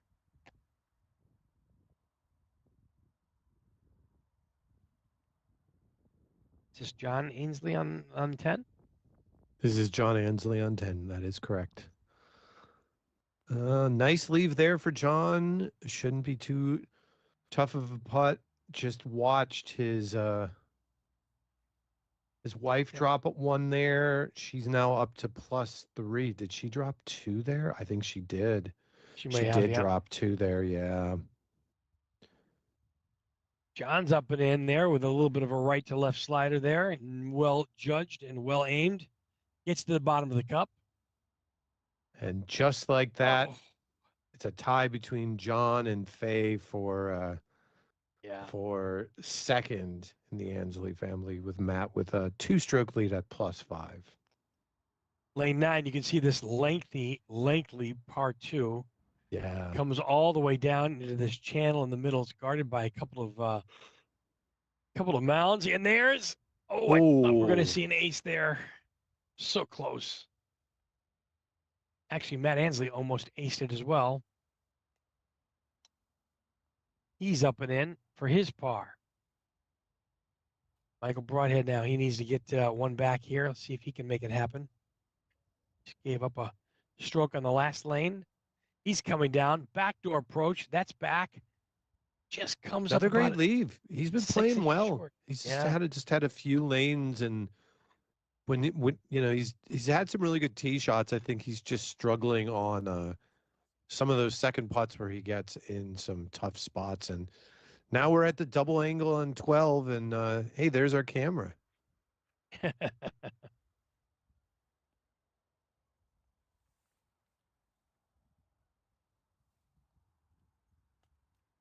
All right, what do we got next? I'd almost have loved to see the camera behind the tee off box just to see what that uphill putt is, because we've seen so many people have it come back to the box with them. A little bit of an angle here from Matt Ansley. That's going right at it, tracking very nicely. Really good line. Indeed. Not sure what he was doing there. Stretching. Matt Ansley. Like a small animal on the sidelines. I can't see what's going on there. Matt, second place winner of the World Adventure Golf Tour Finals this past season in the Czech Republic. So he's done very, very well and should be very proud of his accolades. Cameron, though, wants to go first, and he finds the bottom of the cup for an ace. That's how you do it, Cameron. Has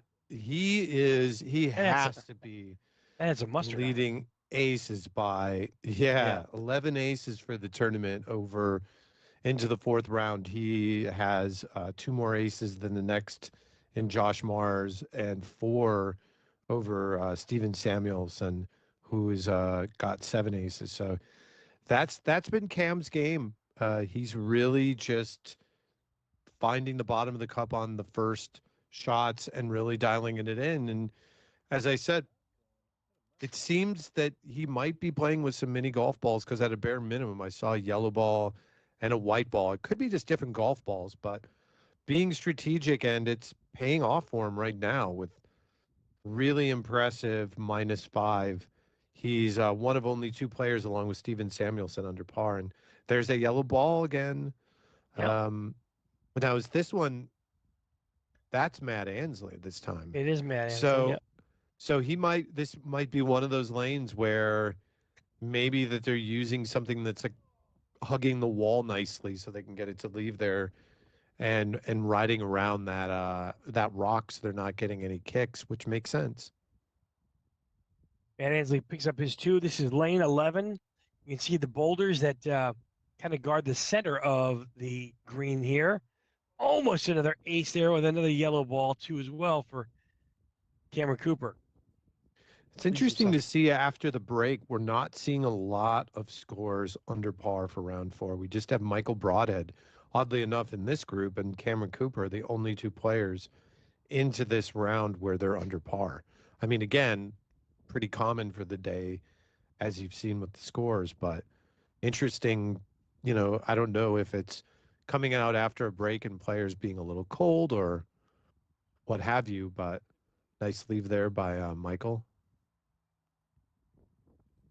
Little maintenance there, maybe some debris. It would make sense that there would be some debris between the wind and some of the foliage on that course. Really nice landscaping on this course, I have to say. Like, got some nice palm plants, and you can see some flowering on some trees. So I have to imagine that also has to be a thing where you're going to be watching players like you are right now with Cam, where they're taking a look at the whole lane and making sure there's no debris on there, especially as we've seen balls go flying out of bounds. You don't want to go out of bounds because you hit an errant, like, little pebble or a twig or something off of a tree. Right in the middle of round number 4. Ooh, nice look, Matt Ansley. Really nice look. The 2024 New Zealand Open. You can see on this look where, if you're riding that wall up the hill and you see how that wall curves, where you could get the right pace coming back off that wall for an ace. Absolutely. And if someone's going to do it, put money on it. Cam Cooper's showing it. And his ball goes a little bit errant of the right behind the cup, and this is going to be a little bit of a tester. We haven't seen him taking many testers this round. He's kept it pretty close to the cup, so this is for him to stay below par at -1. Tricky little slider here, right in the heart of the cup. And he has not dropped a shot through, what is this, 12 lanes now. So this is a really good round for him. He's dropped a shot in the previous rounds, at least by this point. So even though he's at -1 and not his best round for getting aces, it's a really good round as far as not dropping. And great deuce there for Michael Broadhead too. Fast and furious play. Yeah, I feel like we're watching this on fast forward almost. It's crazy. It makes sense. And I think the players, when you have players like Matt and Cam, they really want to keep the pace up. It's been a long day and keep their energy up. And the longer it drags out, it doesn't benefit anybody. Sure. Don't disagree with that at all. So yellow ball again. Lane 13, the opening here. You can see on the right side. Did that side. go in? No. Did not. No, that's up against the wall. It's a good leave, though. It's a great leave. If you're going to miss this, most players have missed this putt to the right side. This is firm, straight back at the cup. That's textbook. Great job. Small opening there. The players have to aim for. They'll start probably on the right side of the tee box. Cameron is just doing a little bit more maintenance as it is windy and there is debris. You can see our referees doing that as well with his SpongeBob socks that we joyfully commented on earlier. Identified earlier today. Tom Loftus is here with Dave Vida. Andrew good Edmonds, look. Almost another ace here on this lane. Good chance there. All players just playing really consistently and tight right now. Yeah, there's only 2 players that have this round that have it's gotten a little bit away from them. We have Paul Kerrigan, who had a +6 this round, and Faye Ansley's right now on a +3. Everybody else is around +1 to -1. It's not a lot of differentiation between the rest of the scores. Agreed. And so that'll be interesting, to especially see how these players finish up for the day. Looks like Michael's going to have a big tester here. That's just if no one's really catching up, and in this round and next round, there's a mental thing going into it. Like, okay, tomorrow I have 3 rounds left. I need to do this, that, or the other. I imagine they're probably going to go out and practice some lanes and stuff. But yeah, it'll be interesting to see how people finish out here. Not sure if Michael has line of sight here to the cup. This is going to be a tester, and he could easily drop one. This is a good 6 feet. Playing backdoor approach. Didn't have the right angle. Leaves himself about a 2.5 footer here. He'll take his bogey. He'll drop a stroke back now. And that's going to happen from time to time. I think that was our junior winner there who was with him. Yeah. That brings us to lucky lane 14.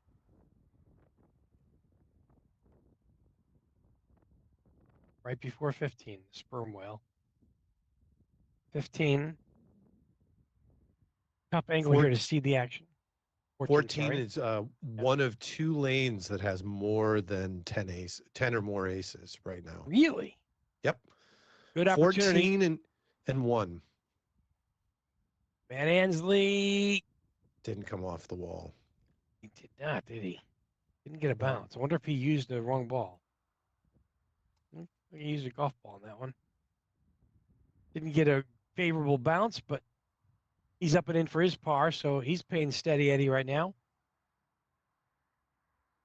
That brings up Cameron Cooper. And for him, for Matt, he's even, and that's his best round of the tournament, so he's not going to be mad about that. No, I tell you what, you play consistent. It's all about pacing, and you have to make the fewest amount of mistakes. Thought that went in, but it was really close there for Cameron. And you can see that with Cam, like where he had his one bad round, he was really charging on both 16 and 18, where it got him in a little bit more trouble. And you saw Matt with a little bit more, I don't know if intentionally, it was a little bit more of a safe shot that stuck on that wall. Whoa, that looked like that one hit the cup, and it had a nice rollback there for Michael Broadhead. Some action on 10. James McCarthy's there. Up there. It's his par. Almost lost that ball back down the slope, too. Didn't get the most favorable of bounces, but still did pretty good there. I believe we have Steven Samuelson and Josh Mars in this group as well, the 2 other Aussies. You're right. They're in their 5th round now. Is that correct? Nope, they're behind them, actually. They started later. Oh, you're right. You're right. They're behind them by quite a bit. So their pace of play for Matt, Cam, and Michael, to say that it's moving pretty swiftly is very fair. The group with Josh, James McCarthy, and Steven Samuelson is like 5 lanes behind. Somebody's on round 5, Paul O'Connell already. Yep. Yeah, they are. Wow, really that ball got up there really, really well and that looked like that yellow 15. Ball again. So it does feel like there is some experimentation. And I would imagine on a course where players are trying to get any edge, especially these guys that have learned how to play with mini golf balls and are using those rubber face putters, that makes perfect sense. This is Cameron now. Cameron on lane 15. All the way down the slope, gets the kick and off the course. Oh, that's a tough one. He's going to take it off the course right there where the sidewalk meets. Yes. And there's that yellow ball again. And we had seen him playing with that could easily be, though, that could be one of those Chromax. So that very well could be just a different golf ball. But we're not able to really, really zoom in. But I'll be curious to hear from some of the players if there are any mini golf balls in play, or if it's just players playing with different golf balls. I know that the Fraudenstein German Adventure Golf Masters, there was a dead golf ball that I was able to acquire that they had at that tournament. But here's Cam for 2, really wanting to hold on to his below par round and not add any. We're not going to get a look. Oh, he makes it. Holy smokes! What a putt that was. I wish we could have seen it, but at the same time, none of us are also surprised because Cam is just right now. He is one of two players under par for the tournament. Gets a 2 with a tough leave on one of the hardest lanes, and yeah, I mean he's starting to pull ahead, which I believe if he wins this event, not to go way too far ahead or jinx anything, I believe he'll be the only player this year to win two World Adventure Golf Tour events because he's already won the Australian Masters. Fantastic. So, see where we're at now. Lane number 16. Coming down, you can see the couple of speed humps right there, and the lane and the hole itself is guarded by those two mounds. Hazardous mounds will play guarding the cup. I think you have to play for position here. Not sure if there's a lot of aces on this particular lane. I don't think there were when I was doing some research, at least. You don't want to get caught up behind the mounds, and that'll be a good leave. Yeah, that's a really good leave. Looks like he's pretty content with that, and I think he knows he gets a little bit of relief from that. But the one bad round that Cam had so far, his second round, this is the lane, and this in 18 is where he dropped 3 strokes towards the end of the round that he would have otherwise had a par round. So I'm sure he's going to approach this and try to really seek some revenge. It looks like he hasn't aced this one, so it doesn't seem to be a high percentage ace. In fact, only 4 up to this point. Have to keep the line here. He's playing over both the humps. Got to come back. Oh, it does get between them. What a great putt! Wow, that's a really high skill putt to do that. Like you have to be really confident in your pace. Keeping in mind, it looks like it's downhill a bit too. So, yeah. Right ahead next. Here we go. Just up and around. Doesn't put himself behind the swale. Nope. He's got to look there. Very well. And a tricky little bit of a 3-footer here. It's going to be on the left edge. He finds the bottom of the cup center cut. These guys are playing fast too, man. Long day. They know it's not a race though, right? They're aware this is not like a 5K. Yeah, I think just when you've played a course this much, you just kind of want to keep in a rhythm. The longer you wait, the more that you invite new conditions to the course, whether it's rain or just time within a day, the conditions will change. So I'm sure these guys are just eager to get it in, knowing they still got another 3 rounds tomorrow, and they're really just, I think, trying to stay out of trouble. And an ace would be nice, and I think as long as you're playing your lines right, you'll get there. But I don't think any of these players would be too sad about staying par through the rest of the tournament. Hensley on the shortest lane of the course. He's going to play it off the back, and he's going to come up just a little bit wide right of the cup. Kudos to our camera crew and our production team here for putting together a fantastic broadcast today. On site, following around all the lanes, giving us the best vantage points. Really so helpful. Glad to have you guys doing what you do behind the scenes. Without you guys, we couldn't do anything here and couldn't bring the broadcast home to all our viewers. Cameron now, he's playing it off. Oh, just wow, that's a double breaker there. Great putt. And you can see why a lot of those players that we were watching earlier in the day on this lane that were leaving the ball right over by that rock on the rebound, just because they're really charging at it, going for that ace, and knowing that they can make that putt. Oh boy, we just got a very fortunate bounce off that second rail. I can't tell if it can slide behind that rock, but it doesn't look like it can. So it has, though. I've seen a couple of balls do that today, but you have to cut it far right to where that little indentation is, and then you got to play it for there. And you can see it when Cameron played it, just cut the corner of that cup. We finish on the tough 18. Again, another lane that has cost a few people some strokes, and there's only been 2 aces so far on this, and I believe Cam was one of them, but I think he also took a 4. So, yeah, he took a 1 and a 4. So, oh no, does it come back that far? It is a slope uphill. It does have an incline, but Oh. the problem is he didn't have enough pace, or he got a bad kick off that rail on the left. That's going to leave a very precarious, maybe 10 or 12 footer here for par. He does have the backstop to play with, though. A lot of players. And he's trying to hold par for the round too right now.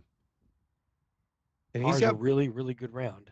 But he's trying to make up a lot of ground because he was 1 stroke off the win last year.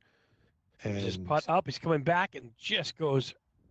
So that'll put him +1, and he knows that he's playing with Cam Cooper, who's right now, if he gets in par if he gets par here even at a -5, he'll be 11 off of Cam with 4 rounds to go. Feet. Wow, look at that. Also, the ball's going to come back and rest against the mound there. Yeah, that's a tough one. This has been a sink or swim for Cam on this lane. He had a ace and then a 4. Thought he almost fell over. Who did? It looked like he was losing his balance. Oh. Maybe that was me. I'm not sure. All right. We got a second putt here for Cam. This is going to be a challenging one. He makes this and putt is up. Oh, is that drains it? Nice putt. What? I was going to say clutch putt. Faye Ansley fell behind the rest of the family, had a rough round, had a 41 for her round, but she's tied with her husband, John, so they might be playing more mini golf together today. Oh, come on, Michael. Well, he didn't short it, but this isn't a fun putt. Yeah, this horseshoe mound is going to come into play and really knocks the ball offline. I would say he's got to aim this a little bit towards the right side of the cup. That'd be my guess. Yeah, as he's facing it, I would say he'd go a little bit more to the right because it's going to turn left as it goes over that hill. Just so difficult, the pacing down that hill. It's got to be perfectly putt. Yeah. He's going to drop a stroke too. So the only one that doesn't drop a stroke there is Cameron, and he gets par. The other 2 players drop 1, and there's your standings on the right side of your screen for that. Which is wild. So Cam Cooper right now is the only player to have multiple under par rounds for the tournament, with the majority of his rounds 33, 32, 35 under par, and he had just really the last 3 lanes where he dropped 3 shots. Otherwise, he would have shot par in that other round too. So he's just racking up the aces. He's at, I believe right now he'll still be ahead. Yep, with 11 aces for the tournament, and yeah, he's on a good pace right now, and could be his second World Adventure Golf Tour event that he'd win. And we got a couple of our early groups that are already over here on 10 that are finishing up. So the pace is fast and furious. This should be Paul O'Connell and Emmy Steedman. So this is Paul O'Connell, not Crocs, yellow Crocs, Red Sox. So no, Paul O'Connell's already through 10. So, maybe not. Oh no, you're. Looks like Paul O'Connell's through 10. It would be Patrick or Paul if they didn't put in their score. Oh, you're correct. I think that's Holla. Holla. Oh yeah, he didn't put in his score for the previous lane, so. I think that's what happened, but I'm not sure. These guys are playing fast. When you're plus 12, you may have some playable. I think he's behind the lane. Their scoring might be way off right now because. Is Paul O'Connell really plus 38 right now? Is that where he's at? Nope. Patrick Holla is having a good round, -1 so far. Yeah. And Paul Connell is indeed plus 39 now.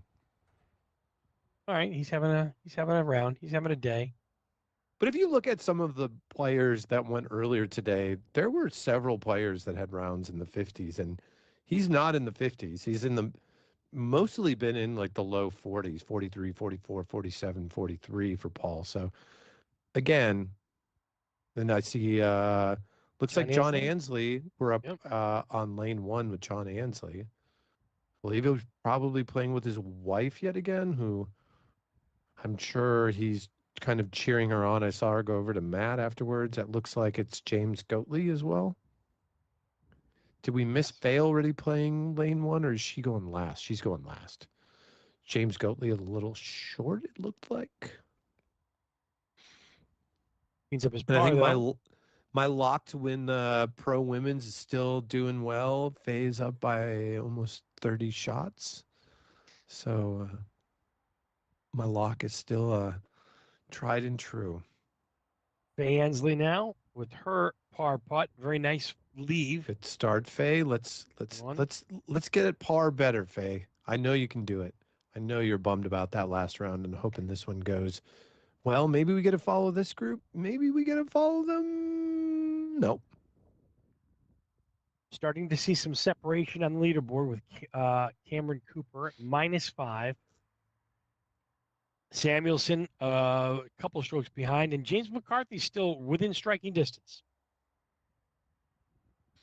I think Paul O'Connell's the one you can see over there in lime green that's playing with, I believe, with Emmy. It's got to be lane. What are we at? 14. So it gives you a better sense of how things are moving. So you see on the leaderboard, Josh Mars is +3, and it's getting late early now for Matt Ansley. I know we're only to round 5 of 8, but Matt, if he wants to really take control here and start moving, he's got to do something dramatic here pretty soon. And we got a heads up that our next round we're going to be following Josh Mars and Stephen Samuelson from Australia, along with James McCarthy. So it's nice getting a lot of different looks throughout the tournament of some different groups. I believe this group stepping up already is Cam, Matt, and Michael. So the last group will be the one that we'll be following for the final round, if I am correct, of James McCarthy, Stephen Samuelson, and Josh Mars, who are just finishing up 18 right now, with James McCarthy on a -2, and Stephen Samuelson has just played even so far. So those guys are getting it's getting a little bit tighter at the top, but a big jump from 3rd to 4th place right now, 5 strokes. Was that just Matt Ansley that I talked over? I think it was Matt. Yeah, I think it was Matt Ansley that you just saw. Or no, that was Cam Cooper. Because I think Matt. Cam, and then this is Michael Broadhead. But do they switch order each round? They might. That does happen, yes.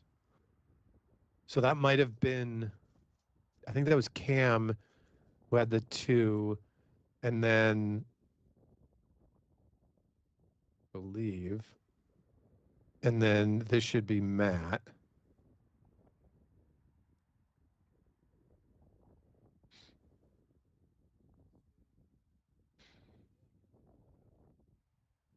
In the cup for Matt Ansley. He seems excited about it and dropped his hat and putter. I don't think that lane. I don't think he has aced. Oh, he had one other ace on that lane, but I have a feeling that given the percentage of aces on it, that he was expecting more. And then we have one of our junior players that's jumping in the middle of the tournament on lane 1. I think I might jump in here shortly and start playing. 10's open. Just let's jump on it. There you go. 10 is open. Anybody else? So we're waiting for our feature group to come on by. Samuelson, right? That's who that was? Correct. It's going to be, Steven Samuelson, Josh Mars, and James McCarthy. 2 Aussies and a Kiwi Yes. finishing up the 2 day. Aussies and a Kiwi. That's good. James McCarthy finished the last round. Wow. So, -2. wow. But even bigger is that Steven Samuelson dropped one on the final hole, and it looks like James McCarthy aced it. So you had a big two-stroke swing where James now all of a sudden moves from third into second outright. 2 strokes behind Cam Cooper. Steven Samuelson is staying in the hunt, -2. And then we've got our youth. What's our youth player's name that had won it? I think this is Hunter Broadhead. Oh, which is why that makes sense, because his dad's playing in the other group. That makes sense. So he's getting warmed up. I'm sure they're going to give a little bit of a break right now to Josh James and company. Come on, get that in, Hunter. Finish it off. One more chance. Come on. Go back there. Put it in. Take care of business. Take care of business. Oh, throwing it in. Unconventional ace approach. I like it. Come on. One. Just throw it out randomly. Can he hit it? The 2? Nope. Maybe he's trying to backdoor. Oh, hitting it back to the tee box. We are entering our 5th round coverage of the 2024 New Zealand Open. And man, we got a good one here today. I knew Cameron Cooper would be up at the top. I didn't know he'd have a sizable lead now, but it's still anybody's game. And look, it really is. James McCarthy just finished off with a 33. Fantastic round for James. So that'll be nice to follow them too, because it will be. It'll be 2nd through 4th place really going into this final round. So, you're looking at the leaderboard outside of Cam Cooper, who we watched last round. The rest of that top 5 you'll get to see. And again, this is sort of what we all expected. The Ansleys, the 2 Australians, and then the 2 other players, Cam and James, that were at the World Adventure Golf Tour Masters, with a handful of players not too far down the list, like James Goatley, that plays, putt 18 and competes in that mix. So some decent scores, but I think some of those players who are down quite a few strokes, like a James Goatley, like a Patrick Halla, gonna have to make some big moves right now, because as it stands, they're at, about 13 over par, and with Cam at 5 under, 3 rounds left. It's going to be really hard to make up that many strokes without playing just lights out completely and just hoping that Cam does not and a bunch of other players do not. So the field's going to narrow pretty quickly. I think this is Steven Samuelson now. Is it not with the shorts? It is. Yep, it is. Playing the backdoor approach, and what a great leave. Almost finds the cup there, just about 6 inches for his par putt. Wraps that up. Very nice.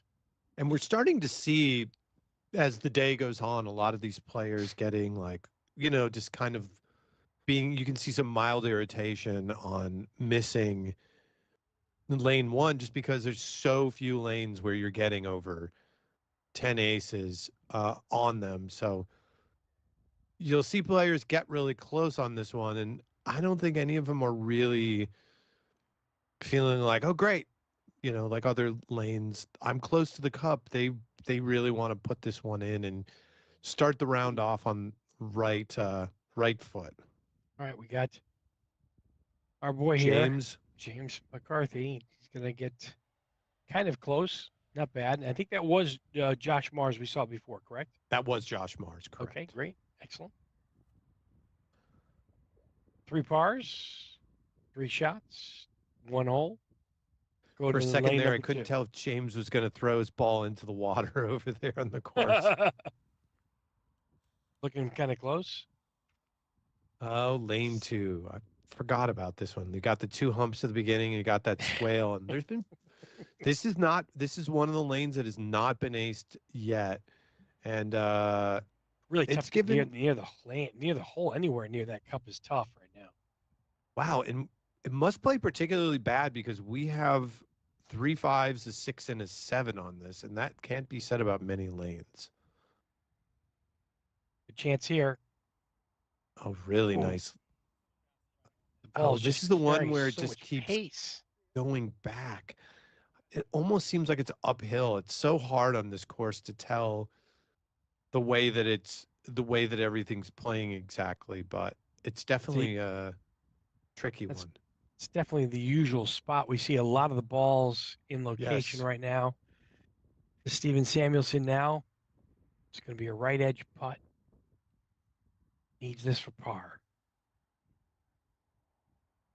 He's up, and he's in for his par. Well done. Matt Ansley trying to make a charged finish today. He's got 2 under through 4 lanes, so he's 4 lanes. So good start to him, and same with James Goatley, -2 through 5 lanes.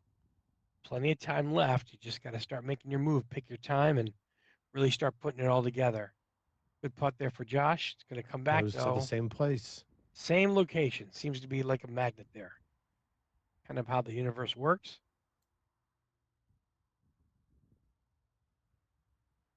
Josh Mars is for his par putt. He can repeat what Steven Samuelson just did. Oh, He lips. does not.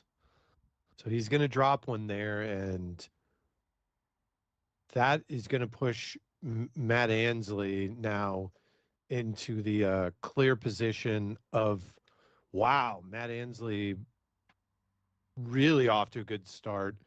Aced lane number 5. He has 3 of the first 5 lanes aced with a -3 to start. Passes Josh Mars where they were tied going before they started that lane, and now Matt's all of a sudden in 4th place.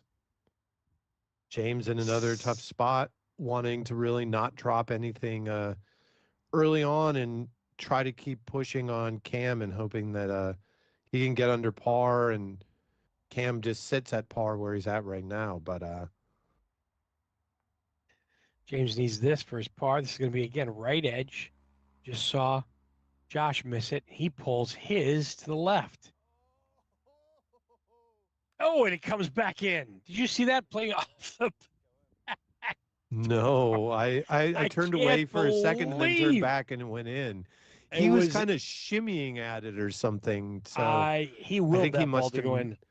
I think he must have known that. Yeah, and that's. I'd love to see that again. It is.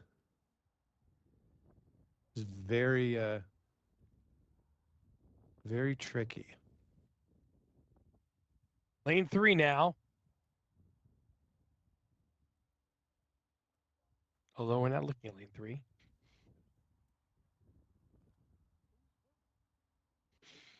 Look like Matt Ansley there for a moment. This could be Cameron Cooper, I think.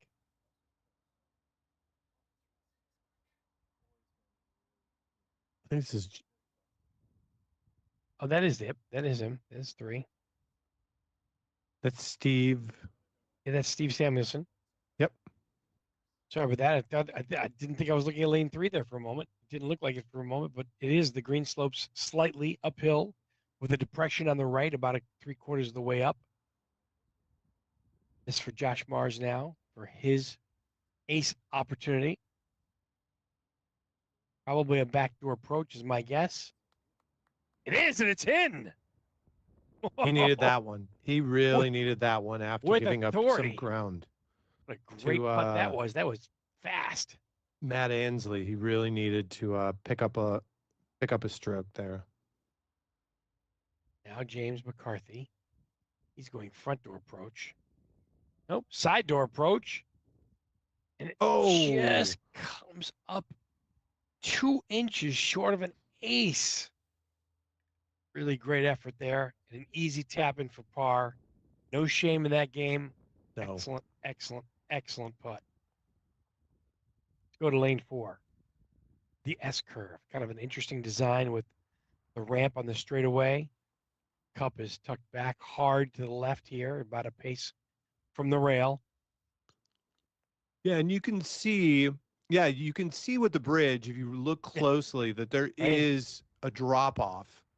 I don't know what that drop off does. We haven't gotten that close to it. I mean, it seems like there's usually not that hard for the players to get over the bridge. No, They do cut it off though. Playing a bank shot. That's coming around nicely.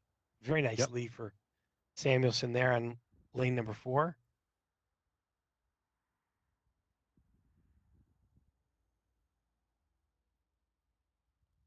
Samuelson just about 3 strokes back of the leader, Cameron Cooper, is playing just ahead of him. And that you're in the hunt. Last year, oh yes, absolutely. Matt Ansley had a 4-stroke lead going into that final round, and on a course like this, now Josh Mars did go over. It looked like went over that little little edge there, right? But I guess if you hit it fast enough, it doesn't really come into play, and maybe he saw like a little sharper angle there. There you go, Josh. Good 2.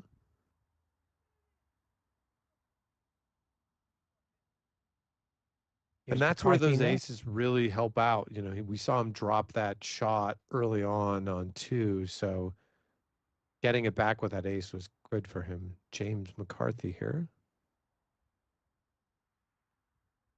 James also opting to kind of skip the bridge, and I don't know how much of a tester this is or not. Everything slopes downhill, so I expect this to be a right edge cup. Does actually, he ends up putting it on the left side. I was going to say. Ball did break a little bit for him, but still well done. A 2 is a 2 anywhere on the scorecard. You can see that hump on this hole as we are going past it on. Right. Hole, lane, whatever we're calling it now. Well, we call lanes. I don't know what you call it. Lane 5 up and over, kind of a lengthy ramp here. 1 channel down to the cup, but that nasty little speed bump there that could ruin the pace of your shot if you're not careful. Here comes the putt from the right side, coming all the way down and in for an ace. Samuelson picks up a stroke, just 2 behind Cooper now. Tied with second. McCarthy. Yep. Just like that. Right here. Just like that. Josh Mars hoping to move back into 4th place. Gets an ace. He can do that. There's a little bit of magic here. He sets it up on the right side of the tee box. He's coming down, puts it off there. Interesting approach. Almost identical putt to what Samuelson just did. Really, really nicely played by both players. James with the advantage of going 3rd this round. He's going to set up on the right side of the tee box. Let's see if he plays it from the right to left side. He does. And they're really trying to cut that left corner in the cup. Look at that. It's got to feel good for him. All of a sudden now he is at -4, 1 off the lead, and look at that strut. That is a ace strut if I ever saw one right there. Way to go, James. Cue Saturday Night Fever. That's exactly what I was thinking. What is that? Bee Gees. What's the song? Staying Alive. Staying Alive, of course. Of course. The song that you have to get through while you're washing your hands. Wasn't that one of the songs? No. When you're using a defibrillator. Barely stays on the course. You have to keep the rhythm of staying alive. Steven Samuelson. Right. Yes. This is the shoot. You see that the lane bends slightly to the right to the left. There's a notable severe speed bump right in the way for the players, but there is an opening right in the middle there. I don't think most of the players take that opening, I gotta be honest. And I think James Goatley's over there on 10, and you just watch the shoulders droop as the ball came back to him at the box. That looks like a pretty good leave there on the second putt, though. Tell you what, though, see those shadows coming into play now. That's going to be Very Yeah. distracting in this putt from right to left. It was for Finds the hole though. well for Steven Samuelson, as you were saying, that I was watching him and he dropped a shot He dropped a shot there. I missed that. So simultaneous action is Faye Ansley now. She's up and she's back. Stay up. It's got to stay up. Stay up. Yeah, there you go. First putt now for Josh Mars, and he's the stick there, the measuring device, and he gets himself 20 centimeters relief from the curb. And I think Faye's happy to be done with 10. That last round was her tough round. She took a 4 on that one. So, and I remember seeing a couple come back to the box. Nice one there for Josh. Matt Ansley on the top left-hand section of your screen. He's right now 10. at a -3. Geez, he just aced the last lane. He's at a -4 so far. 4 aces, no drops. You'd like to get this. Doing great. -4 in the front 9. Good chance here. Oh, my Lord. Oh, boy, did that just miss. He's feeling it. He's feeling it, folks. He's been in this position before, and he's making a move. If he can get to even par somehow and shoot a 6 under, he would make up a lot of ground.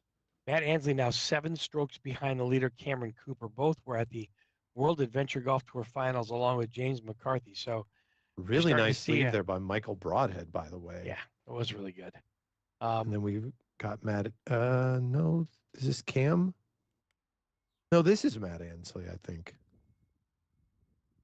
I think Cam was the one that went earlier. Did he? Oh, it may be true. Yeah, it was. So this is Matt Ansley. Matt's coming down. Look at this. Get there. Oh, it's just need a little bit more. Close. Yeah, Cam has the white hat. He does have the white hat. You'd figure after 5 rounds we would figure that one out by now. You would think, but we've been on here for a few hours.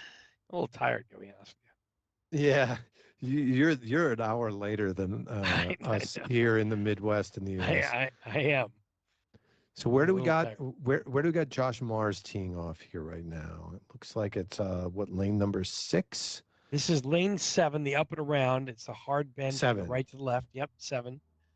The cup is center cut, but you got to watch the rock scape there on the right. This is a little bit of a tricky leave, only because this ball will slide a little bit, but it's close enough where you can firm it to the back of the cup here. If Josh Mars has had this putt before, he'll know exactly how to handle it. It looks like a tough setup position with the foliage there. We have an issue like that at a place where we hold our annual tournament, the Miniest Mini Golf Open. So James McCarthy now just 1 stroke off the lead. Hoping for a good result here, and that's a great leave. Yeah, well played. Good design. Well done.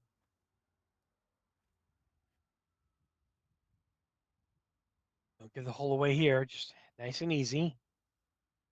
Well done. And you're really seeing it, as we had talked about earlier, that the favorites would be Cameron Cooper, James McCarthy, and Matt Ansley. Yeah. And unsurprisingly, they are 1, 2, and 4 respectively, with the 2 Aussies who we expected would be competitive and strong in the field, Steven Samuelson and Josh Mars at 3 and 5 respectively. And then we have Hunter Broadhead over at 10 practicing some more. I don't know why we cut away from him, but I guess we're going to follow the players that are actually playing the tournament. I guess so. Gotta see some action here. I can't hack it. If a kid wants to go out there, and play more mini golf, great. So be it. This is Samuelson. Cool. He plays a double banker there, but can't get it to the cup. He's going to have a little bit of a cleanup here, about a 2.5 footer.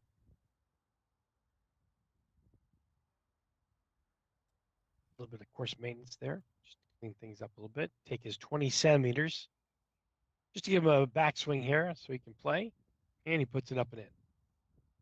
Yeah, and as I'd said earlier, really some really nice foliage on this course, but I imagine it comes into play with windy day like this, things getting on the course and can be a little treacherous. Josh Mars, that kick really died off that wall. It just kind of shot sideways and didn't come all the way off. Again, I think this is another lane where you got to really hug that left depression over there that you see the player's left side, our right side. The closer you get to that depression, the easier it is to find the angle to the cup. That's the trick here on this particular lane. McCarthy's next. You can go back-to-back aces here. He ran into trouble. See his ball. Oh yeah, he ran into some trouble in this one. Oh no, what happened? I couldn't see where the ball ended up, but He must have hit that little spot that I was talking about that's next to those bridges. So it must have popped up out of bounds. Tough to see from our angle, but safe to say that we've got about a 25, 30 footer here for his par. That's what I talked about with those little channels that are adjacent to those bridges that you really kind of have to like fly through there, because if you catch that lip, that can really pop your ball up. Wind really howling now too as well, not helping matters. And I'm sure he's taken a second step away from this, because if it is what I think it is, where he's got like a little bit of a channel he's got to go over, he's got to think like, how do I keep this thing going towards the cup? Because let's see if it hops a little bit. It's a straight putt. Oh no. What happened? Oh, he didn't hit it yet. Okay. No, it's behind him. He lost another stroke on there because he was adjacent to the hill. I don't know what happened there. I didn't. It's a little. Apologize on our end. What we see sometimes can be a little bit choppier, but from the looks of it, this is either for 3 or 4. It's not totally clear. This is not a gimme either. No, by no means. And that's what we mean. Oh, James. This could be for 5 now. It's very possible. And again, Lord. Still not in yet. Still not in yet. This would be a bad moment for him with 1 stroke off the lead to take like a. Oh dear. Gosh. Now he's in big trouble. Oh no, James. Oh no. Oh, he is 1 stroke off the lead going into this lane, and this is really unfortunate. I really feel for him here. Kind of unprecedented. We are watching this. I do know how he feels. I've had a similar experience, and that's another miss. That's a 7. Oh my gosh. He can pick up at this point. Oh my gosh. That is a 7. Oh my gosh. Right there for James McCarthy on. Oh, James. Oh, there's not that many 7s in the tournament either. No. But they happen. They definitely happen. But that is tragic. That just threw James from 1 stroke off the lead to 6 strokes off the lead. Yeah, that shook things up a little bit. However, it's safe to note that if you get into that kind of trouble in a tournament like that, the fortunate part is, Tom, there's still 3.5 rounds to make up, but you got to be all business now. Yeah, I hope the camera wasn't bugging him there, but he was really on a good round up to that point. He had no drops, -1 through 7 lanes, and then just I think he probably hadn't been in that position on that lane, and I think I was right that he hit that little channel and it popped back, and then he just went over that bridge. I think you almost have to like chip it over that little channel. It was tough to see that channel from our angle and our viewpoint. That's for sure. I just remember on one of the other views when the camera was moving past the bridge, maybe you can even see it right now a little bit. Not really. adjacent to that like bridge is a little channel. Come on, James. Let's get this. Let's get a stroke or two back here. Really needs this.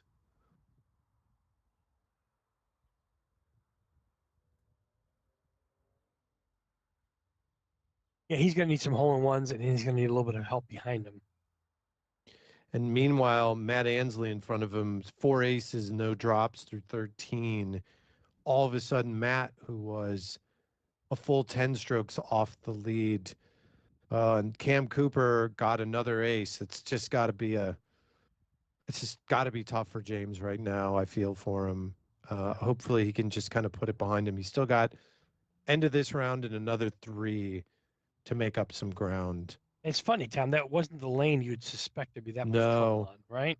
No, not at all. Didn't suspect that. Didn't see it coming, that's for sure. There's more danger, I think, on this particular lane than the one that McCarthy had issues on. But now this is Samuelson.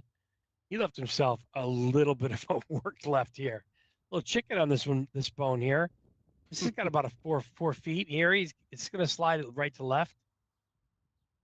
Let's see how he plays it. Oh, he finds the bottom of the cup, though. Very well done. Yeah, that was only one of 2 7s for the day. But to be fair, on lane 8, the Wentworth, there were 2 6s, there was 1 5, and there were 7 4s. Hang on. Oh, it just caught that swell. Sorry to interrupt, but yeah. Caught the swale there. I thought it was going to come all the way back down. We've seen that happen a couple times, but Josh Mars now for his par save. This is not a gimme by any stretch, up and out of this. There you go. Well done. And Cam Cooper's extended his aces lead up to 12. And the sad thing is right behind him is James McCarthy with 11. He was really charging behind him with the start of this round. And come on, James, get this. Got a chance. Oh, it just curved out of the way and back to the swale. Sit. Oh, dear.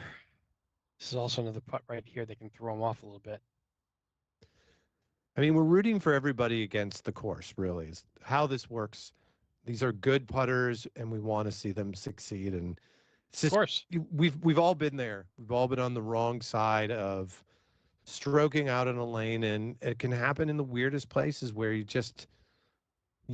can see where the real trouble of this course comes into play on a lane like that, where there's little channels. And I'll be curious if players go back and they kind of comment on it and give us some more feedback on exactly what is going on in that lane. Just to catch you up here real quick, it's the 2024 New Zealand Open. We're live here from the Wellington Mini Golf Club in the Golf Warehouse in the Lower Hut. Weather has broken very nicely. We have sunshine, but we have windy conditions. We are in round 5. We're following some of our top leaders, and it's been quite an adventure, to say the least. Yeah, we have three more rounds tomorrow, but this will be the last for today on their Saturday afternoon. Yeah, we need to take a little bit of a nap here in a little bit just to catch up with ourselves, and we'll resume tomorrow. If you're watching in the U.S., on the East Coast, in New York time, it's 4 p.m., 3 p.m. Central, 2 p.m. If you're on the West Coast. So make plans to be around because it's going to be a fun final 3 rounds tomorrow. It's going to be fast and furious, kind of like what you're seeing today. Josh Mars now, big trouble, going to drop a stroke here if he doesn't find a way to get to the bottom of the cup here. This is a really tricky putt. That's a 1 bank. There's 2 banks, and he's not going to find the bottom. He's going to drop a stroke here, at least 1. Yeah, and the field's really tightening, with James McCarthy just now only 1 stroke ahead of Matt Ansley. Matt and James are having opposite fates right now. I think Cameron had a bogey and bogeyed 1 lane. He was at did. -6. So he is he's not infallible, that's for sure. No, he had a 39. James trying to get a nice leave here. I mean, if you look at James's round, he's got an ace, all twos, and just that one nasty hole in a lane that I sadly know that feeling where you just have one lane that completely craters an otherwise solid round. Was that Heartbreak Ridge for you? It was, but I had some other drops on that round that were not ideal. But Heartbreak Ridge doesn't feel as, I don't know.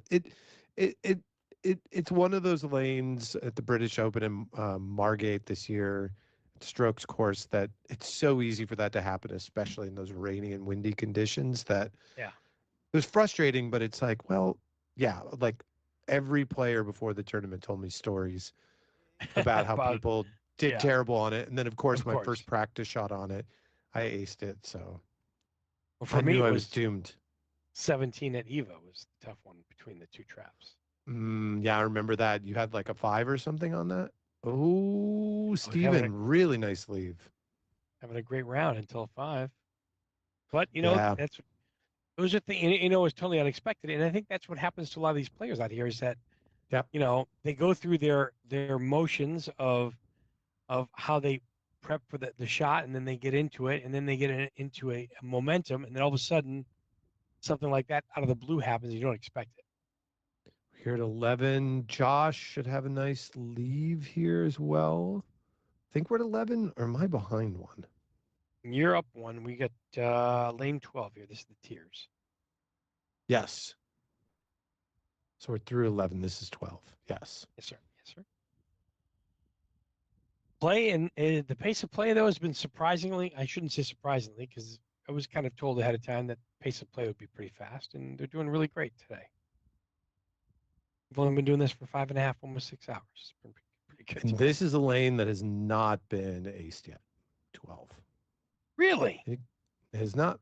You can kind of see it. Ooh, that had a nice kickback, but you can see how, just like I think we were talking about it in one of the earlier rounds where maybe people would ride that wall, and kind of kick off behind it. But there is not a single ace on lane 12, and there won't be because this is the last group of the day. That's it. So Matt Ansley's -4 through 16 right now. So he has made up a crazy amount of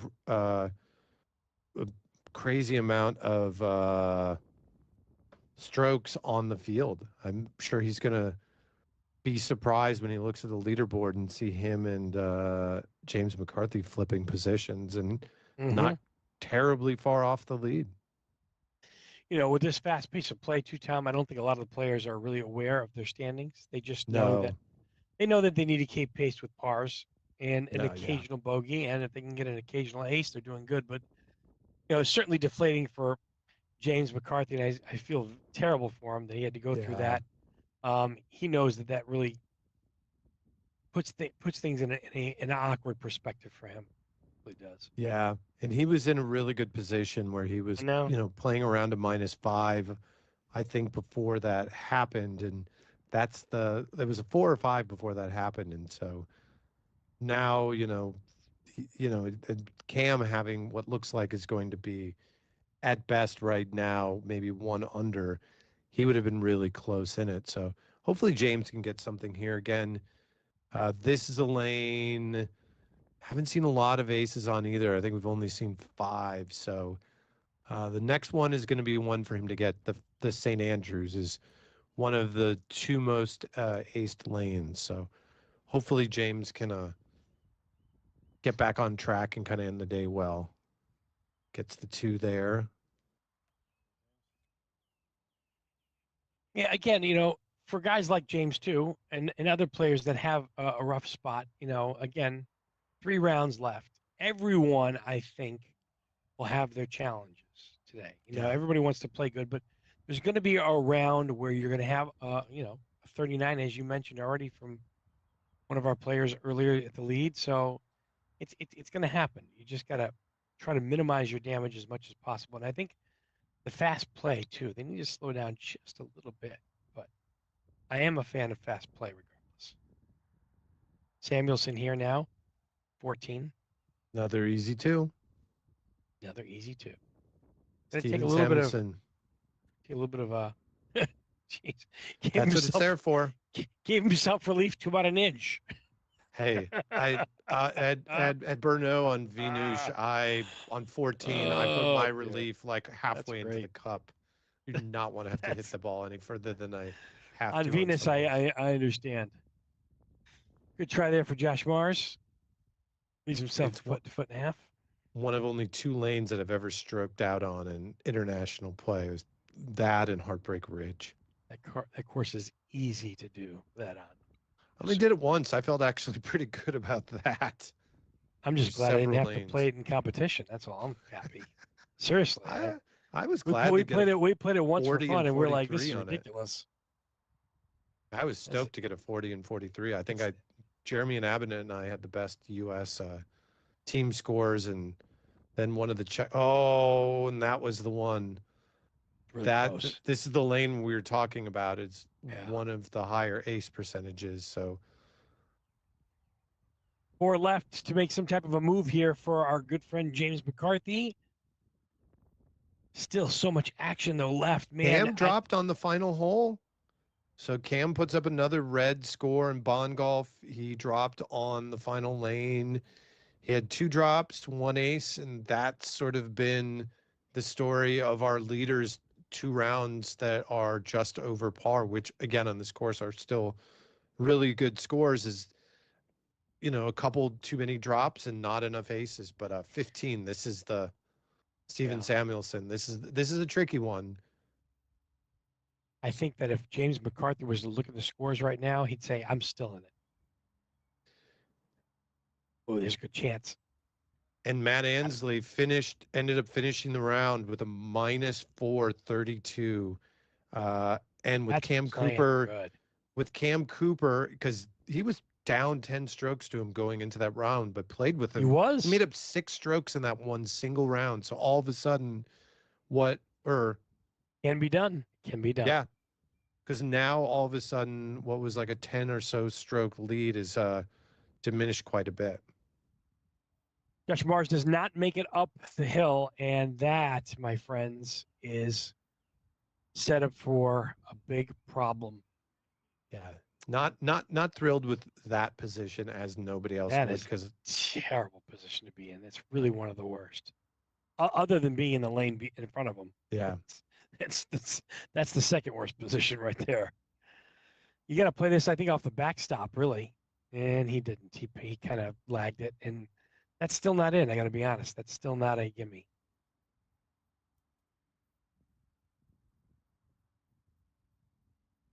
Yeah, it's important that individuals don't get themselves too down. You got to keep the game between your ears still playing. It's a good pickup for a bogey there for Josh Mars. James McCarthy now, lane 15. Come on, the James, sperm get it whale up there. Does get it up there, and it stays, and it leaves. Very good putt. If he can close out with this, he'll still keep himself 1 stroke ahead of Matt Ansley in 3rd place. He'll be 3 strokes behind Steven Samuel in this group. He's just got some work to do. That's all. Yeah, just got some work to do. All right, he gets par there. 15 is now in the rearview mirror. 16 with our speed bumps, part 2. More speed bumps to deal with. 2 hazard mounds that will play guarding the cup. Ball does come down the slope a little bit here. Really need to somehow position for the second putt. An ace is really tough here.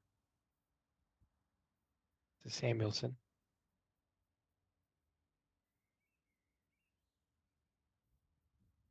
His putt's coming down. This is really good. Wow, is that good? Beautiful putt. I knew it. I could Looks tell similar to, I think it was the one that Cam Cooper was taking earlier today. It was. Boy, if you can just wash, rinse, and repeat that putt over and over, boy, that's like heaven. Heaven sent. Josh Mars now on 16. He plays the bank. He's in the middle, but it goes right through Still ends That'll up be a very, good leave. very good. Yeah, still a great leave.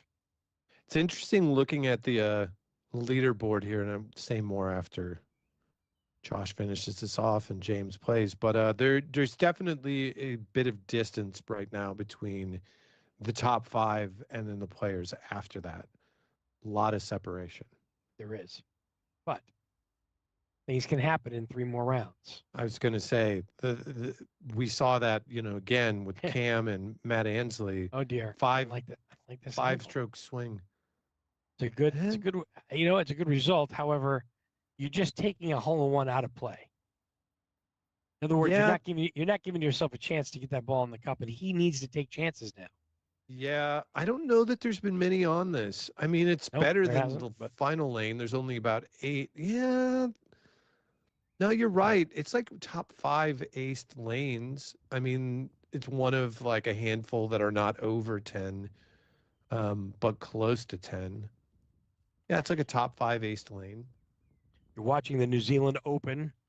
Dave Vida, Tom Loftus, Andrew Edmonds here with you.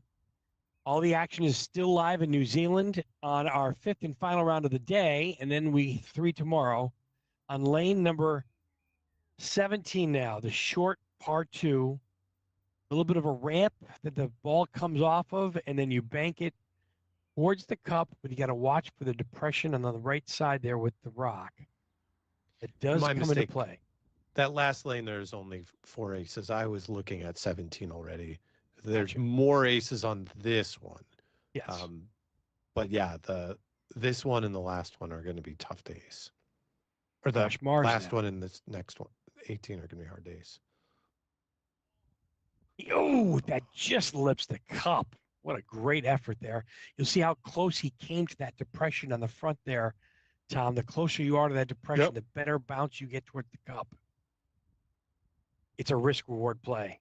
That's for sure. Yeah, I think we saw one of the novice players earlier on throw the ball behind the rock doing that. Like it really swung a little too far and caused a little bit of trouble. McCarthy now. Lane 17. He gets a bounce. Oh, this is trouble. No. James. Oh, he is just...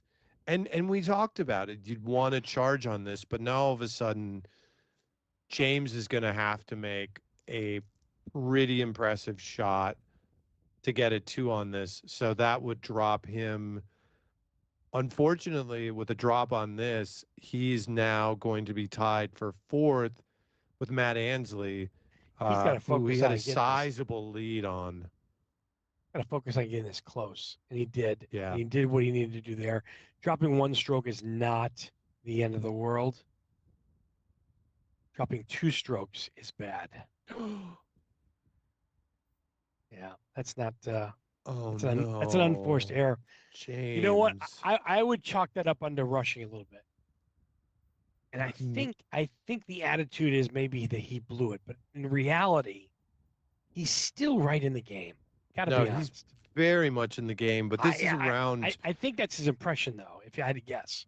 Just by his body language, right? If you look at his body language a little bit. How do you not feel that way when you know that like you're playing lights out and he has 2 lanes where he has 7 drop shots this round. He's now dropped behind Matt Ansley at this point. Oh, yes. Oh, yeah. Samuelson with an ace. 18. And so you can see how the fates change so quickly, where all of a sudden Steven Samuelson, who is in 3rd halfway through this round, is now all of a sudden 1 stroke off the lead for the tournament. This is going to be a tricky second putt now here for Josh Mars. Not many. It's a low percentage putt, first of all. Not many people have made this. No, and I think he's I thought he had the edge of the swale in the way, but yeah, this is just not going to be easy. The nice thing is he could, if he misses it, it could roll back from the other swale, but you're hoping for a little bit of luck there. got to be right in the back of the cup. Didn't do himself that much harm, though. That's fine. Picks up his bogey. Live to tell another day. All good 18. 2-stroke swing right there. Cam Cooper drops it. Steven Samuelson aces it. All of a sudden, we have a 1-stroke difference in the tournament overall through 5 rounds. Come on, Possible James. ace here. It's got to move. A little bit of a tester here. This is I've seen this missed on both sides today, so it's back of the cup firm. Got a backstop if you need it. There you go, James. Get this round out of the way. There's people that have shot that are in the top 10 that have shot rounds like this. It's just too bad lanes. That's it for today. Hey, nothing that a shot of whiskey and maybe a couple of beers chasing can't fix for tomorrow. There's a way if there's any way for me to send a drink online paid via PayPal to any of the playing companions and travel companions of James McCarthy, I will do that. I really feel for him. It's hard, you see a final round score and you're like, oh man, they didn't have a really good round, and it's like he played fine. He had 2 really bad lanes. And give us a quick rundown here of this leaderboard, if you would, please. Yeah, leaderboard right now, it is through 5 rounds tight. We have Cam Cooper with a -4. He shot 1 over in that last round. And in second place with 1 under that round, -3 overall, Steven Samuelson, keeping all of his scores really close to par across the board. Matt Ansley, first round that he had in green, ties for the best round of the tournament. Yes. With Cam Cooper of 32. Yes. So now all of a sudden at +2, he's only 6 strokes off the lead. He knows that last year he had a 4-stroke lead going into the final round and turned it around. And you can look at his score right there. He has a 5-stroke difference between Cam alone in that round. So that's huge. James McCarthy with that round is going to drop to 4th with a +3, and Josh Mars is in 5th at a +7. After that, then we're starting to jump into Faye Ansley with a +12, James Goatley with a +14, Patrick Ahola with a +14, John Ansley with a +15, Michael Broadhead with a +17, and Paul Kerrigan with a +20. So you're really looking, I think, unless Faye Ansley or James Goatley or Patrick Ahola can make some really, maybe even John Ansley making some really big moves in their first 2 rounds, it's probably the top 5 that are going to be really competing for the top spot. That's not to say, though, the top 5 can't change. I'm rooting for Paul O'Connell for the massive comeback. That's what I'm always rooting for that. Absolutely. Just shows up and you're like, well, no one had aced these 4 lanes, and he made them all and shot like a 23 and 13 under par, and all of a sudden everybody else shot par and he's in the hunt. But I think realistically, this is what we had talked about at the beginning of this broadcast, that the likely outcome would be that we're going to see some pretty familiar names at the top: Cam Cooper, Matt Ansley, and James McCarthy, who were 1, 2, 3 last year in the top 4. And then the other 2 players are top players from Australia, Steven Samuelson and Josh Mars, respectively at 2 and 5. They are really in the hunt, with Faye Ansley right now coming in second in the Ansley battle that we are closely watching. So we're wrapping up coverage on day number 1. The good news is we have day number 2, round 6, 7, and 8. All resumes 9 a.m.